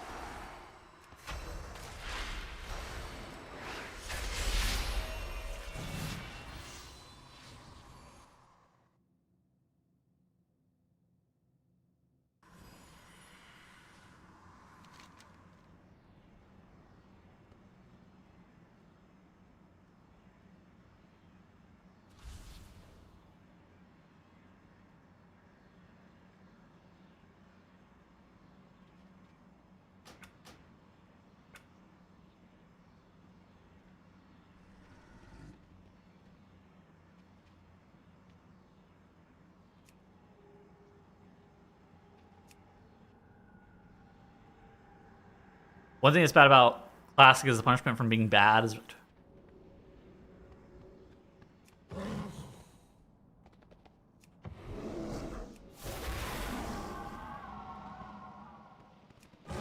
Casuals have to invest more time than the tryhards. Well, I think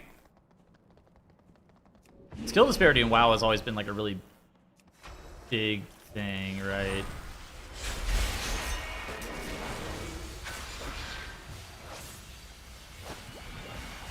Alright, maybe I turn off the Ellesmere UI nameplates. And then use some different ones real quick. Since they're like throwing blue errors.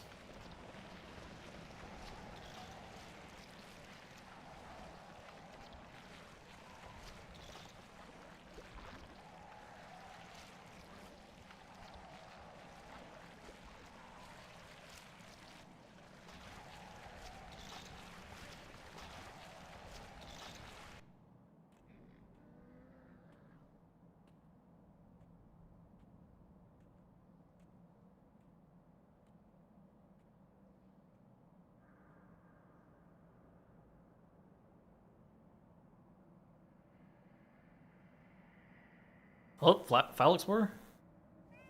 Lock in.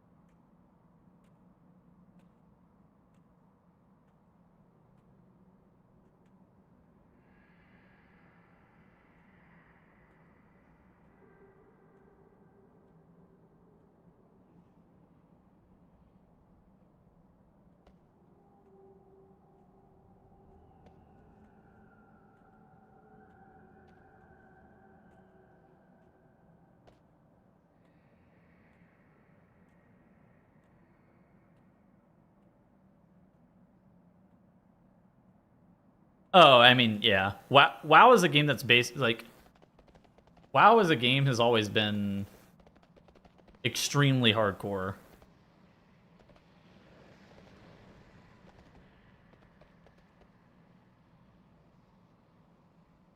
Almost to like to a degree in which people there's insane cognitive dissonance with WoW players, right? Where people believe I don't understand where the fuck this shit comes from. So many people in WoW believe that they're much better than their actual skill is. I mean, this has always been a thing with WoW. And it's a thing with classic players too. Everybody there's like a Terethal quote where he's like, I've never met a World of Warcraft player who believes they're bad at WoW. And that is just the most fucking truthful thing ever. If you especially it's like especially true if you've ever encountered a WoW player in the wild where you don't really know how good or bad they are, and you like start asking them questions, try to gauge their skill, and you realize like what level they're at, and they'll like, but the thing is they always talk up how good they were. I'm bad, but like,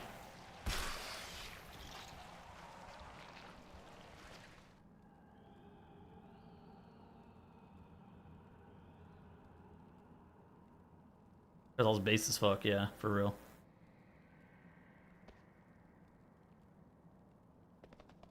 I was so good in TBC. I mean, people literally fucking carry that shit to their grave. But it's like, people carry that shit to their fucking grave, and they believe that they were good on, they were the #1 mage on their server in the year 2009. So that means that they're good now. What the fuck did I just do?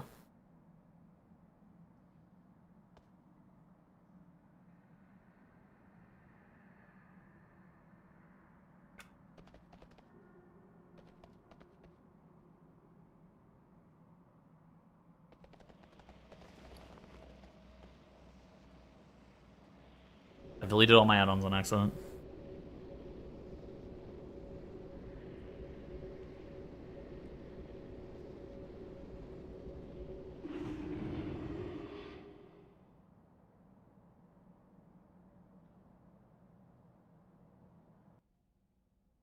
Inch.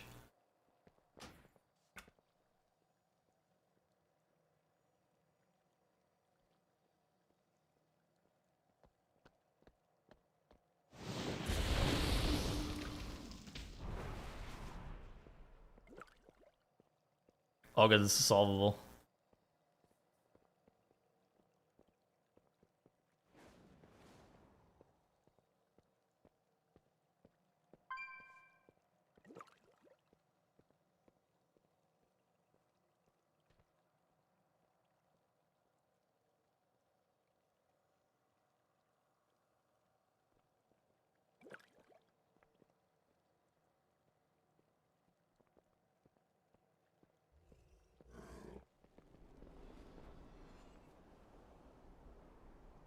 Combining guilds ever worked? Yeah, method combined with rapid eye movement, and it worked that one time.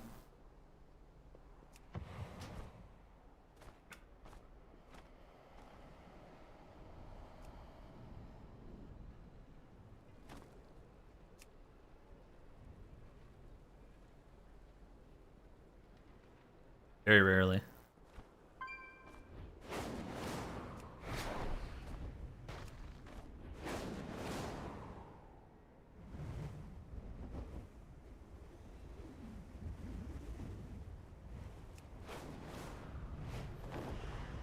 Maybe this won't. Alright, getting UI errors again. Ellesmere UI. Your nameplates are killing me. We took 12 people from a guild back in Mop and it worked out. Well, I think that was the era where guilds fucking were blowing up, and you like that was whenever people were making the jump from like 10 man to 25, right? And because of Mythic changing.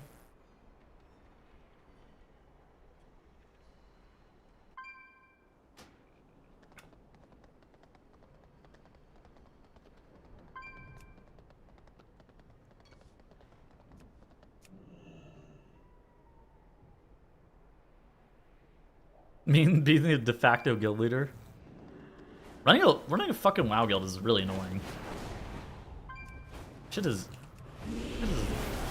ass. What?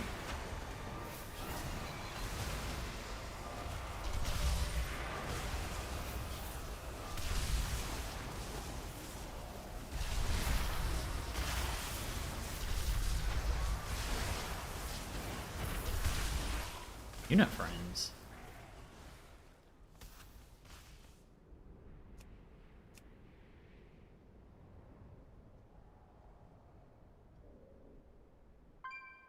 It's actually throwing the lure.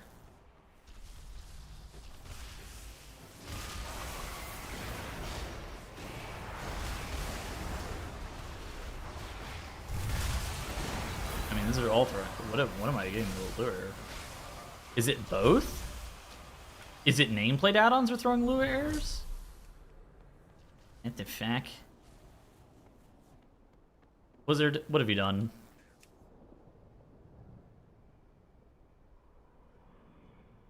Long-form content? Yeah, I think I'll have 2 videos this month. 2 more videos, sorry, this month.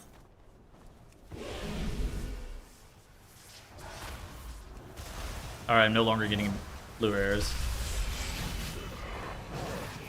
Alright, I guess I'm just gonna be using the fucking default. They changed buff debuff shit, right? Oh, they were going to. But yeah, no, that's probably why. Alright. Saved. The game is playable again.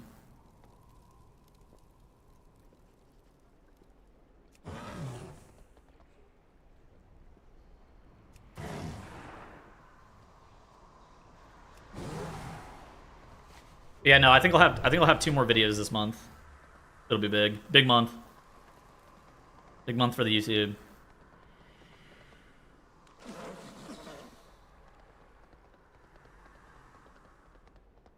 What happens? I fucking hate Tettles being happy. What a dickhead. Fuck you, Tettles. Thank you for the sub. You know, testing started? No. I was fixing my UI.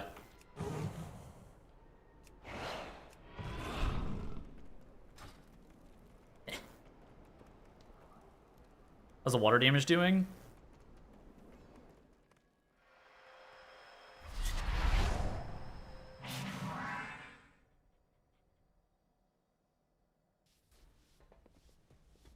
Terrible. That shit, yeah. That shit got a rank 1 on my basement.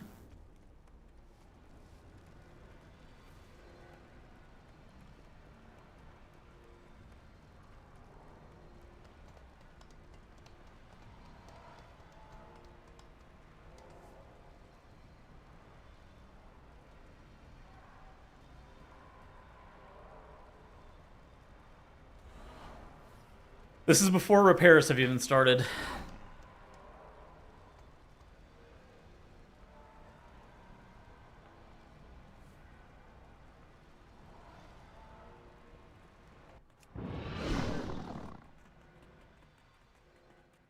$9K even a lot?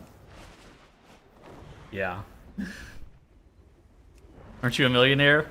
No. Hey, how you doing?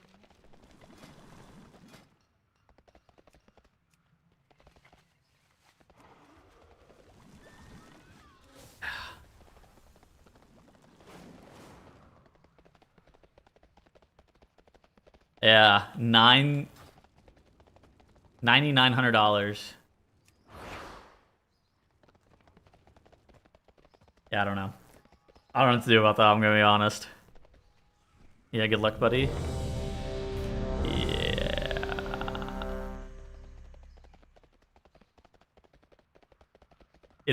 It's going terrible.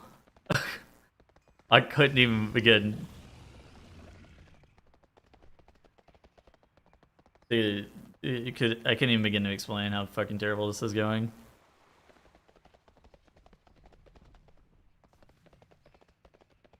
The winds guide. Shit his ass.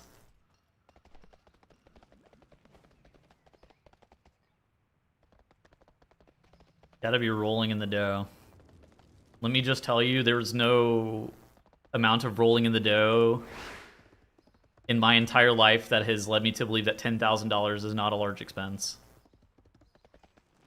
Shit is terrible.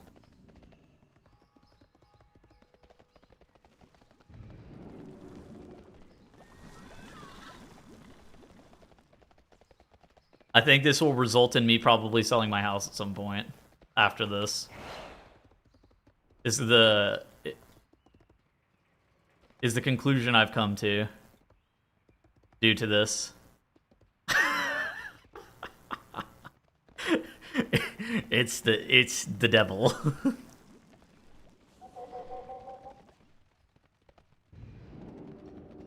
What's up? Oh, look. Yeah, it sucks. If you ever need anything. Or will you buy your next house? Yeah, well, with what money? Insurance isn't covering it?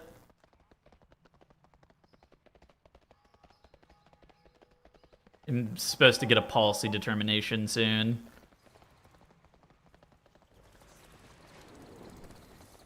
I'm pretty sure they have to, but they still haven't. They haven't made a coverage determination yet, and the flooding happened on the 1st, so they're trying to deny it. I got a reservation of rights letter about it a couple of weeks ago, and then I had to file a Department of Insurance complaint against my insurance company because they're basically doing this thing. So they're not.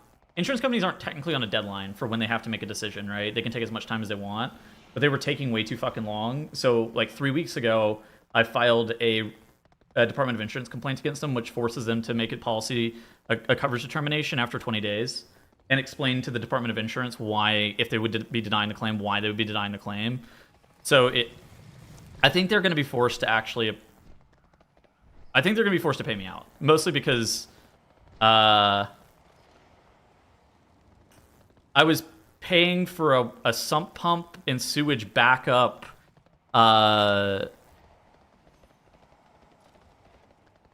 What is the word for this? I want to say the word exclusion, but that's not it.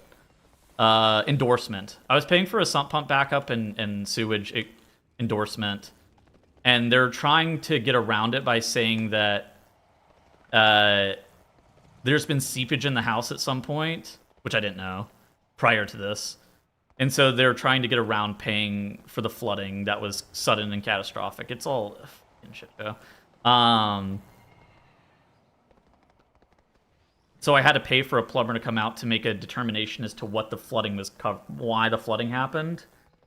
The sump pump failed. Like, I don't know what the fuck they want from me.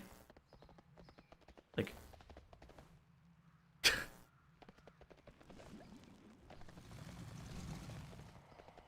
It's been very costly, and I'm gonna be honest. I would be lying if I said it wasn't stressing me out.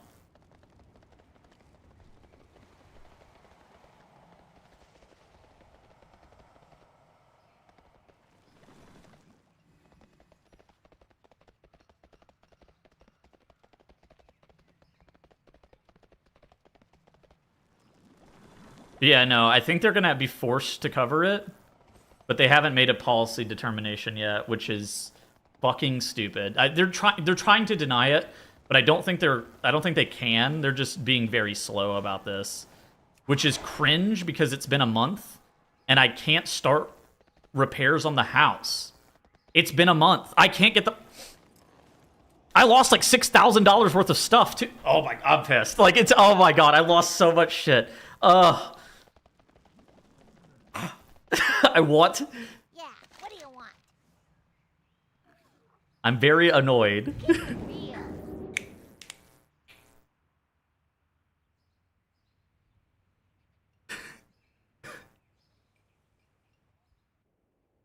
They've pissed me off. We need to act fast. And like, if they don't cover it, then I'm gonna pay like $20,000 out of pocket to get all this shit fixed. And if they do cover it, then I'll pay something. But I've literally lost like $6,000 worth of stuff too. That they just aren't. Madge.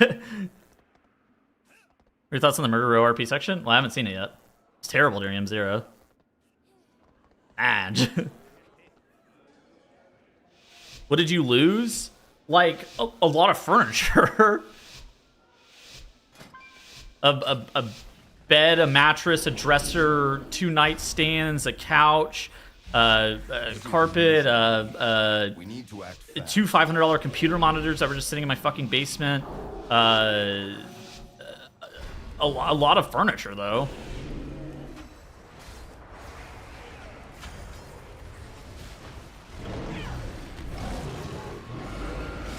A snowboard, an electric guitar, some art.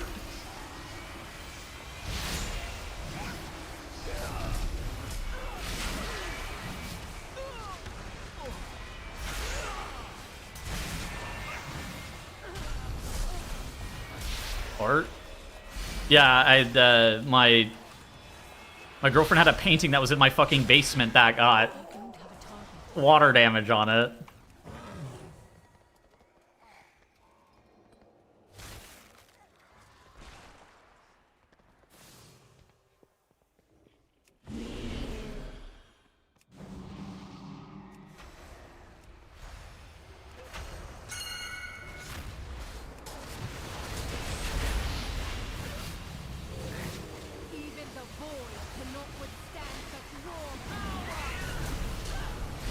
I'm getting Louis errors again. Are you allowed to say why they were trying to deny your claim? What do you mean?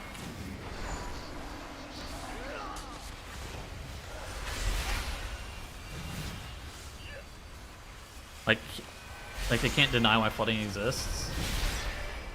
I mean, they're just cringe. Why they're trying to deny it? They're trying to deny it because that's how an insurance company makes money. They make money by not paying you.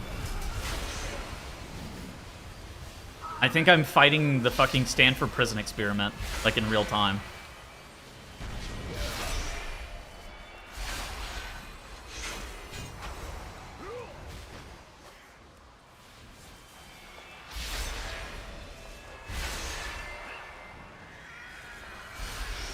I also have people from my insurance company that are telling me this is how they would do specific things, and I was like, you definitely fucking wouldn't if this was your house. I'm literally, again, I think I'm fighting the Stanford prison experiment in real time. It's insane.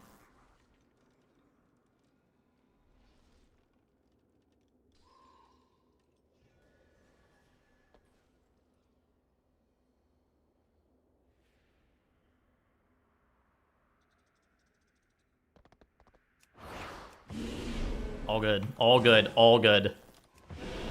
Surely this will come out in my favor and I won't have to pay $20,000 to fix my house, and I'll only have to pay $10,000 to fix my house. What a steal. It's been terrible.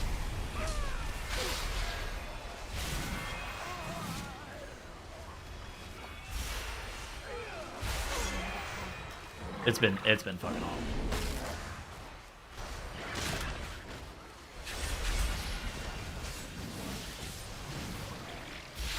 I think the problem with homeowners insurance is the same problem that health insurance has, where health insurance companies and homeowners insurance companies, they make money by virtue of denying your claim, right? So anytime they can get away with denying their claim, they advise their claims adjusters to deny your fucking claim if possible, right? Because that money saved is money earned. And they're supposed to be there helping you, but instead they're trying to fuck me over. Terrible.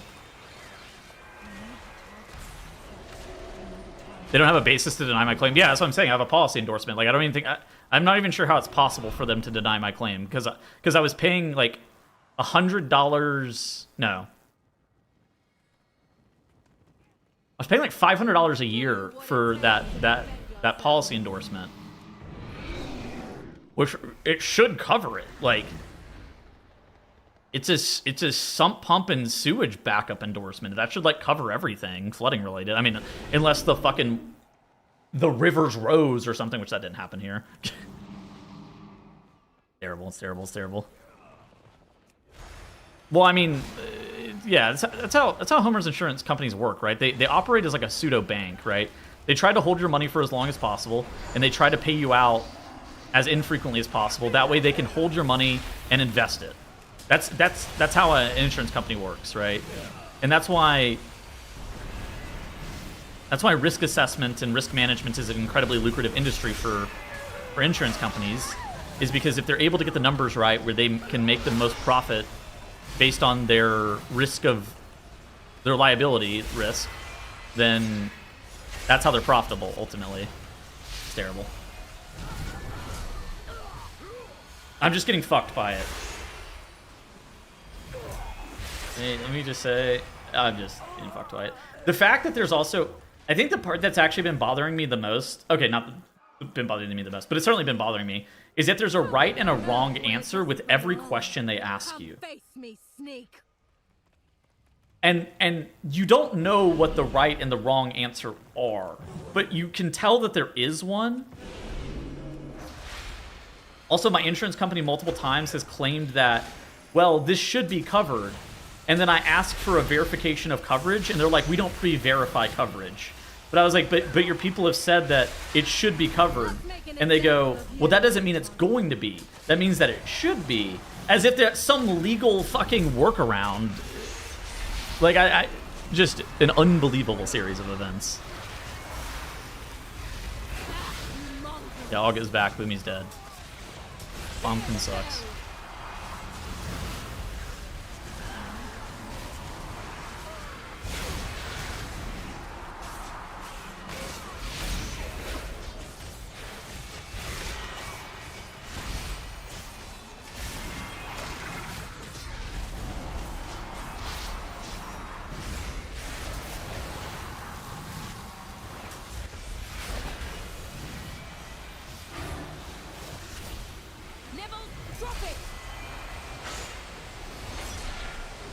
Doing tank damage? Oh, I'm doing less than tank damage now. Just taking bonus down.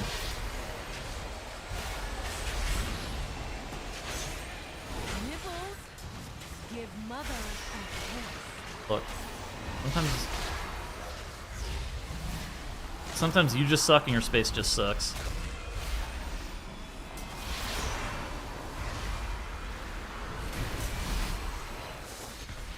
Flee the flame.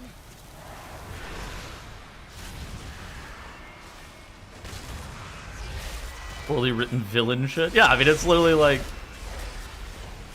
it shouldn't be this hard. Like, it really shouldn't be this hard to get paid. We said that it should be, not that it is. It's some poorly written villain. Yeah, like, dude, I literally then I asked them. Okay, I was like, so what would you do here? Because they wanted me to assume liability for something that I. There's also this problem where the people that they sent out to remove the water from my basement wasn't people that I hired.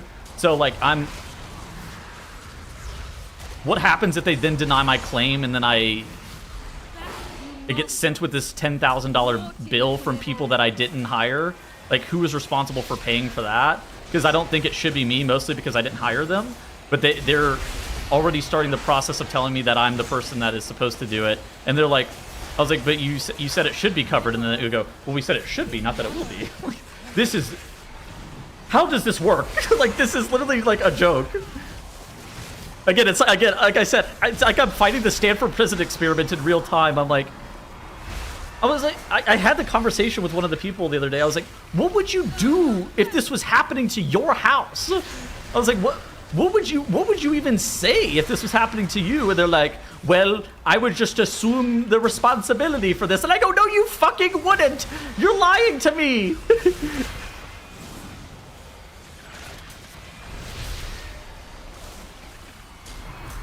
It's a joke. It's like a joke.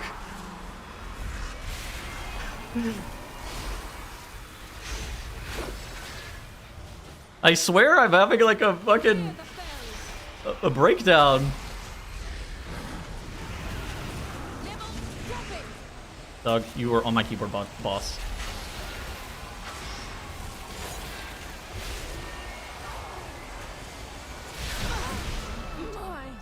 Asking a WoW player to assume responsibility. Yeah, for real. Yeah, I've come to terms with it. But I'm still pissed. You're late. If it gets... Oh. If it gets... It's one of those things that I'll be laying in bed like 3 years from now, and I'll think about it, and I'll be equally kind of pissed.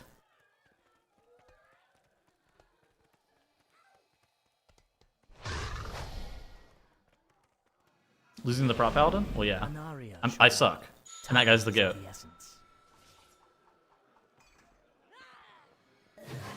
Bounce the rowdy patrons towards the exit. Where's the exit?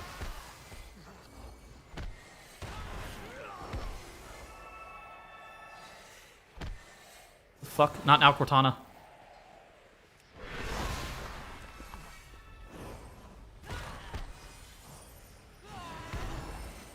What am I hitting?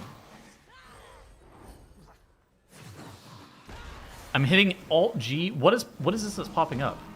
Gemini AI assist? Are you fucking kidding me? Not now, Gemini.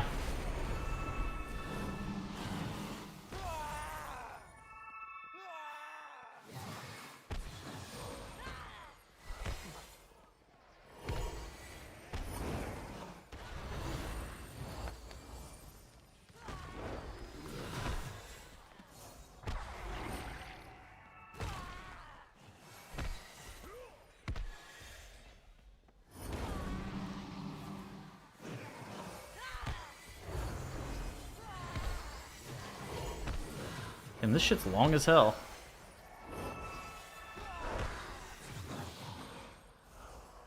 He's using AI to solve this puzzle? Perfection. Yeah. Hey, you're getting excellent exposure from this. Who are you? Who gave you access? I have to do everything.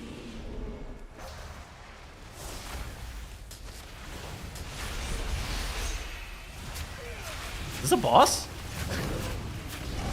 You up there? Drop those things and crush them. Do it. I can't see.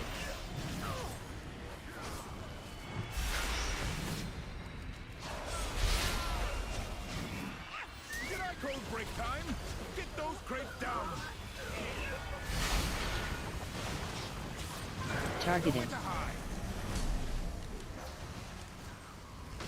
Targeted. What does it say? First off, take a breath. World of Warcraft's combat system, it looks simple on the surface, but maximizing your DPS is actually... I can't... Doug, I can't see.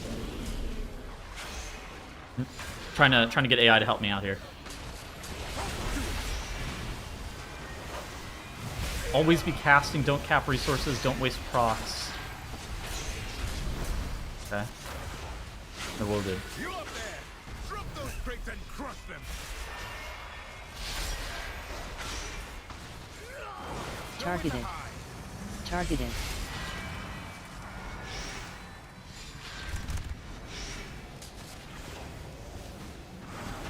Wherever it stole it from, yeah, I never know.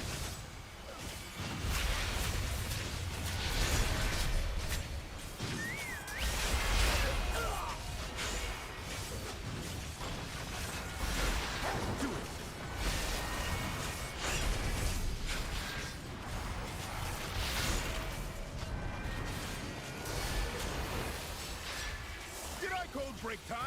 Get those crates down! Let's TLDR this boss. Targeted.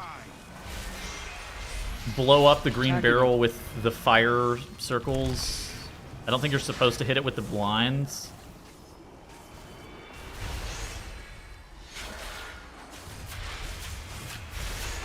Maybe you are.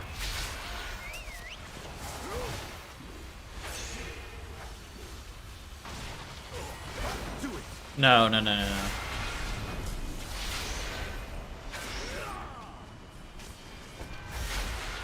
The green barrel pulses AoE on you. I guess you're supposed to probably hit it with the line there.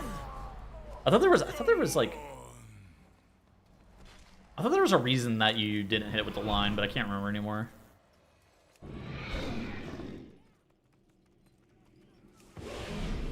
Stay put.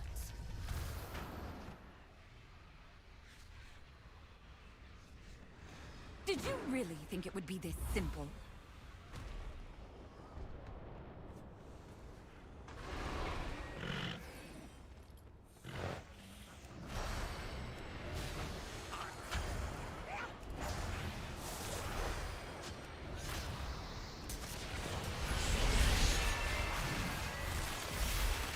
Going through this fucking Warlock portal gateway thing wiped my on-use trinket. Probably.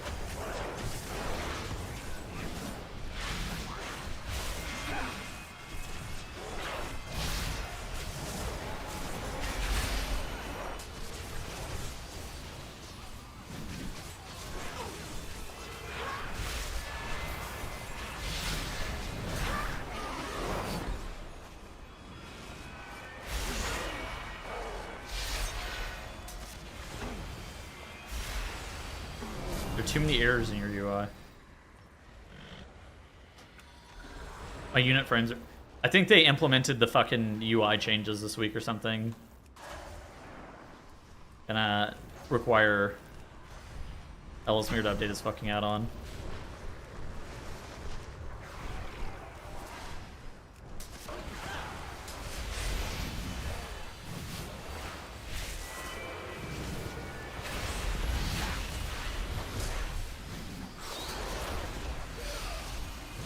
The new Tor access? Yeah. I think everybody's UI is going to be fucked for a couple of days.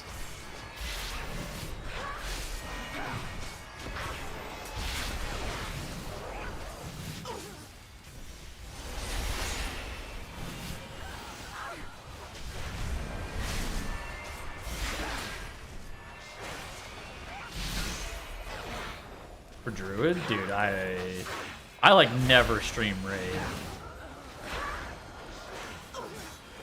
Curse? Dude, I can't even see there's a curse on people.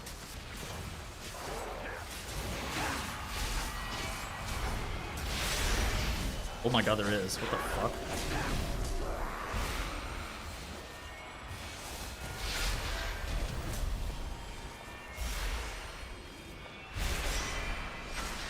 I don't stream raid. Raid streams don't really do that well, content-wise.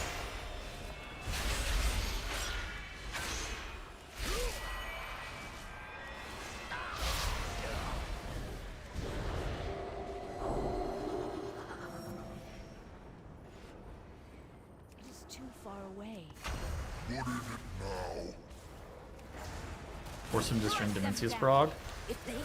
I'm gonna be honest, I felt super uncomfortable streaming Dimensius Prog, mostly because I had never played Ellie Shaman on a Prog boss before, and there was a lot of real-time learning going on. Not that I was even bad, but it was so much like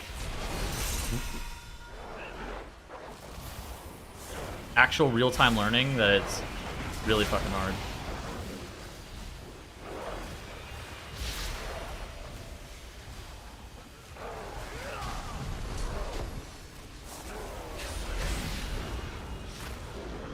I think this guy's a curse.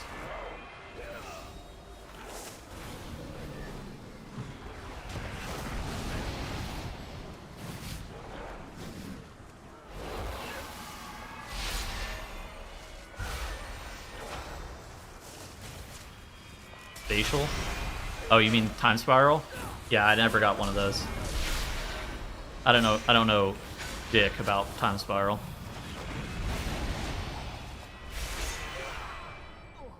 I don't know her. Does this guy have a damage amp phase? I know he chases the tank around at some point.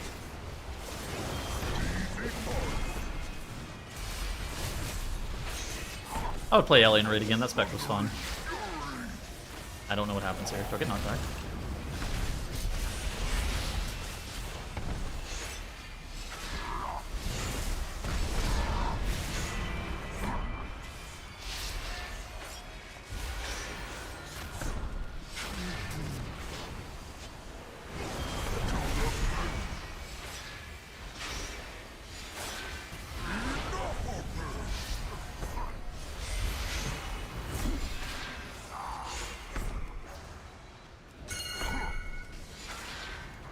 Oh my god, my DK and Demon Hunter.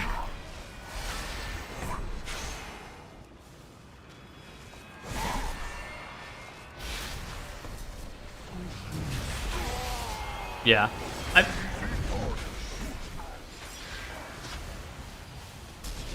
thought I did okay as Ellie on Dimensius Prog. I certainly could have played better. I thought I was doing fine. But more than anything, I was just really worried that if I was doing the streamer thing where you have to read chat and you have to be entertaining while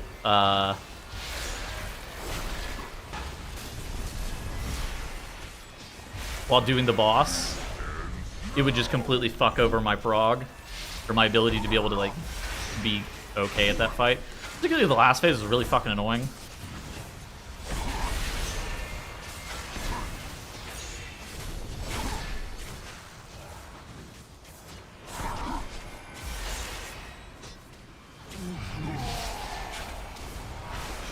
That last phase was really hard, and then I,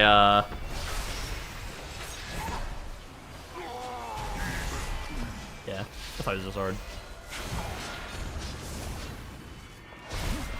Some jokes on paper and then read them out. True. Missed that one? Oh, I'm glad you enjoyed the video. Yeah, that video was fun to make. I might make one about Tumas Argyris. I was considering one about Tumas Argyris at some point. That raid was fun. I had a lot of fun that raid. There's also a lot of drama that happened that raid.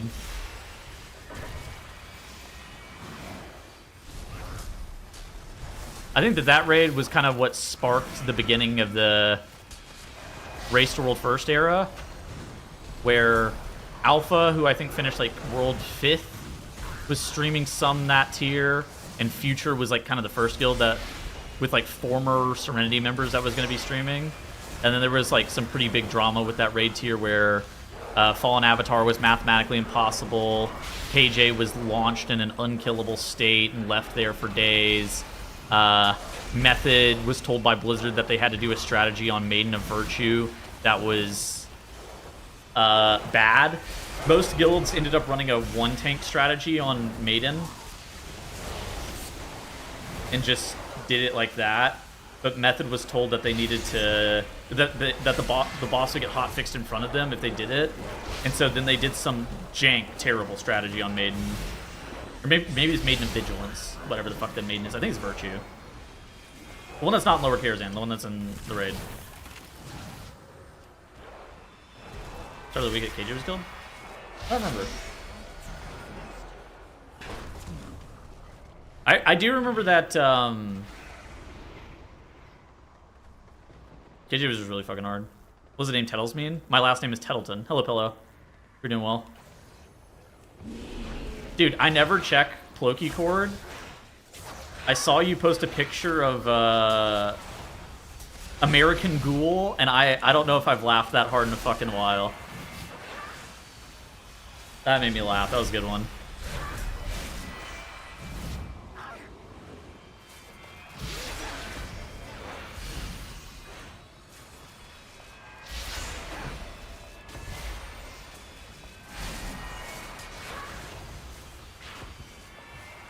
Heroic KJ?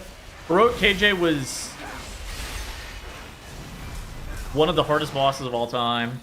I mean, yeah. That entire raid tier was brutal.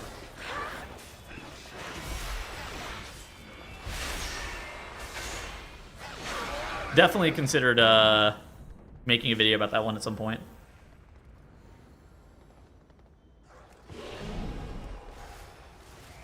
More soaks. I remember not Maiden, Mistress Sazine getting like, so week 1, Mistress Sazine was killed with like a strategy where you ran like four Blood Death Knights and went like AMS like beams on that boss, and it made that fight pretty easy. It meant that you didn't really have to do the mechanics, and that fight got fucking hotfixed to be like way harder. There was also the invective, like, we're gonna get world first bit. That was a good one. Limit got banned. Oh my god, the golem got pulled. I simply wish you had lasted a little longer.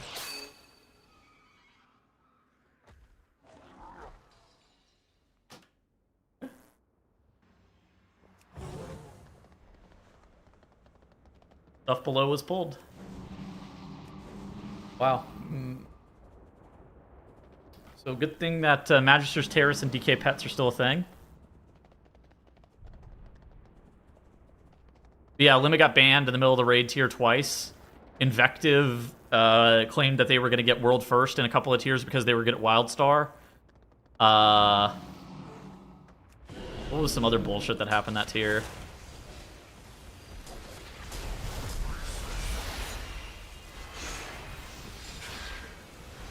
That tier was good. That was a good tier for drama.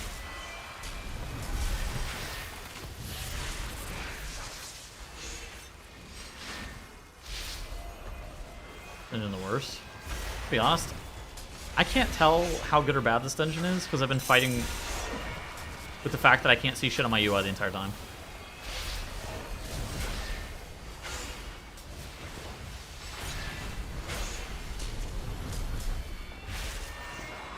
I remember Robosaurus and honestly played triple tank on KJ. And Robo is wearing like a full fucking ninja costume. Oh my god, we pulled it again. As long as Silvermoon has need of it, I'll give them the fell they desire. Where in the fuck? Where's that coming from? You would deprive the city of the power. Priest couldn't play that fight without like I think you either had to be Goblin or you had to wear a Draft of Souls. Oh, that was true for a lot of classes. I think like DK just wore Draft of Souls on that fight too.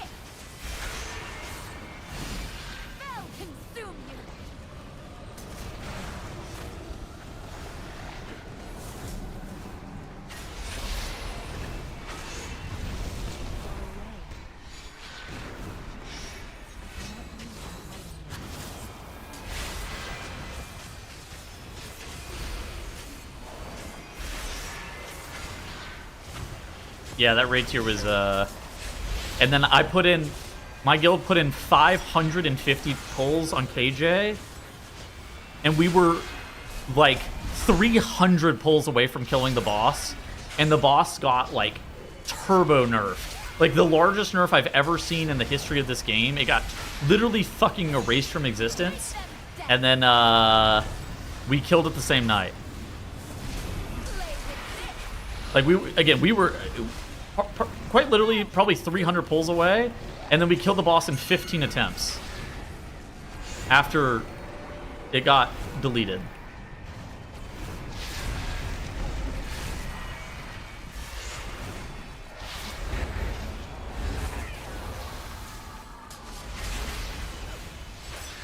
Yeah, you're not supposed to kill that guy. I don't even think you can root him.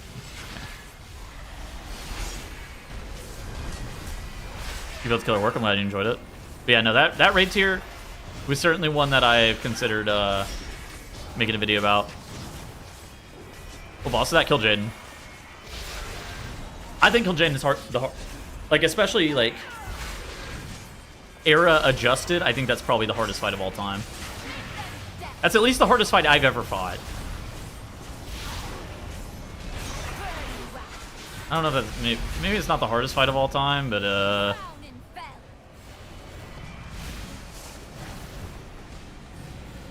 definitely one of them.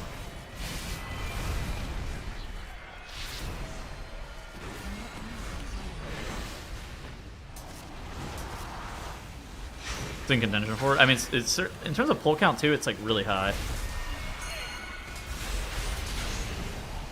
That guy's alive. Still threatens. Sunwell? Yeah, I mean, I don't really know. I don't know what Sunwell was like. Frightens the city for good reason. KJ was actually unkillable for the Race Rule First Guilds for an extended period of time, which is why it has 600 attempts or whatever the fuck it is for World First, and then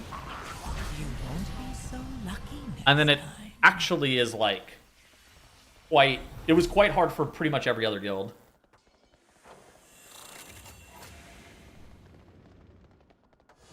I think this dungeon was not that bad.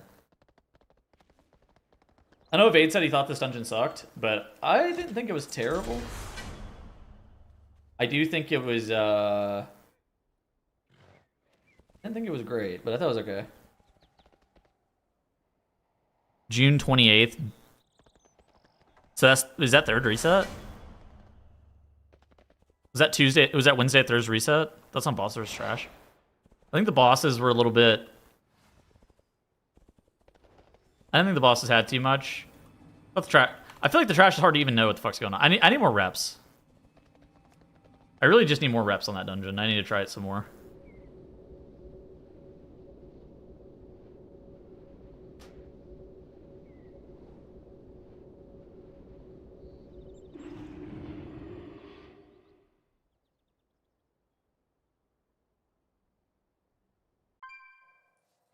How far back does this go?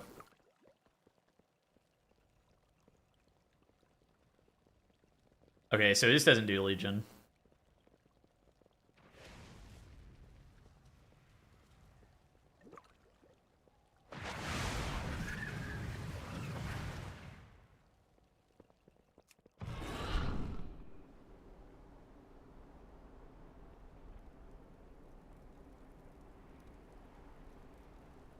Older raids, tomb. Fuck. Older raids, tomb, raid rankings.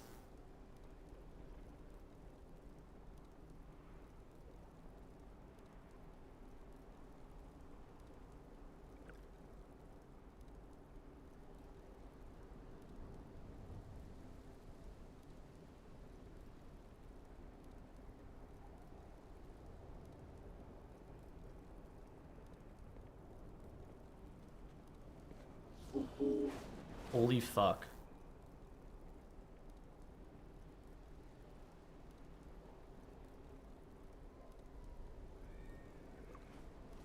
One, 2, 3, 4, 5, 6, 7, 8, 9, 10, 11, 12, 13.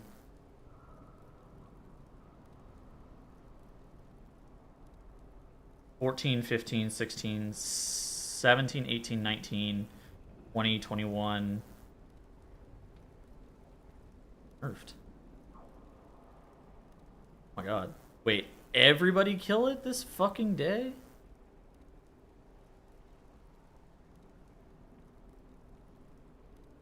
When did this reset happen? 2017.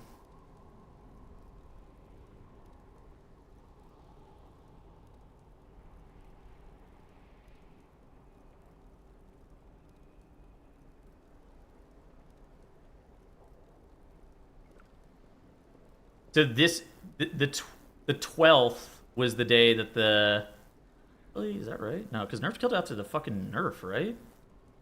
You guys didn't kill this boss pre-nerf, right?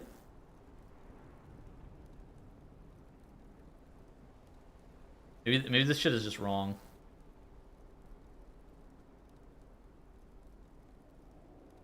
I wouldn't be shocked if the days are just wrong.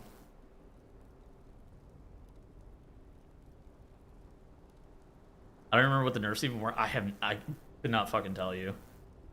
That's Gemini.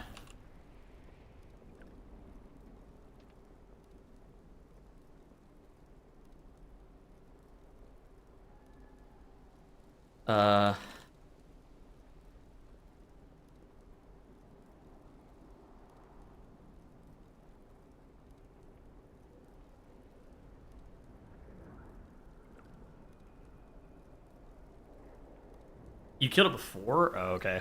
Yeah, because I thought it was the 12th. And then, like, every fucking guild killed that shit on, like, the 12th. 1, 2, 3, 4.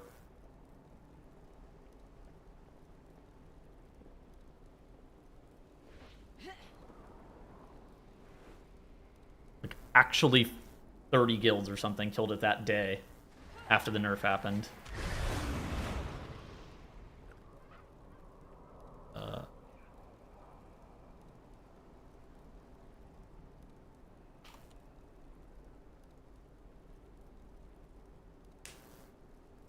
Trying to find the day.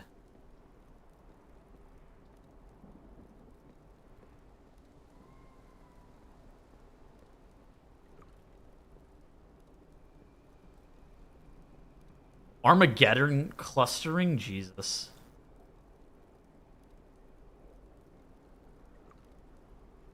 Yeah. Right. Sorry about lying to you.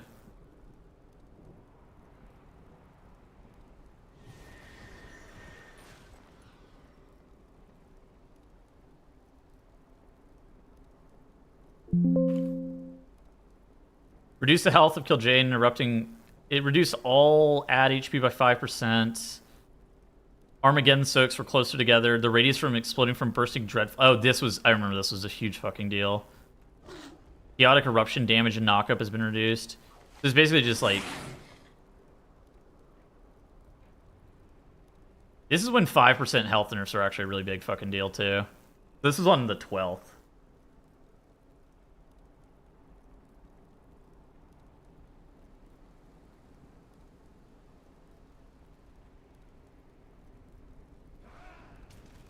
This is when the nerf happened. Holy fuck. Look at this shit. Literally, nobody was killing this boss, and then the nerf hits, and then it just... You know it's a big nerf whenever, like, 30 fucking guilds kill it the exact same day it gets nerfed. That is a really good nerf, you think? Oh my god, that's a good one.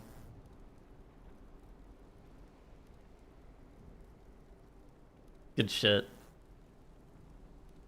Oh my god, Sistara made this? What the fuck?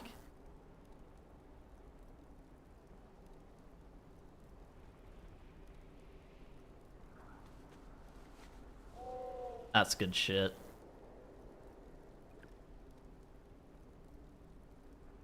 Yeah, it was this one that was a big one. Hotfix 2, nobody give a fuck about. This shit was like it.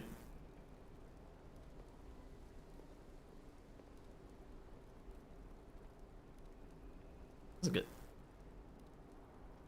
Somebody link some stats in the comment section of a video of my Sepulchre video. The numbers on Tomb of Sargeras are actually mind-boggling when you looked at started versus completed the raid. Sepulchre had 4,457 guilds kill at least one mythic boss, and of those 4,500 guilds, 1,239 of them killed the jailer for about 28% of mythic guilds and managed to finish the raid. Tomb of Sargeras had 9,000. This is insane, by the way. 9,000 guilds kill at least one mythic boss, and even with more than 2x the guilds, only 921 killed KJ. 10.2% of the guilds who started Mythic managed to complete the raid for CE.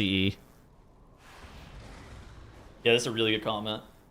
That was an insane one. I didn't even realize. Isn't this proof that these tough raids are actually ruining the Mythic raiding scene? No, I think the lack of evolution of raiding is killing the raiding scene. People who raid Mythic like hard bosses. What are we even talking about? Like, hard bosses make WoW fun. Nobody ever sits there and is like, yes, I really enjoyed killing Loot Ship. Ah, yes. That shit. What was the first boss of BOD? Council of Blinding Light? What the fuck was that fight called? Stupid ass. The Champions of the Light. Ah, yes. Champions of the Light! I love them! Loot Pinata! Bat Chest! Chimera! So much fun!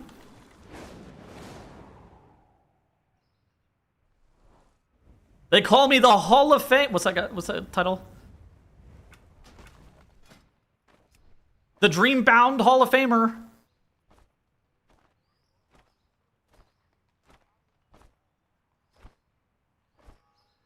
The Dreaming Hero. That's what it is. No. Dreaming Hero is something else. Isn't that a fucking Mythic Boss title? Whatever it is. Fabled Slayer. Yeah, exactly. Whatever the fuck it is. It's some stupid shit. It's a tough spot. I mean, I think that Mythic rating is like the best content that WoW has to offer. The problem is it's hard to get 20 people, and I don't think they've pushed the envelope in terms of like what rating means. And so I think that like as time has gone on, so like rating was, I think, dipping in popularity for a while, and then after MoP, they did a lot of changes to rating in Warlords of Draenor, and there was like an entire expansion of guilds kind of retooling and adjusting to the structure, and then rating really started to pick back up in Legion and BFA again, where a lot more guilds were being formed, as opposed to more guilds dying. I'm anti-reducing raid size. Well, I mean, they need to do something about raid. Like, they need to make raid better in some capacity. I don't think that continuing on with the status quo is the solution. I don't know what the solution actually is, but I know that the status quo is not the answer. Like, they need to take big swings at raiding specifically, and not in ways that like, oh yeah, remove the Mythic lockout. Like, that does not solve the problem.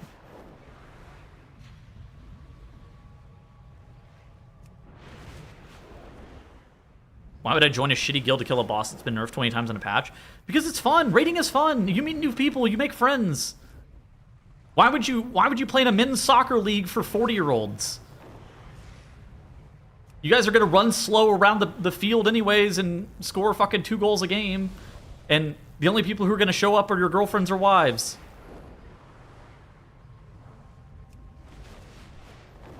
What are you playing in the locals pickleball league for? You guys aren't going pro either.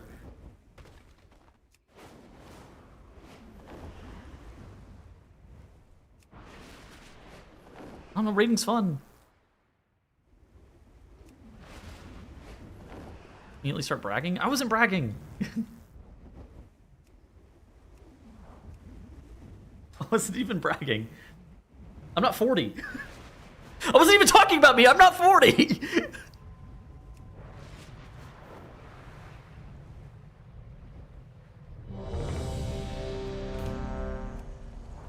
Bragging about being young now. Yeah.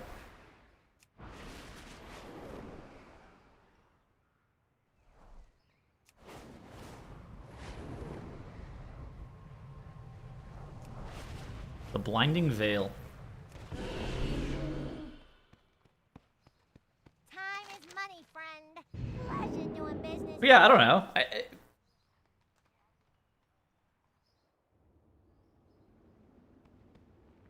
I don't only raid to kill the hardest bosses. Like, if I only raided to kill the hardest bosses, I would have a hard time reconciling with the fact that I'm not that good, I think. I raid because it's fun. But people actually play pickleball? Yeah.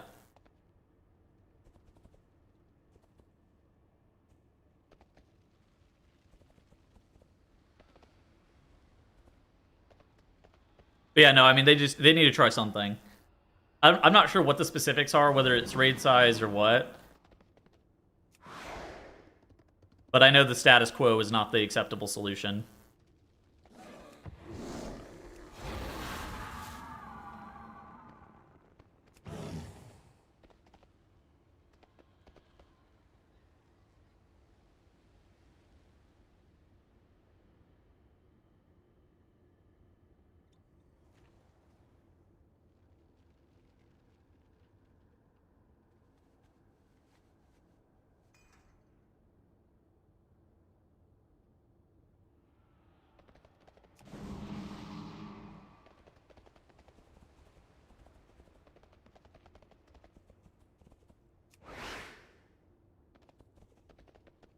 Doug, you're on my keyboard, boss.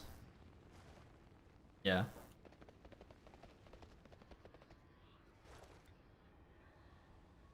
You can't reduce raid size without killing 40% of the raid scene? Oh yeah, I mean, I think that is certainly a problem.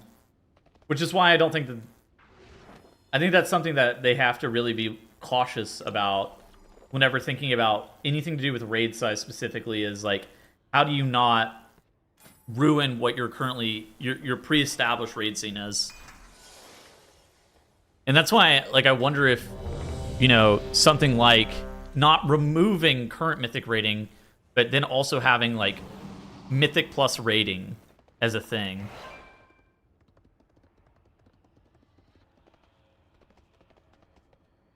I think the new vault / bonus roll changes already kill a lot of mythic rating scene for people who are not full clearing. Most people who are mythic rating don't only raid for gear. Most people in my experience who raid mythic aren't doing it for gear. Instead, they're doing it for the progression experience.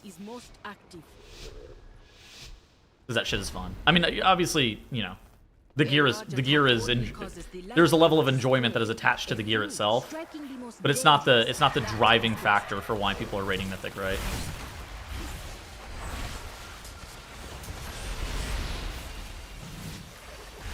Like, if you ask them like what their #1 reason for raiding mythic is, very few people would be like, yeah, I'm doing it because I'm getting the best gear. But it would probably be their #2 reason for doing it. Because long ago, whenever I was sitting inside of, you know, whatever, fucking Ashran or Shrine of the Moons or whatever that place was called, or whatever capital city you were standing in, and you looked at people who had better gear than you, or you were looking at logs and you're like, wait a second, my gear sucks. How do I get good gear? And then you realize that raiding was the way that you get good gear, and you're like, And now you raid because you like it, but you started raiding because you're looking at this number and you're like, how number go big? Why number small?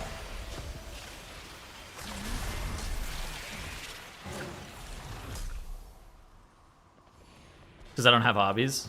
Yeah. I mean, yeah, for me, raiding is my hobby. I love raiding. Raiding's fun.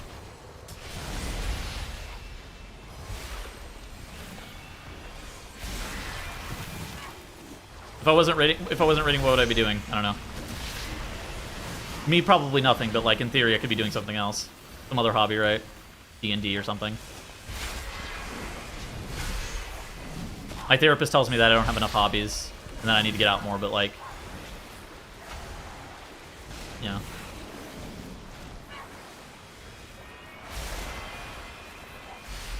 Only for Sportfall? There was a Cybear Slat interview where Ian discussed exactly that. He says that they're considering adding potential mythics flex size or loosening the raid restrictions with the closing of the Hall of Fame. Nothing's planned yet. You have a therapist and a tax guy. When did you turn into an adult? I don't know. Whenever I was no longer depressed. So what year was that? 2023?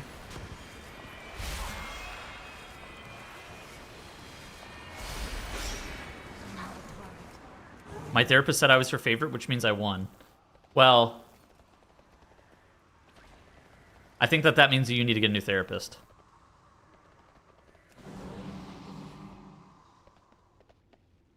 I think it's a conflict of interest, no? Not an adult yet? I don't know. Everybody's an adult at their own pace. Invading our gardens has a price, and the Light Bloom will make sure you pay it. Like, no. So this is where Ruya has hidden himself. 30 in 2 months. Disparage.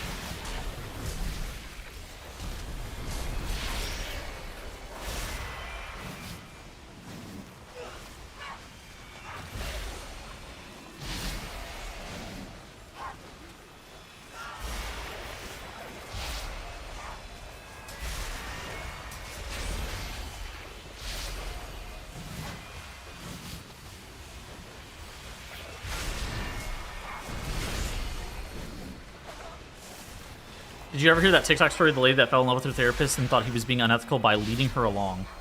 What? No. I don't have a TikTok. Yeah, I watched the interview with Cyber like probably 2 hours ago, maybe.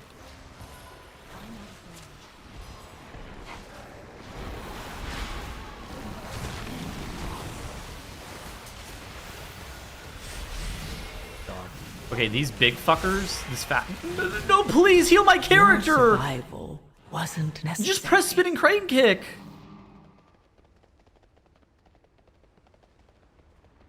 What's your thought on it? I mean, it was like an hour long. Don't download TikTok. No, I will not be. I've already been corrupted by the Chinese government in multiple ways, such as my Bilibili account and my Douyu account. I can't afford to get converted anymore. And I already play a game that's owned by Tencent, and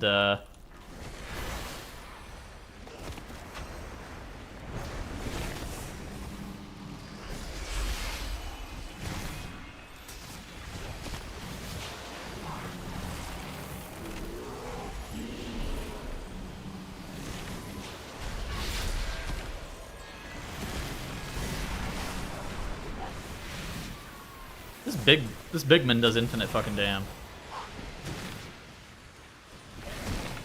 That guy's going to call the Grove. Oh no.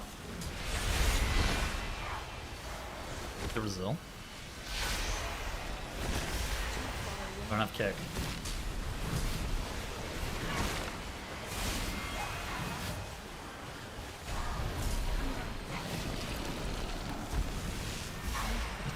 I thought it was a pretty good interview. I think it's fairly insightful. I don't agree with everything Ian says, but I think it, I think it's pretty candid, which that's not a unique thing for Ian interviews.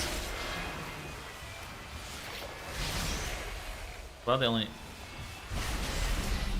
I don't really know any other.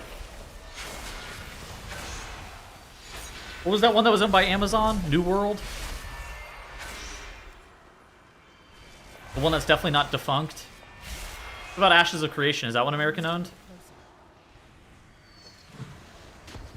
That one's also definitely not defunct.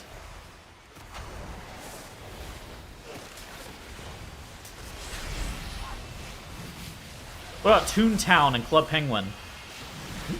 Thoughts?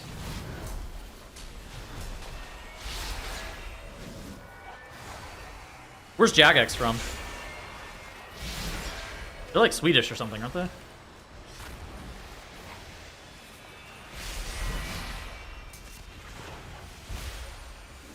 Oh, they're UK? Ah, gotcha. I knew they were European, I didn't know where it was. Language pack? Oh, you don't need the language pack anymore. That's built in natively to the... Fellowship is Swedish? Yeah. Ash's studio is American? Yeah.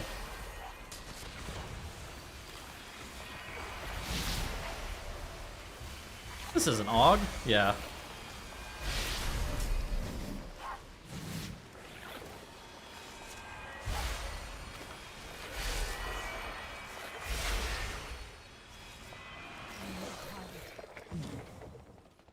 Frankly, that's a skill issue.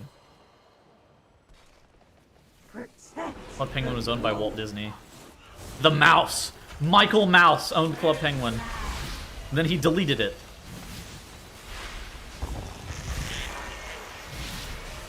I was grinding, so there I was, grinding my Club Penguin any percent banned speedrun records. And Michael Mouse deleted it.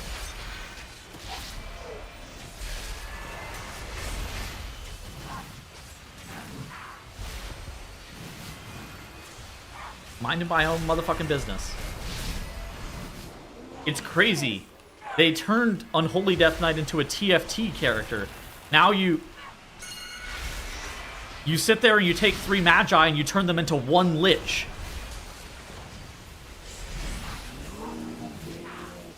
It's like I'm playing TFT in World of Warcraft. I'm turning 3 Magi into a Lich. Oh my god. What?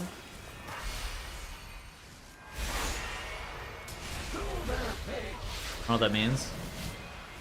Some fucking stupid TFT reference. In TFT, it's like you take 3 of one champion and you combine them together to make it a 2-star. You turn 3 Lich. Yeah, I turned 3 Lich into an abomination.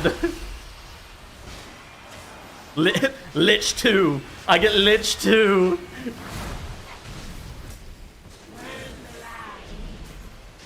Targeted.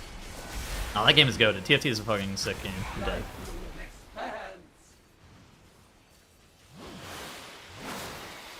Lich 3 wipes the board. It's a 5 cost. The new Unholy DK turns 3 Madagus and another Lich. That's what I'm saying. That's what I'm saying. Who is it? Is Mortdog balancing this Lich unit? Like,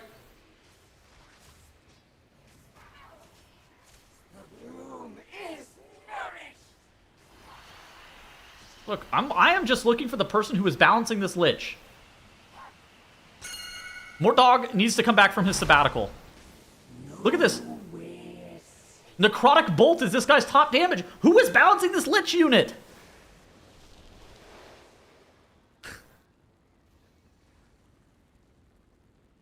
Hero Soup. Yordles.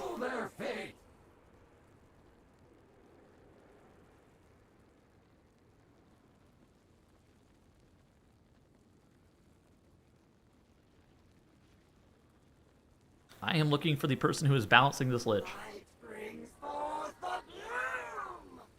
Call him Mortdog.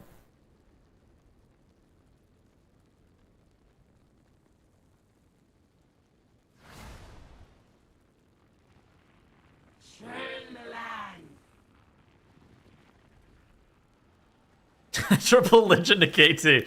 That's right, that's right. You Lich, you get Kel'Thuzad. Oh fuck, that'd be good.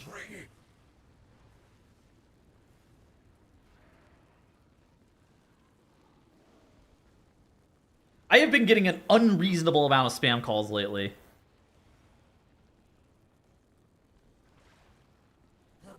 My installment loan request and my tax relief or whatever the fuck it is. Dude, I'm getting like genuinely 10 calls a day maybe. It's about the same shit too. It's like federal tax relief and my pre-approval on my loan and my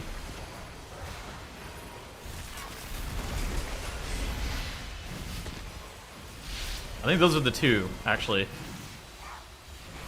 Anytime you apply for a loan, you get 1,000, 10,000 calls for the next.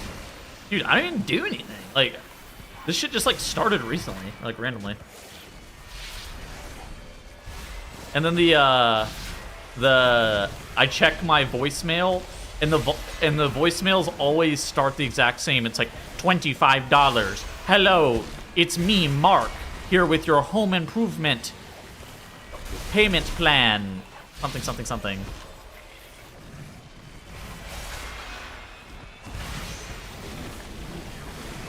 I need Mr. Beast to try to fucking... Him and his, random scams on Discord, he needs to also be calling me for my home improvement plan. Hi, Mark.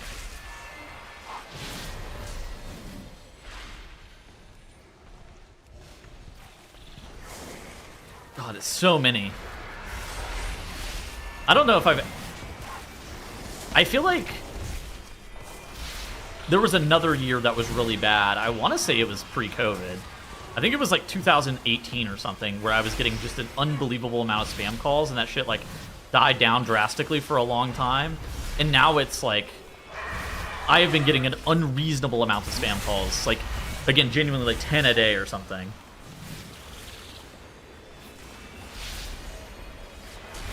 $100,000. It's the New Age Nigerian prince scheme.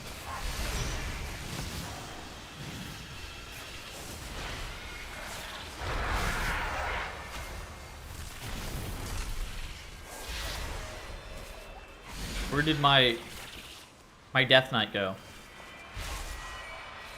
I don't think it's coming back. Should you have caller ID or something? Yeah, of course I have caller ID.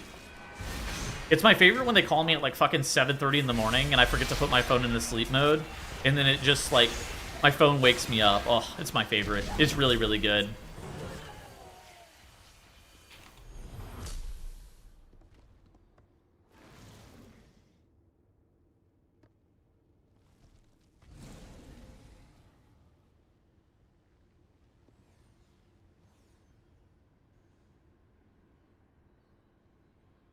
I don't pick up any phone call. I'm not answering it.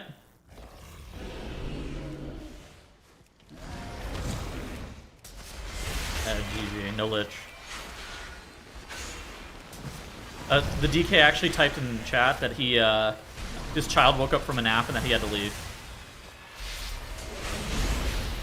Tough. Maybe Carlos was onto something.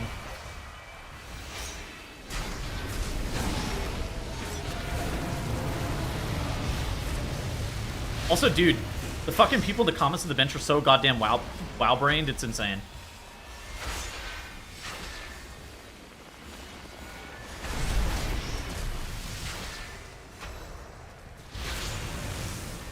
They're like, I actually think that what he did was reasonable. They're like, I agree with, I stand with Carlos. Ban breeders. What happens if I meld this? Nothing.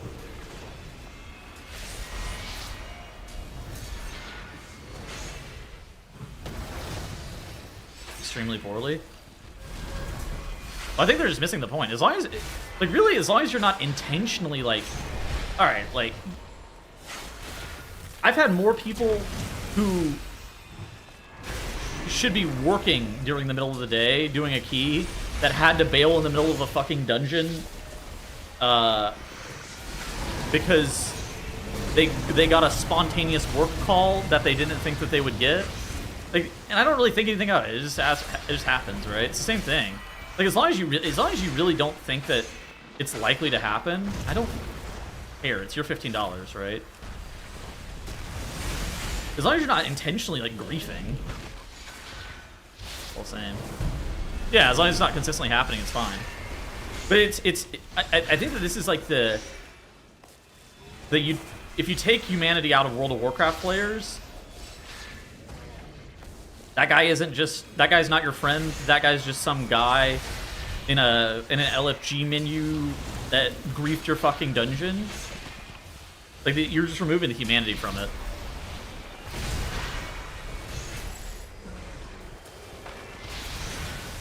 I mean, as long as it's like it was also 11:35 and his child was already asleep. Like, yeah, sure, it was possible that they woke up.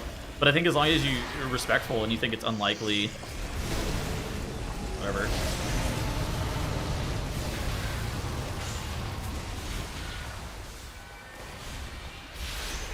I'm not the emergency fucking police.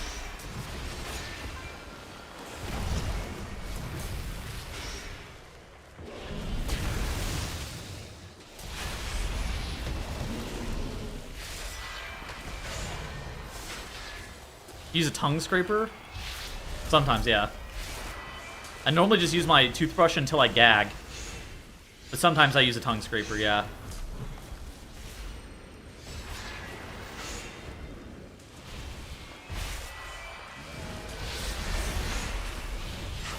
Why do you ask?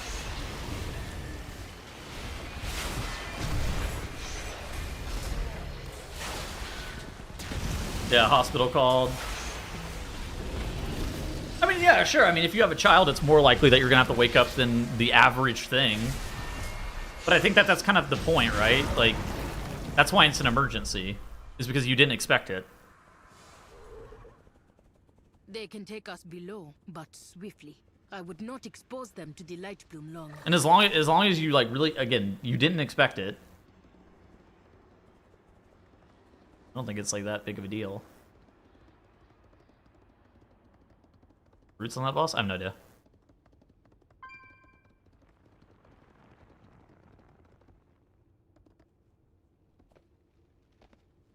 Did people put too much stock in individual keys? I mean, that's 100%.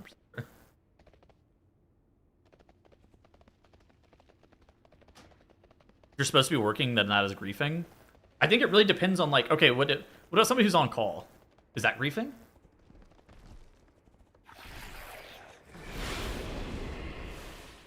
Like, what if they're not in theory working, but they're working? And, like, they think that the odds of them getting a call, even though they're on call, is quite low. Then are they allowed to do a key? What if they get called anyways? And they have to go? Like, to me, I don't really care. Like, it's, you know, it just is what it is. Like, I just play the game to have fun. I don't sit there and, like you guys said, put too much stock in an individual key. And, like, if somebody's got to go, then they got to go. It's not like the end of the world. Just a dungeon. Interesting. Have a good one. Welcome, friend.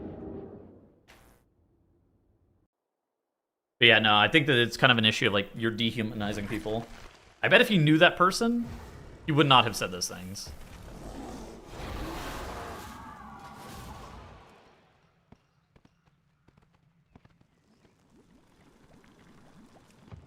But there was a lot of people in the comment section that were like, yeah, that guy's completely fucking justified crashing out. In fact, I think it's impolite that that guy who had a child even considered doing a Mythic Plus dungeon. He would not be friends with a breeder. Bombs. Ban breeding.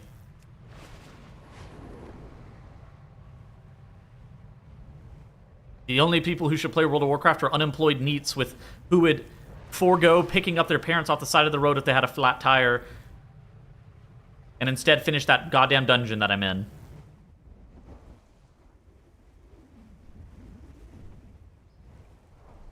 Amen. Amen.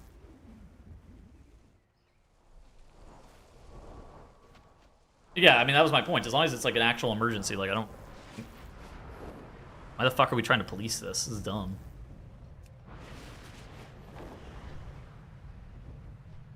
More about how they break the news. I think a lot of people, like, kid woke up and then leave, which makes people think they feel like they care.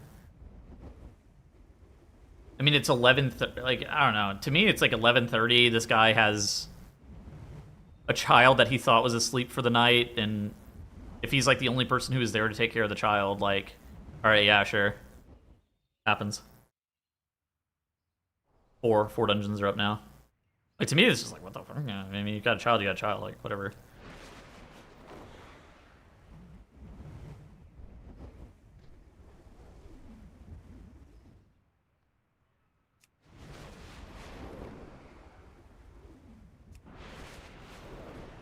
Being a breeder, yeah. I mean, I can't imagine having a kid, but like, I can imagine literally any other scenario where to have to step away from a dungeon in the middle of the dungeon. And I think the fucking game does a good job of policing this, anyways. You get the lever tag. It's not how you look at it. It's not that they don't care; it's that they care more about their kid. Yeah, which they fucking should. Like, which they fucking please go take care of your child. The key. It was just a dungeon, anyways. Is it inconvenient that you've made me waste 15 minutes of my time? Yes. Do I care? No. I was playing a video game anyways. 15 minutes is 15 minutes.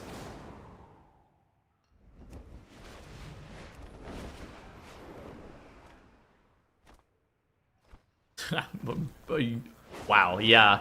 The alternative here is kind of insane now that you say that.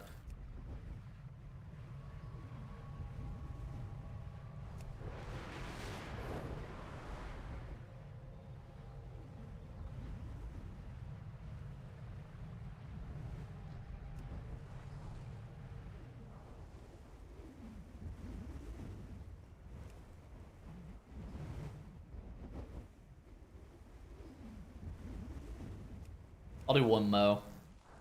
I'm not doing Murder Row again, though. Using Elv UI? No. I'm using Ellesmere UI. But Blizzard did a big update to add-ons today. Nameplates and party frames now have new restrictions on the PTR. So pretty much all add-ons on the PTR aren't working that well.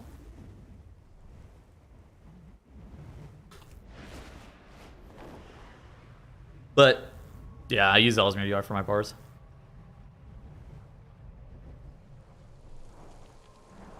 Look at the bench comments.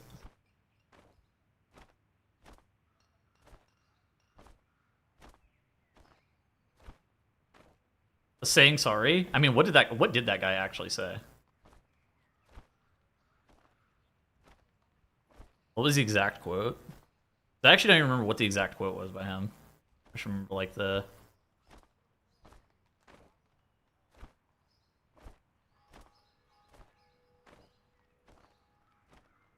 gist of it. I'm sorry my baby woke up.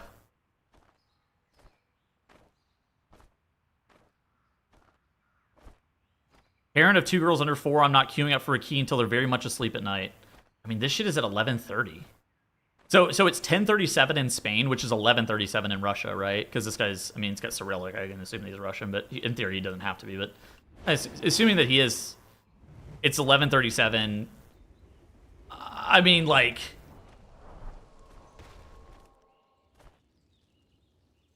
I don't know. Like, I don't know.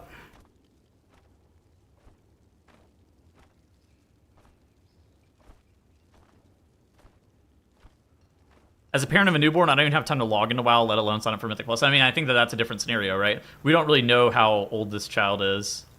Baby could mean anything from newborn to like 3 years old, I think. Or this could be translation, and the child could be like 5 or 6 even.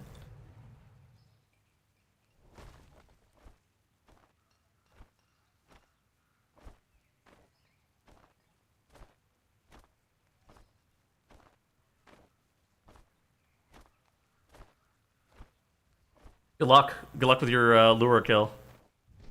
6 or 7, yeah. Yeah, I'm gonna record.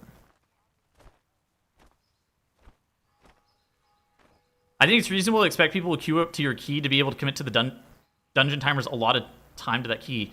I think so too, but it's more just like, I don't think that's the point, right? Was that ever the point that was being made? I think the point that was being made was more like, well, whatever. Emergencies are that, right? They're emergencies. Like that's why it's an emergency. It's not because it's an emergency because it's unexpected.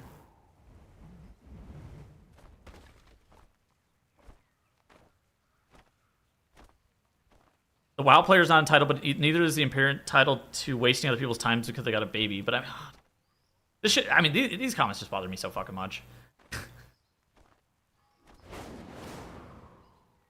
Got the WoW pilled people in our fucking comment section. Just like, come on. I get it. Like, I get it can be frustrating to feel like your time is wasted, but also like,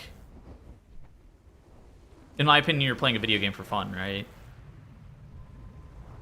It's okay. Like, it's just a fucking game. Their time is just as valuable as yours, and frankly, I mean, if they had something important come up, that's a huge deal.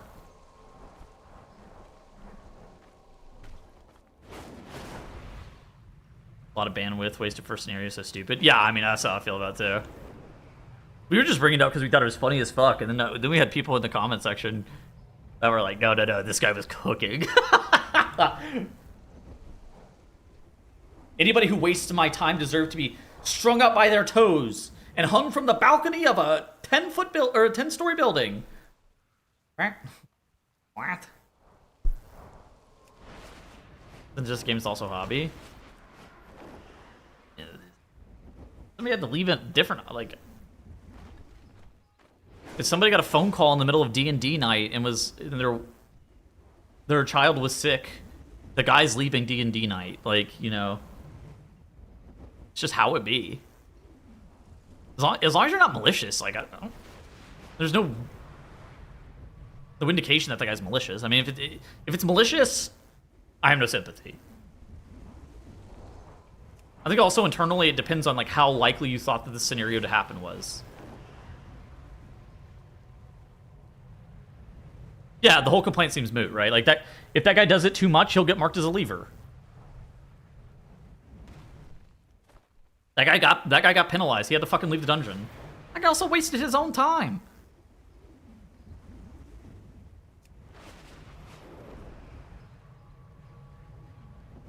You gotta be honest, getting a call about your kid being sick versus trying to play actively watching your kids is different. I mean, what if it's D&D night at your house and it's 11:30 and your kid was asleep because it's 11:30 and then your kid comes into the room and then D&D night's over, right?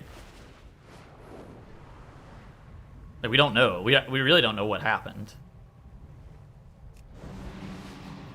But the point is, like, there's priorities that supersede World of Warcraft, unfortunately. Playing D&D at 11:30. You know, you could.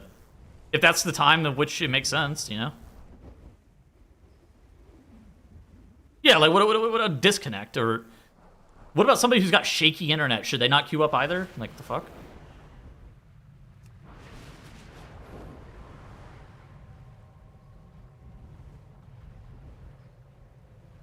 Calling the police on him for ruining D&D. Oh my god, yeah, me too. Oh my god, this guy's a leaver. This guy's gonna leave us for his child.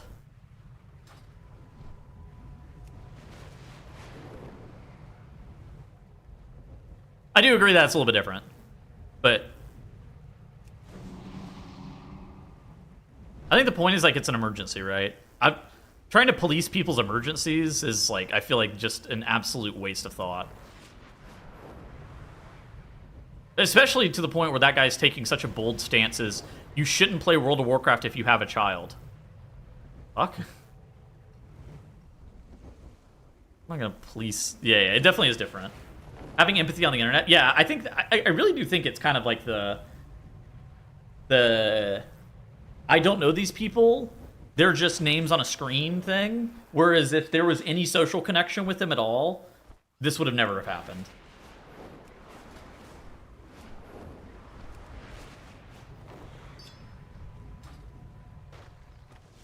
Greetings, traveler.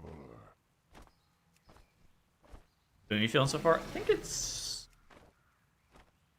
I'm gonna hold my tongue. I don't think it's good, but I'm not sure.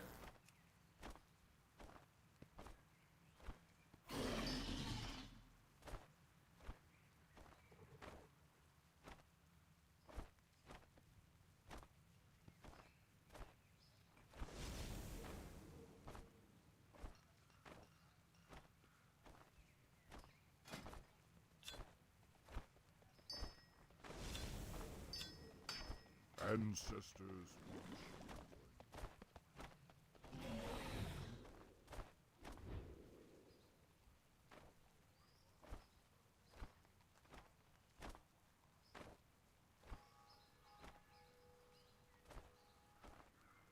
I can see why everyone's so mad about it, but no one's doing... Yeah, I mean, as long as you're not malicious, it's like... It really just happens.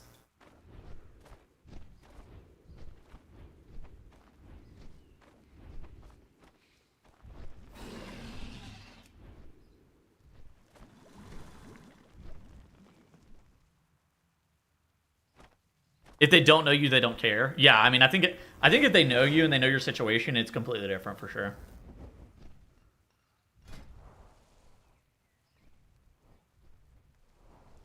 Calling the police? Galamazi, that guy's running from the police for sure. That guy's got warrants out for his arrest.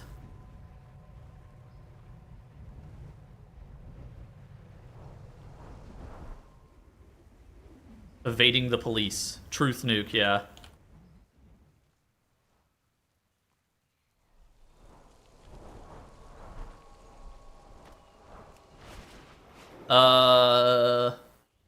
Ellesmere UI is pretty easy to set up. You can also slap on a pre-made setup and it's like pretty chill. I think Ellesmere UI is pretty easy to set up though. I think it's actually quite a bit easier to set up than most other add-on packages, mostly because in a lot of the areas of Ellesmere UI, like you get like unit frames, you can click specific elements of the unit frame and it takes you to that spot on the panel, right? It takes you to that part, so you can actually just like click and start like fucking around with stuff. I think it's way easier. The master, the hot sauce stream was great. Dude, he literally looked like he was making meth in his house. That guy was doing something illegal. Also, it's 10:42 where I live and my son's asleep and I don't expect him to get up, so I'm watching your stream and doing keys. Which is reasonable, right? Like if you're like, yep, I don't expect him to get up. Do you know that it's a possibility that he could get up? Yeah. Like how many like what is the chances that he gets up? Like 1 in 30 days? Like if he gets up once a month, is that too many times? Should it be fewer? Like what? Yeah, like it's possible that I think it's more likely that somebody's internet goes out in the middle of a key. But it's possible. My house could flood as well, again. Shouldn't have been ready for. Oh, I mean, that's true. But like I think that I think some people, whoever said that they're way too hyperfixated on that one individual run was probably accurate. Like I think that if you're putting a bunch of your worth into whether the success in that one singular run, it's a little bit understandable how it happened. That Dantes clip? What? I know who that is. But I don't know the clip. I don't know the referenced. 130 to 230? No, that's valid. Like, and that's how I feel about it. Like, as long as people are like making an intentional effort to not troll, that's about all you can ask. It's kind of like the people who like I know are on call and I'm queuing keys with them in the middle of the day, and they may have to leave in the middle of the dungeon. They may have to leave between dungeons to answer a work call. I know that that's a possibility, right? And if it happens, I'm not mad. Like, it just happens. But also at the same time, I understand that that's a possibility, and I also know those people, so it's different, right? There's a few times where Terethal, he's queuing keys in the middle of the day, working. No, he's working. He's definitely not queuing keys. He's definitely not queuing keys. He's working. But hypothetically, he might be queuing keys. And sometimes he just has to go.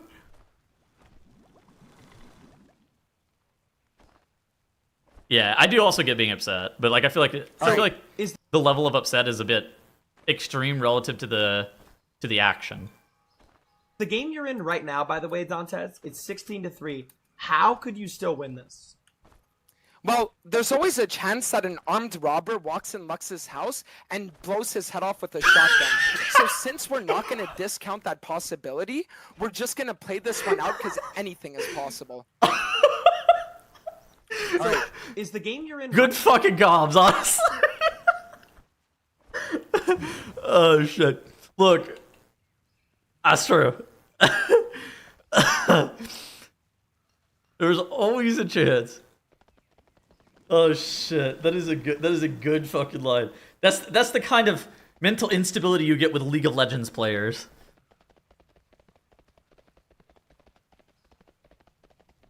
Oh fuck. There's always a chance that an armed robber. Oh fuck, that's good. You think they should remove the 80 to 90 level up for ults? What do you mean? Like the leveling process?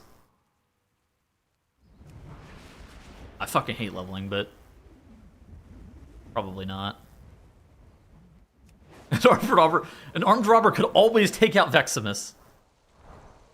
You never know. They could disconnect the boss. The boss could brick.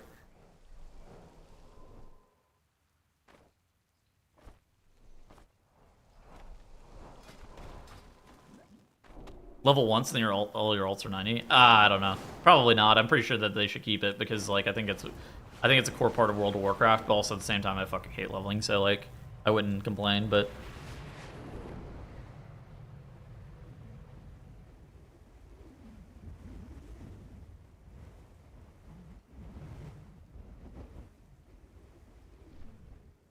Oh my god, dude, D-Wilkes is me for sure.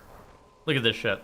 I think I've played like 15,000 hours of WoW and crashed out maybe 3 times, but when I play a League, I'm raging 10 times per match. This is me in TFT. Dude, nothing pisses me off more than going 8th in TFT. Like, I could... In World of Warcraft, the worst shit imaginable could happen to me. I could deplete every single key for a session and feel absolutely nothing inside. If I go 8th one time, it's like my day is fucking ruined.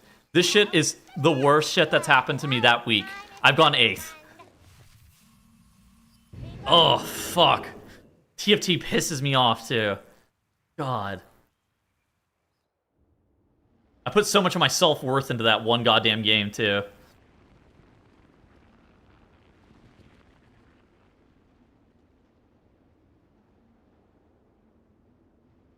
Deadlock does that for me? Dude, I don't know. WoW, something about WoW. I have just depleted so many keys. I'm unfazed. Dust is limited, so we must call the areas where the light bloom is most active. You mean League of Legends? Support. League? A large attack only causes League also pisses me off, admittedly. Mostly junglers. Junglers have a tendency to just trigger the fuck out of me because they always believe that they're the best players in every single fucking game, and they like to talk shit. Like, oh my... Oh, dude, and they're always wrong. They're literally always wrong about what's happened in the game. Like, the cognitive dissonance is unbelievable. It's like they're playing a different fucking... Sorry.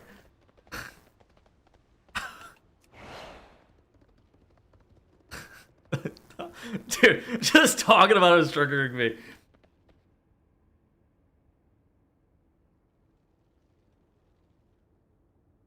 Oh, we have Vengeance Demon Hunter. Shouldn't talk to your own teammates because you're just trying to tilt your own... Well, more than anything, you're just trying to make sure that they know how dog shit they are and that they should feel bad about their self-worth because they're not very good at a video game. So you have to talk down to other people who you view as worse than you because you have allocated a lot of your self-worth to your ability to be able to play a video game at a mediocre level. Not even a good level, a mediocre level. But you think you're good. Oh, God. It's not all junglers, but it's always a fucking jungler.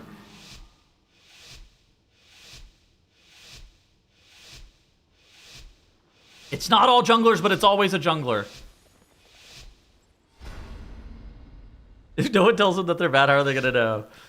Oh my god. Dude, I'm in platinum. I know I'm bad. You don't need to tell me.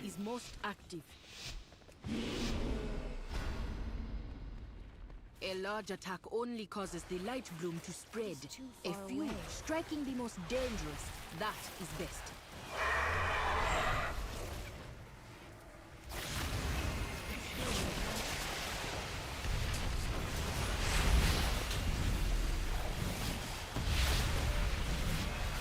What are your thoughts on Yumi? I don't know. I don't play characters like that.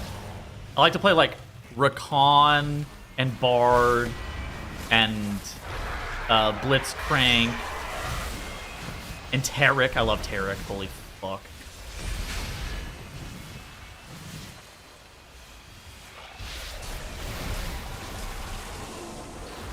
I like to play playmaking supports. Those are fun.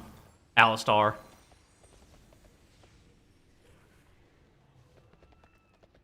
Area? Dude, definitely not. I think I haven't played League since like set 13 or season 13, where the fuck they call this shit. And then the last time I played before that was like season 8 or something. Are they dungeons so far? I've only done Murder Row to completion. It was okay. Yeah, nice try. Yeah.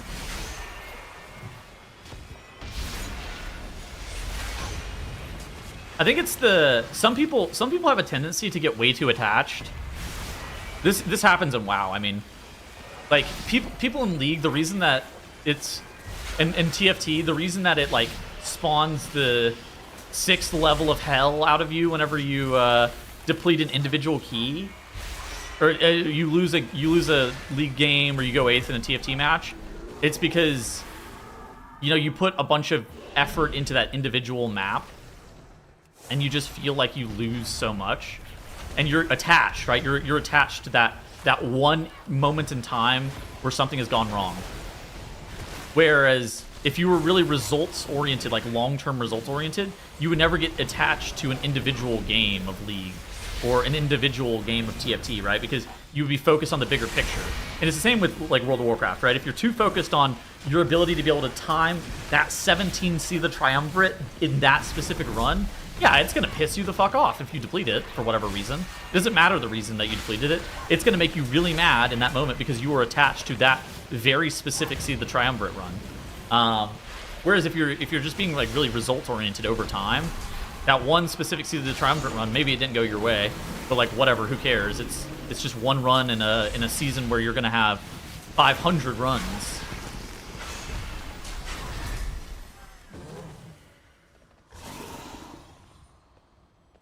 Invading our gardens has a price, and the Every run is the run, yeah. sure you pay it. It's kind of like Super Mario 64 speedrunners talk about this a lot, where they talk about getting attached to runs, right?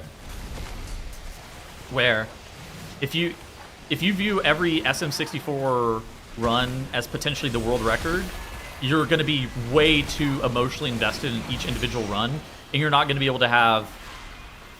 I mean, people naturally do it anyways, right? But because like you don't start setting expectations for how impactful the run is to you emotionally until you're like close to completion. But like WoW players, some WoW players, whenever they see that 17 Sea the Triumvirate in their bags, they're like, this is the one. But the odds of it being the one, especially whenever it's a push key, probably not that high.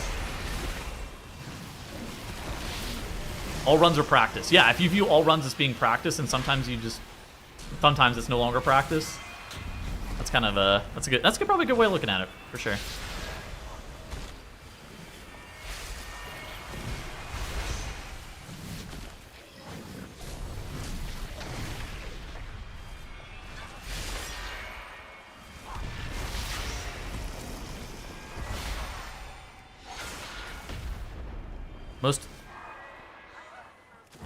The next two, Brazil.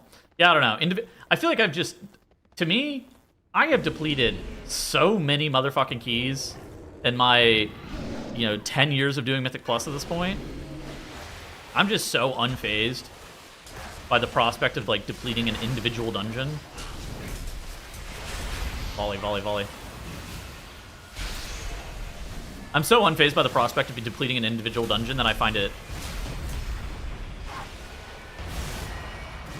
pretty non-problematic.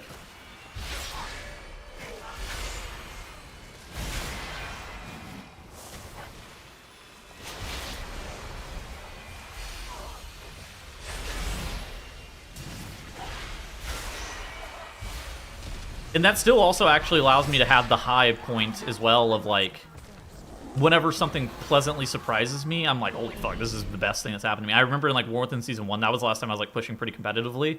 We were having like unbelievably bad RNG with like the dungeons that we were getting, right? Like Arakara and Mists were by far the easiest dungeons that season. But we were having abnormally bad RNG. And like I could have been down in the dumps about our bad RNG, but I wasn't. And then we randomly got a fucking... So we had like all dungeons done on a 14 and like 2 dungeons done on a 15, and then in one of the dungeons that we timed on a 15, then we got Mists of Tyr and a Scythe out of it, which was a dungeon that we could definitely do easily on a 15, but we didn't even have it on a 15, and we jumped levels, right? We went from 14 to 16 on that dungeon, and then we were like I think we were like NA first, maybe we were NA second. We were like top 2 or 3 groups in NA that season, and that jumped us like it jumped us from like 5th to I think it was 1st or 2nd, just with that one dungeon, right? And whenever we got that dungeon on 16, my thoughts weren't, hey, we're gonna time this on 16. My thoughts were, wow, this would be a nice key to time even on 15. And so we were just like playing it as hard as we possibly could, and then we timed it on 16 and we were fucking ecstatic, right? But nobody was putting like all of their eggs in the we have to time this on 16 basket. And I think that was like a really healthy way of looking at it. The last time Troll carried you. That's right. That's right.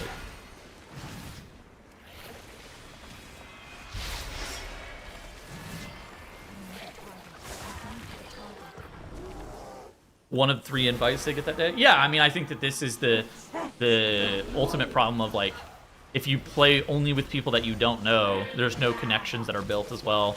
And there's, like, a big dehumanizing element to the Mythic Plus game. How's next season feeling in the PTR so far? Haven't done enough runs yet to be able to tell. I think over this week I'll be able to... So I'm a little bit busy for the 4th. So next couple days I'm not going to be streaming, but then whenever I get back on Monday, should be streaming like Monday, Tuesday, Wednesday probably. So I'll be able to probably have a more accurate assessment then. I think so far the 2 dungeons I've done, they're fine. But I feel like I'm not able to even like get a full understanding of how a dungeon feels until I really commit like serious time and effort to it.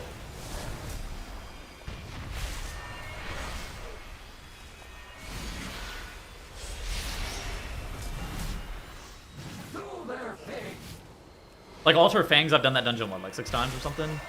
So I have a pretty good understanding of how the dungeon works, the fight works, the mechanics work. But I mean, this dungeon, I've done half a time, and then this will be the full first time, but ideally.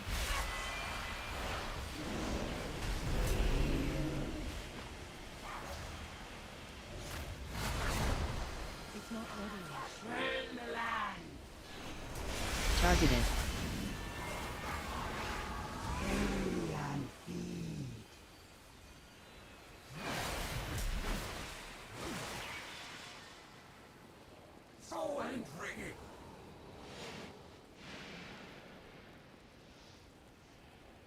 What do you think the 1% would be? What is that right now?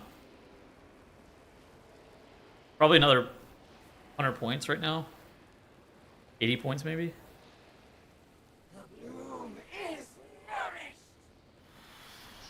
No, you said the 1%, not the ball. I think like 20s, 21s, something like that. 20s maybe?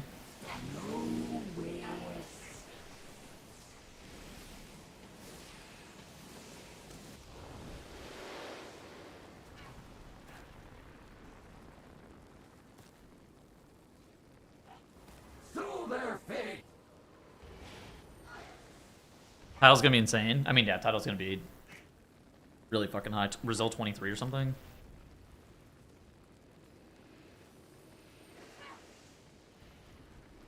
Light brings forth the bloom.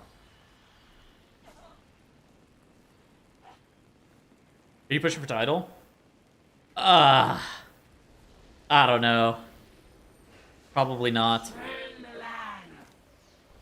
If I get it, I get it. If I don't, I don't. It's kind of how I... That seems hard. I'm not really sure what killed me, I'm going to be completely honest. I had the circle on me, and then this guy, like, cutthroat stabbed me, and I just fucking died. You'll push, I think. I mean, I don't have a group. I don't have a consistent group. I maybe. If I get invited, I'll play, but... Hugging the title is not something that's in the cards for me. I'm not about it. If I get it, I get it. If I don't, I don't.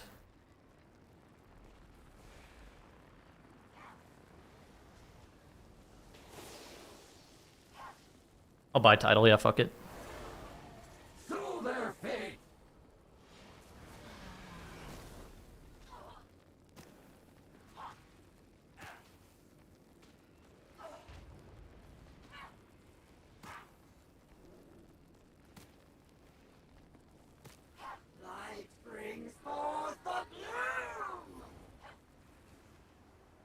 Why is everyone so against pugging?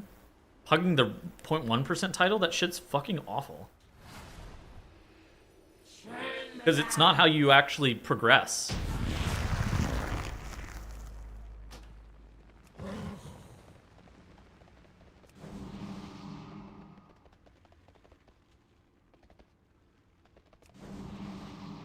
Trying to pug a key that's like a 5 or a 10% success rate is just untenable. You're not progging your gambling. And a lot of times the people who are trying that key, it's their first time trying it, where you may have tried that dungeon however many times, right? Say you've tried that dungeon 6, 7 times, and the 2 people in your group, that's their first time trying it. They don't know the experiences that you've had in that dungeon, right? They don't know... And you're trying a dungeon that takes 20 attempts to be successful in, right? The 5% success rate's a 1 in 20 chance. It's like no longer progging, it's gambling. So it's like really antithetical to like how you actually do Mythic Plus dungeons. Yeah, I mean, if you're playing with the same people all the time, it's like a different. It's not pugging, right? Maybe you got that connection from pugging, but doing the keys for score through a pug is like different.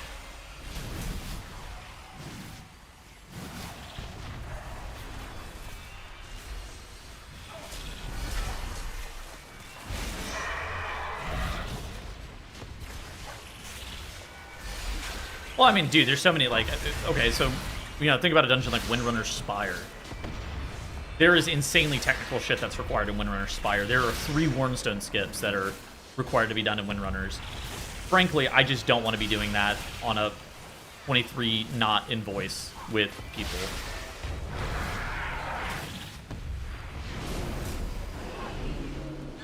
I have no idea. Dungeons.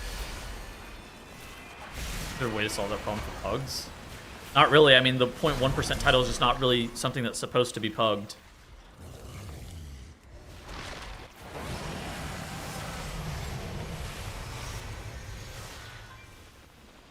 I think that's the ultimate problem.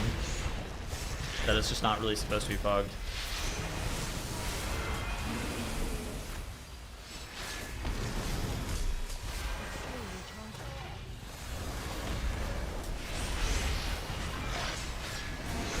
There are less than 100 people in the region with 23 resilient. You think? Probably. If it's not resilient 23, I think it's quite close. I think it might be... If it's not resilient 23, it's going to be 1 key off.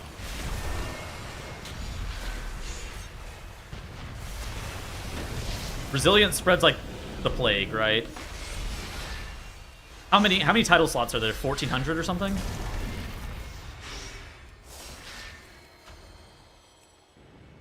And you're going to be getting... We have another month and a half. And you're going to be getting 4% more power.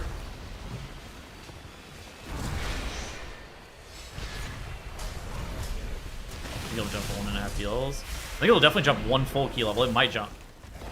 Like, it normally goes up about 40 to 60 points the last week of the season. That's historically how much it's gone up. Maybe it goes up less this season. Maybe it only goes up 30 points at the last week of the season this time, but... I think there's still power to be gained from the aluminum foil. The aluminum foil.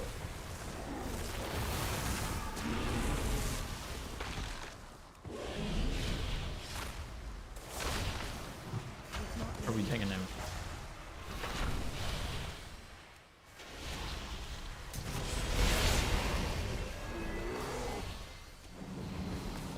Only the strongest survive.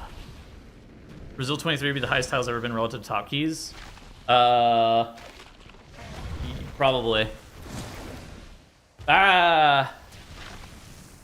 Probably, yeah. Maybe. It'd be close.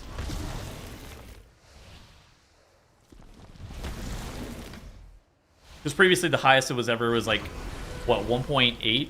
1.5 key levels difference? I'd have to go back and look at the Zorthus video.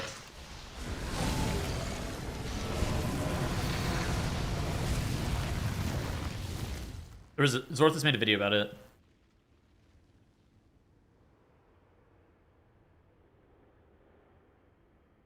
In regards to, it was like his Rizilki video. It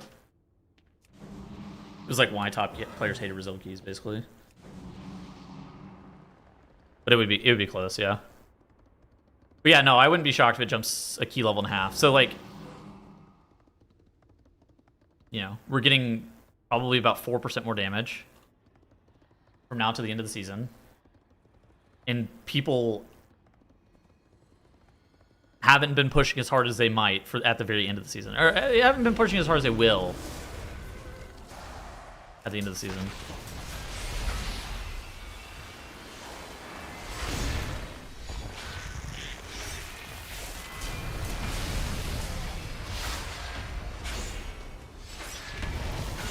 How much score did title go up, like, last week of the season in some of these other seasons, right? Kind of a question I'd have. Not last season, because that was the end of the expansion, so I think it was a little bit different. Like, the last month of...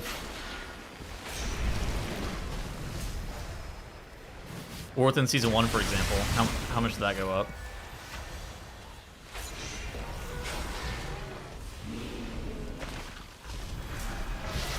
Why do you do PTR?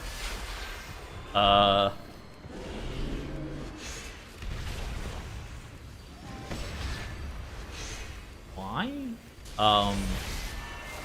YouTube videos mostly.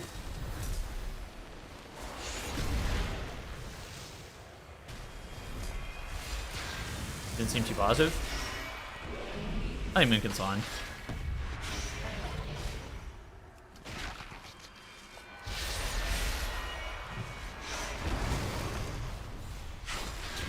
I mean, I think I'm gonna raid on Minkin, so like, it's gonna keep me on the spec.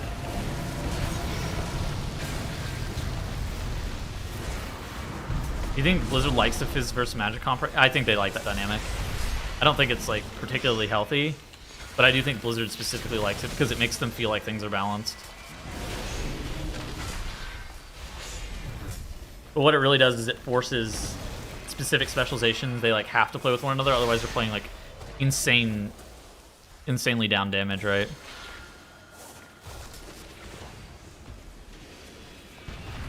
What about Season 1 of the War Within? You said about 50 points? That's like half a key level?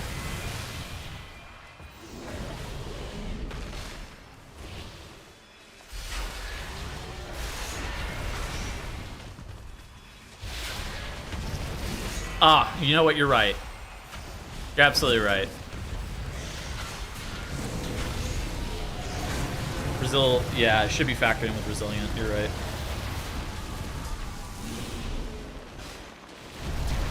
Oh my god.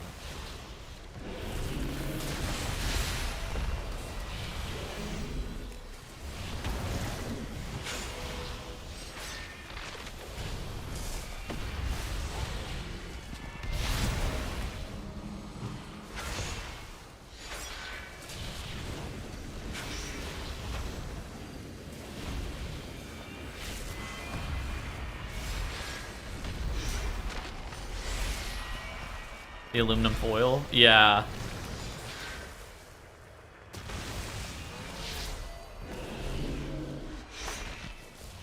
I don't know. It went up 50 points. So that would be half a key level relative to what it is right now. I mean, what even is this shit at right now? They can take us Pulling it up. below, but It's at like 22s, isn't it right now? Them to the light bloom long.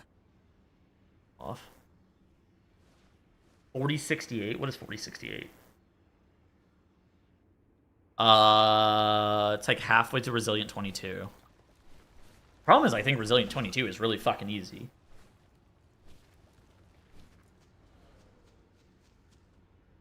Okay, so it's probably not going to be Resilient 23. I wouldn't be shocked if it's like half 23s though.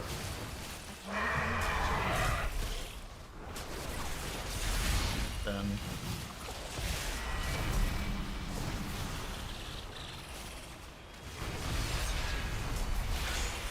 I think Resilient 23 is just easier to get next week as well. It's a 1% title range. It was like 19.5 or something. 3820. Hold on. Yeah, 19.5 right now.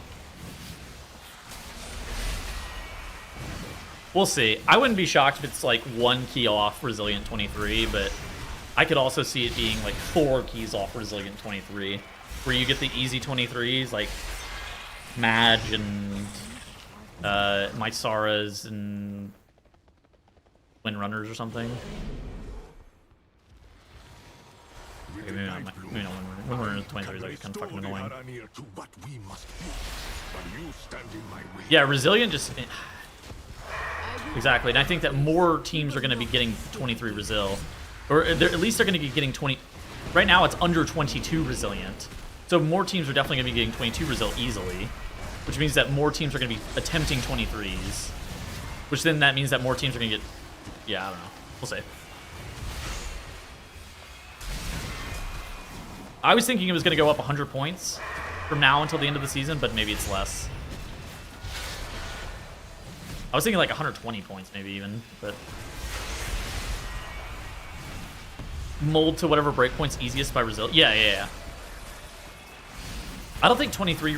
Okay, I think 22 Resil is actually quite easy, and I think 23 Resil is pretty challenging. But I don't think all of the 23s are that hard.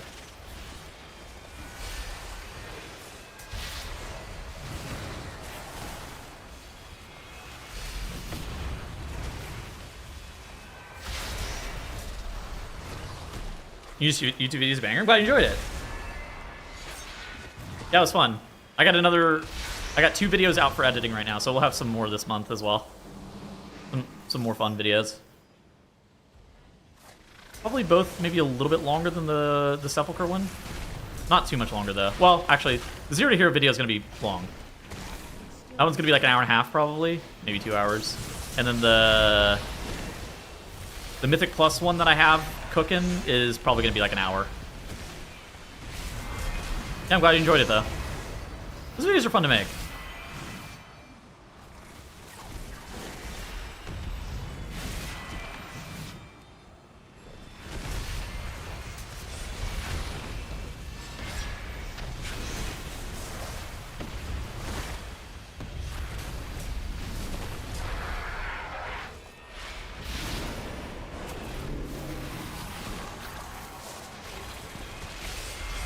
I haven't played that much PTR.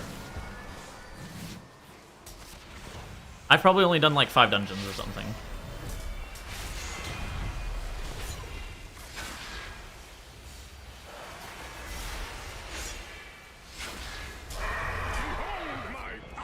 This is the first Dev Evoker I've seen as well.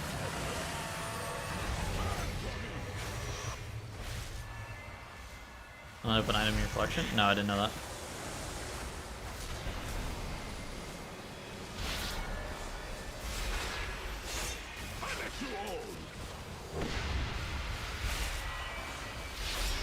The beam rotation for 12-1? No. I don't think you can cancel or any stuff anymore, really.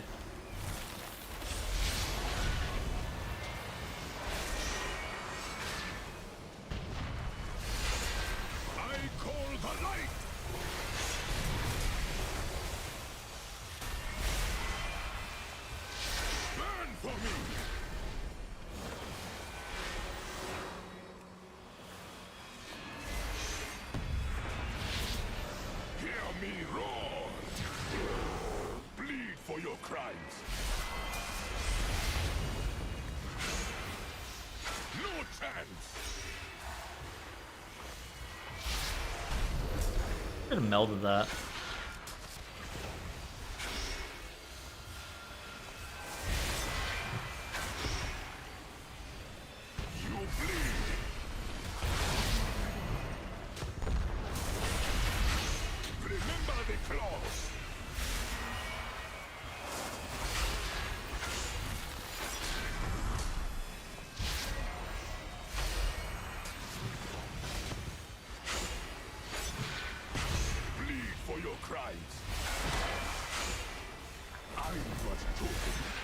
Yeah, they gotta bring that guy back as a raid boss for sure.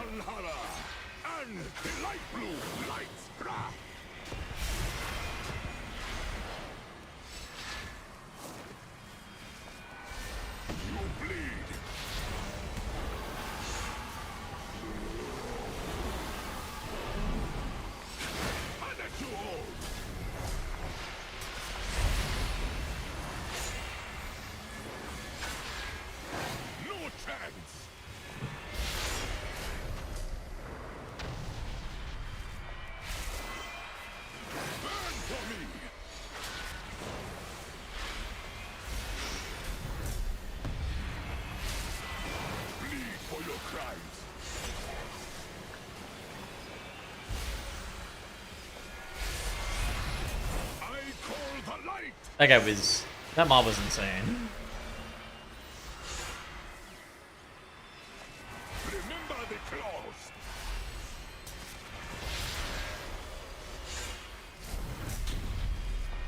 Light wrath.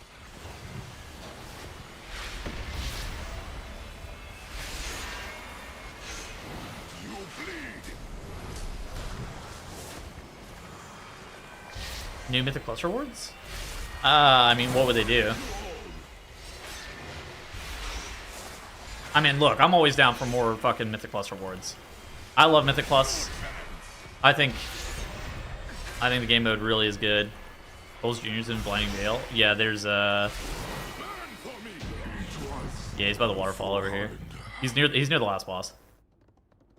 His faith in the goddess has become hatred. Is this what Lightbloom does? Speak to me. A precision attack. I should have. I mean, what even would they do for rewards? I feel like their rewards are pretty good right now, at least. Challenge mode sort of appearances. Oh. Yeah.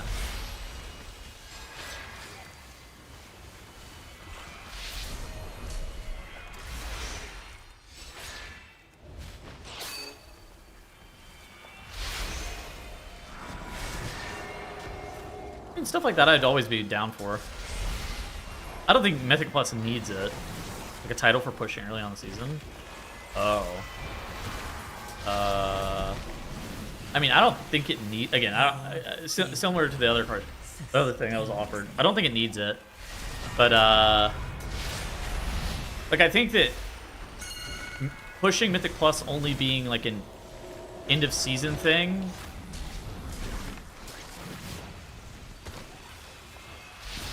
It shouldn't be the only way that pushing is encouraged, in my opinion. Mostly because pushing is fun outside the scope of just chasing end-of-season stuff. But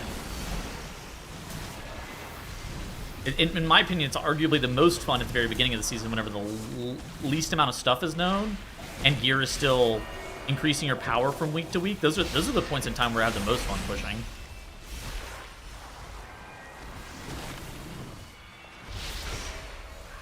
But yeah, I think rewards are mostly in a pretty good spot. Pushing early is the best.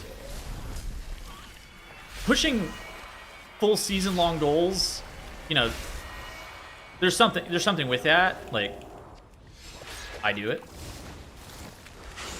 but I don't think it's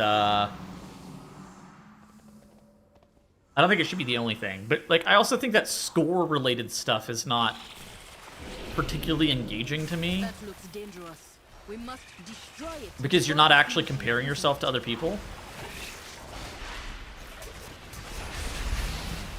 So it's like not very competitive, if that makes sense. Like the reason that 3400 isn't enticing for the top end community isn't because, you know, isn't because 3400 is not a thing. It's because it's not competitive, right? Everybody's gonna get 3400. It's more of a matter of when, not if. Spec leaderboards? I don't think yeah, I don't know. Spec leaderboards wouldn't be like what I would be super interested in. I would be interested in something that like gave us a reason to push earlier on in the season than we currently do. Oh my god, we got disoriented. First player hit 3.4K. Maybe. I think if the 1% cutoff was like a weekly thing. Actually, maybe not. I don't know. I have no idea. I would like a reason to push earlier on in the season than what we currently have. Yeah, Bubbles Jr.'s over here. Who's willing to group with the non-meta spec? Well, yeah. Those people are grouping with a non-meta spec, and they're actually making themselves... They're making it harder on themselves So while player skill matters more than meta, you know, meta does still matter. And by grouping with a non-meta specialization, you're adding another slot to the meta spec list. I simply wish you had lasted a little. But you're playing longer. a composition that is worse. And so I think that is, you're actually making it harder on yourself. But in the process, you're helping out your friend or something, right?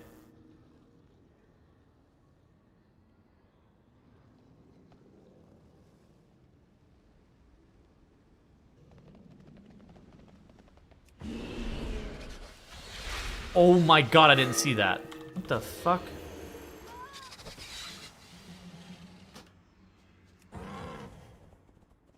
No nameplates. What the fuck? I think I'm blind. My eye's not working? What the fuck is that shit? Yeah, some kind of weekly... I think if Blizzard did some weekly incentive, it could be actually quite interesting.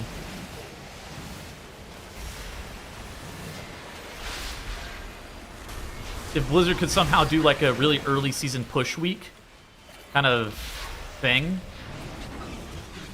I don't know how they would do it, but like that's kind of what I'm thinking, right? If they could somehow do something like that, that'd be cool as fuck.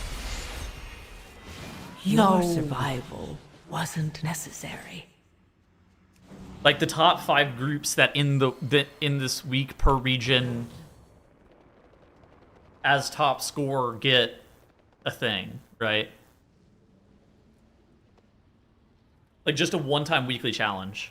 Like it doesn't have to be like a full-time thing. It could be like literally like the Blizzard push week.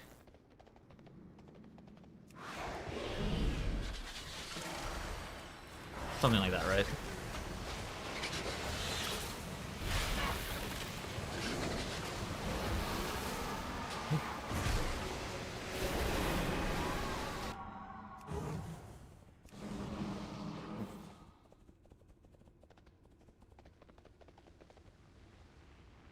Don't they already have the title for having the highest region per dungeon?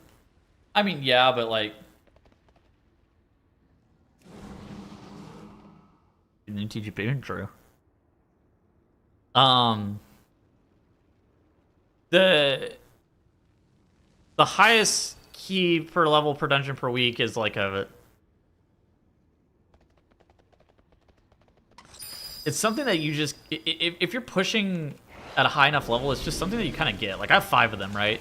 I have not been playing in a group this entire season, and I have 5 of them. Mostly because dungeons are gated behind resilient levels. And so you just kind of get them.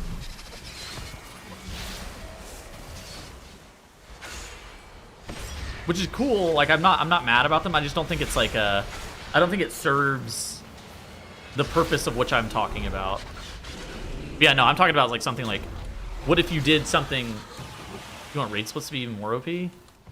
What raid splits have to do with this? If you did like a fucking live key, like Blizzard did like a live key TGP thing, where like on week like 8, they were like, all right, yep, top 5 teams per region to complete the score in the high, like the break the meta or something, right? Or like a TGP on live. You get a title. And then, you know, teams would ideally take it pretty serious and China would sell it. As is tradition. Wearing a chain. I should wear a chain. I think a gold chain could be a good look for me. Yeah, pushing early on in the season is cool. It's fun. Anything that encourages that, I'm in.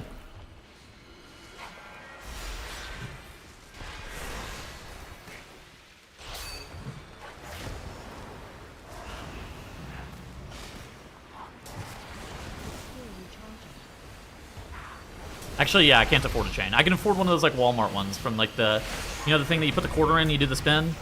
I could get a chain out of that.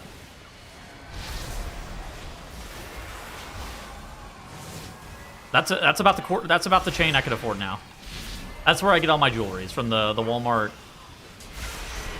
50-cent box thing. 50-cent machine. Shouldn't be listened to? Yeah, amen. We are dumb and should not be listened to. I agree. I don't design video games for a living. But yeah, I think if they gave players a reason to push early on in the season, that'd be sick. Heavily. How did the house recover from the water? The water won. And I believe my insurance company is also winning. And I received a $10,000 bill.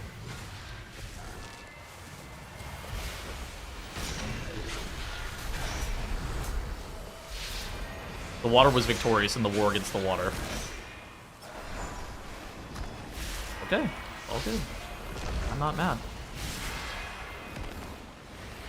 It's not stressful. The water is way too OP. I understand Aang now. It's not 11k. I guess the only silver lining is that it's not 11k.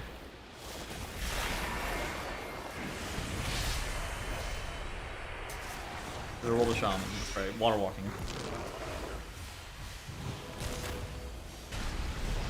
7.4 too much water, yep. Oh, that game was goated as fuck. I was talking about, I can't remember what I was talking today.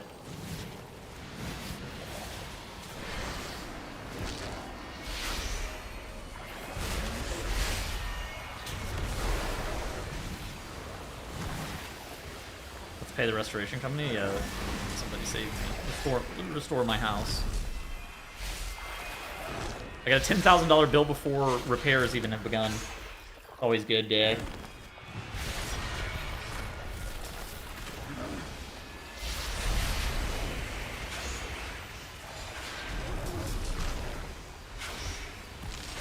How you know that shit's going great?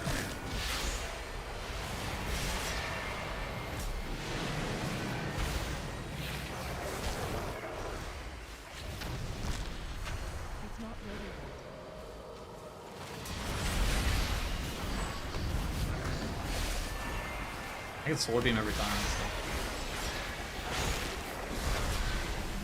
Have Doug start an Instagram? Maybe. Oh my god.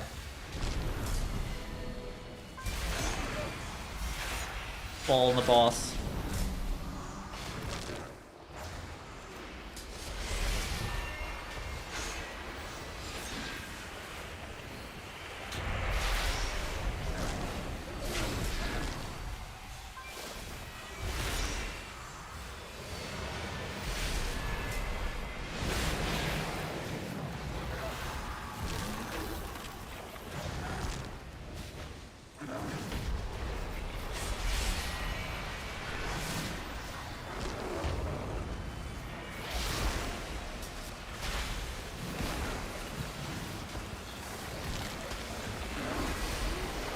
I simply wish you had lasted a little longer.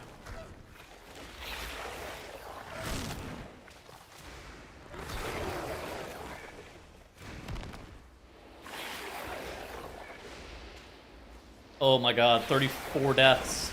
We've been victorious. Bloom is persistent. Woohoo. We too must be. Let's go show Bubbles Jr. He's over here.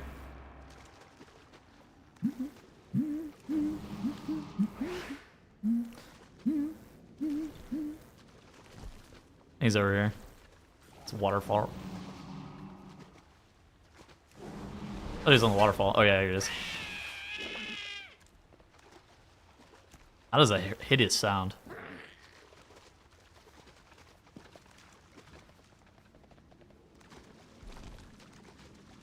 $7.5 billion. We're fighting Lure again.